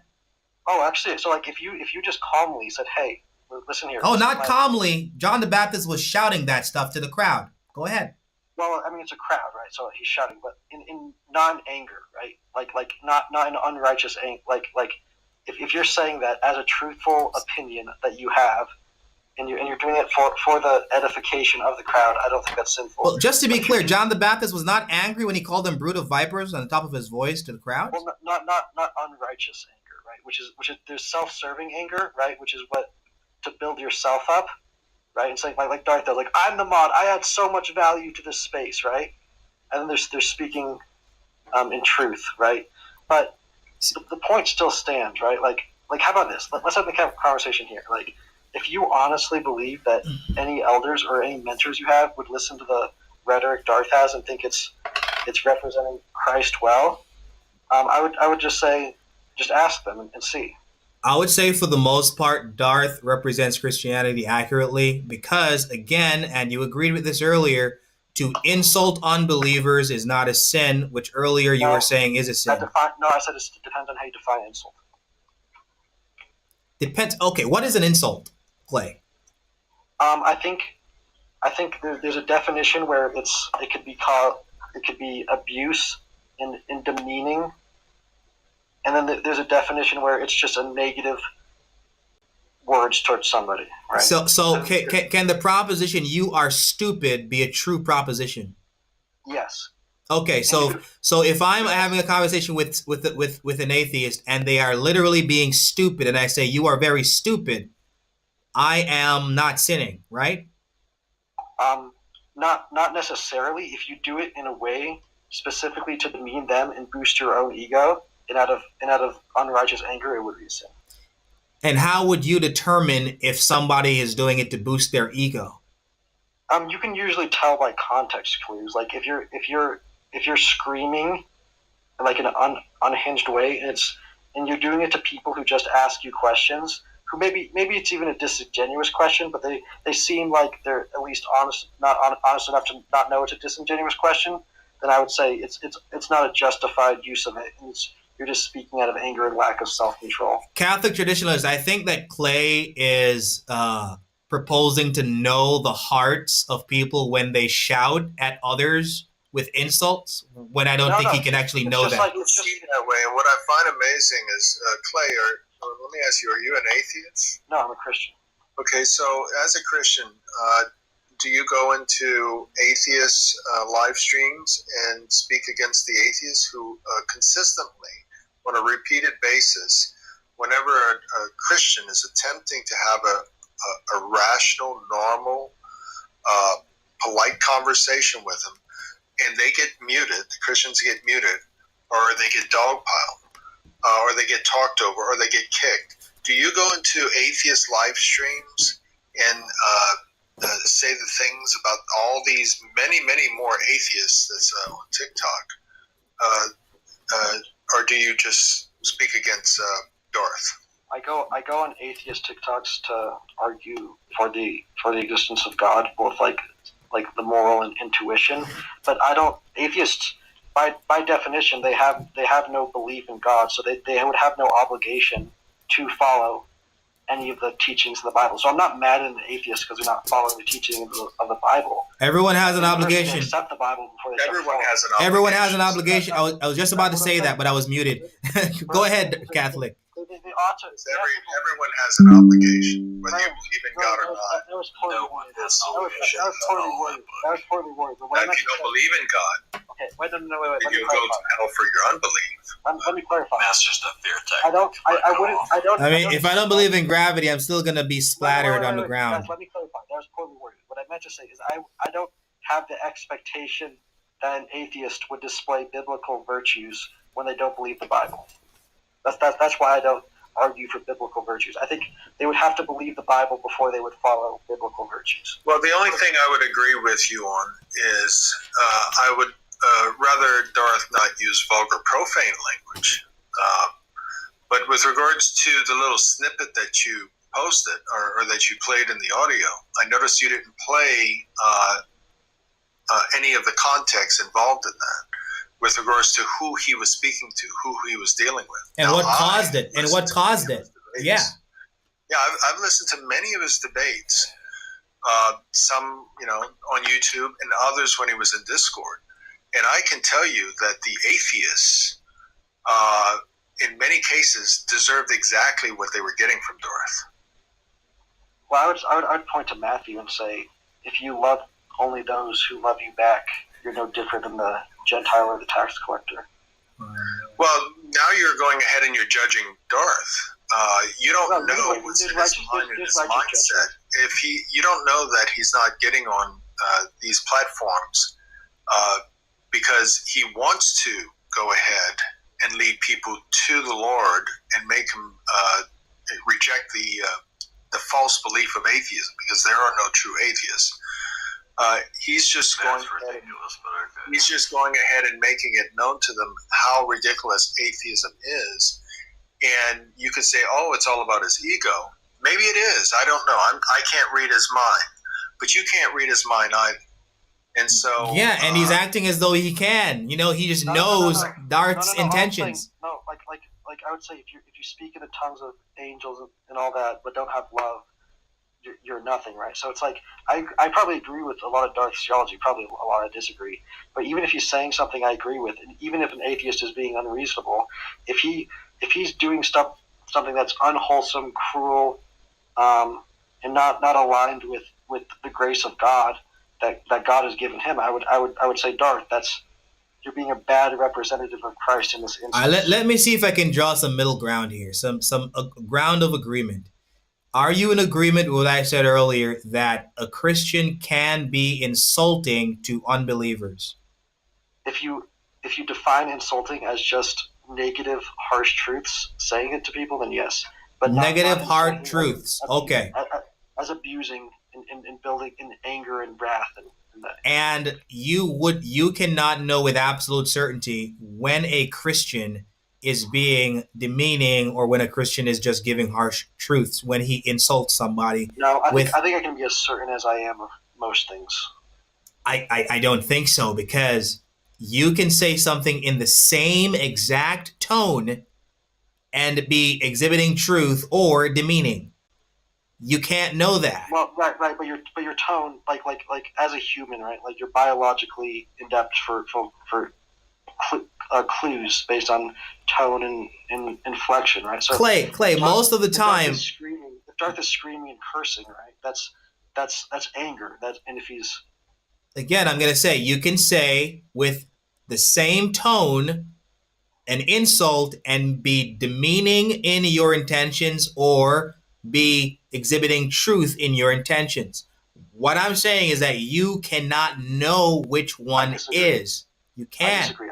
I don't think you can say something in the tone of like screaming and like unhinged screaming and have the intention of it being kind and gracious and patient. Clay, do you believe that when Jesus was whipping the money changers, and do you believe that this was uncalled for? I believe in that position, Jesus was at a unique position to judge those people that believers don't. I think that's consistent. There's a lot Are we to follow in Jesus' footsteps? Sure, but that doesn't mean you do everything Jesus did, because you don't have the authority to do everything. You can't forgive sins. Look, I think Catholic. I think that Clay is against righteous indignation. I think that's what it is. No. I think like you guys, like no offense, but I think it's very weird. Like you've never dealt with like a abuser or like verbal abuse. Like that's a concept that's foreign to you. Well, I think what you should do, instead of going ahead and critiquing Darth, I think what you should do is attempt to critique the atheists more, because the atheists are the ones that we're trying to reach. Darth already believes in God. No, I know. I think Darth's actively making people not want to follow Jesus. No, I disagree. I think I believe that with regards to Darth, he's actually going ahead and giving actually a good argument for God.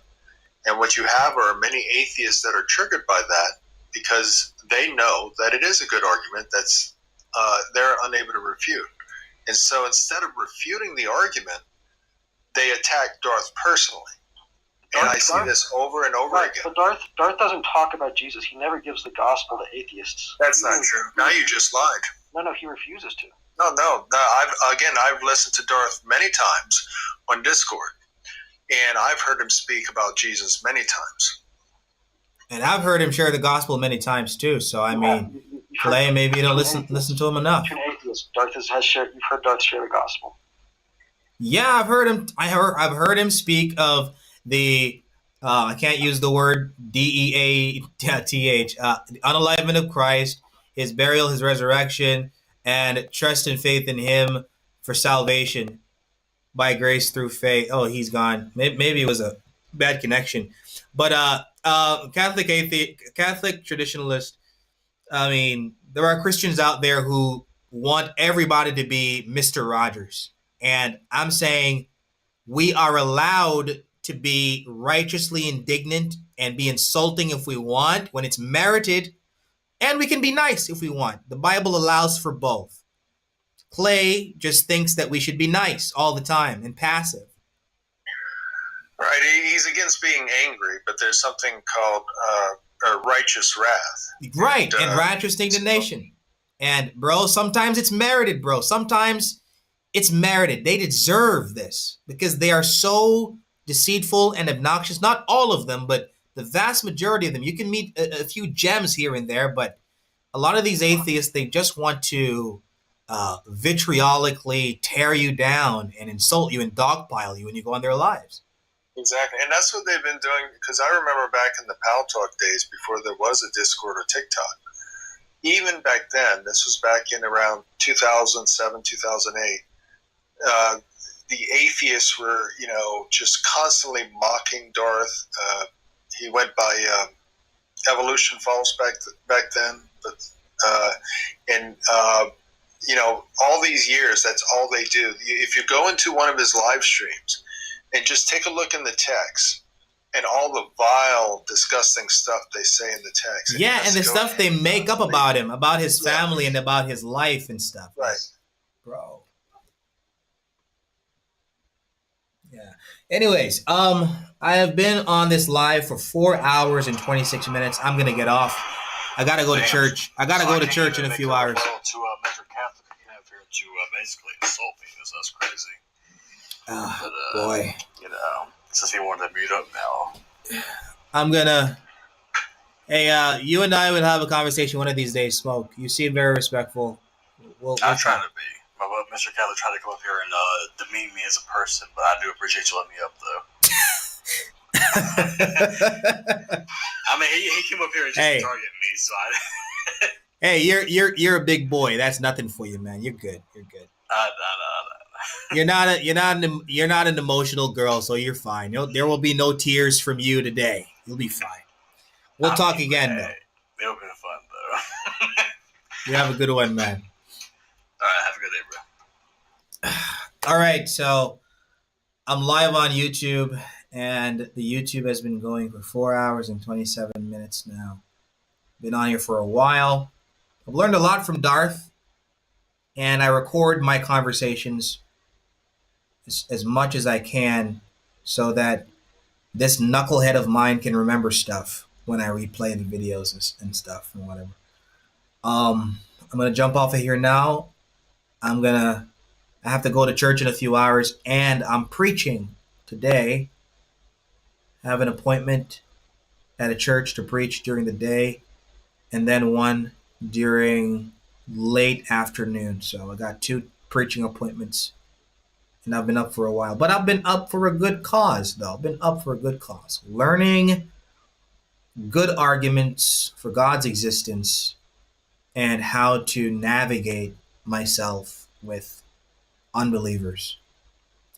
I'm not aggressive, so I'm not like Darth, but I do have that side to me when it is merited, and it rarely comes out, but when it's time to come out, it comes out. Anyways, I'm going to jump off of here now. You guys have a good night. Love you all. God bless you. God bless you. And good night. Well, good morning. Good morning. Have a good morning. Goodbye.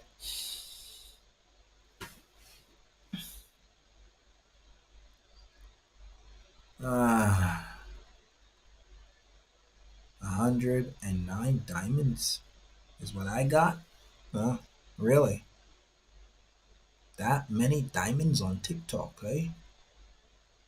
And you got 19 more followers. I mean, TikTok, you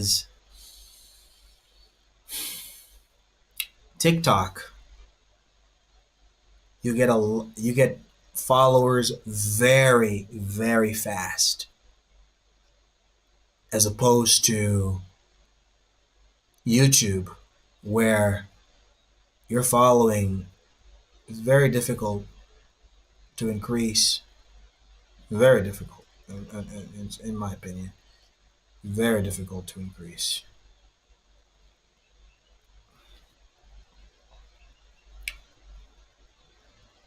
It's very difficult to increase, man.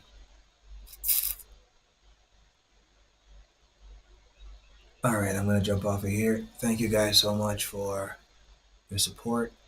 I only got like 200 subscribers on YouTube, so it's not much, but it's okay. It's okay. So end stream. End.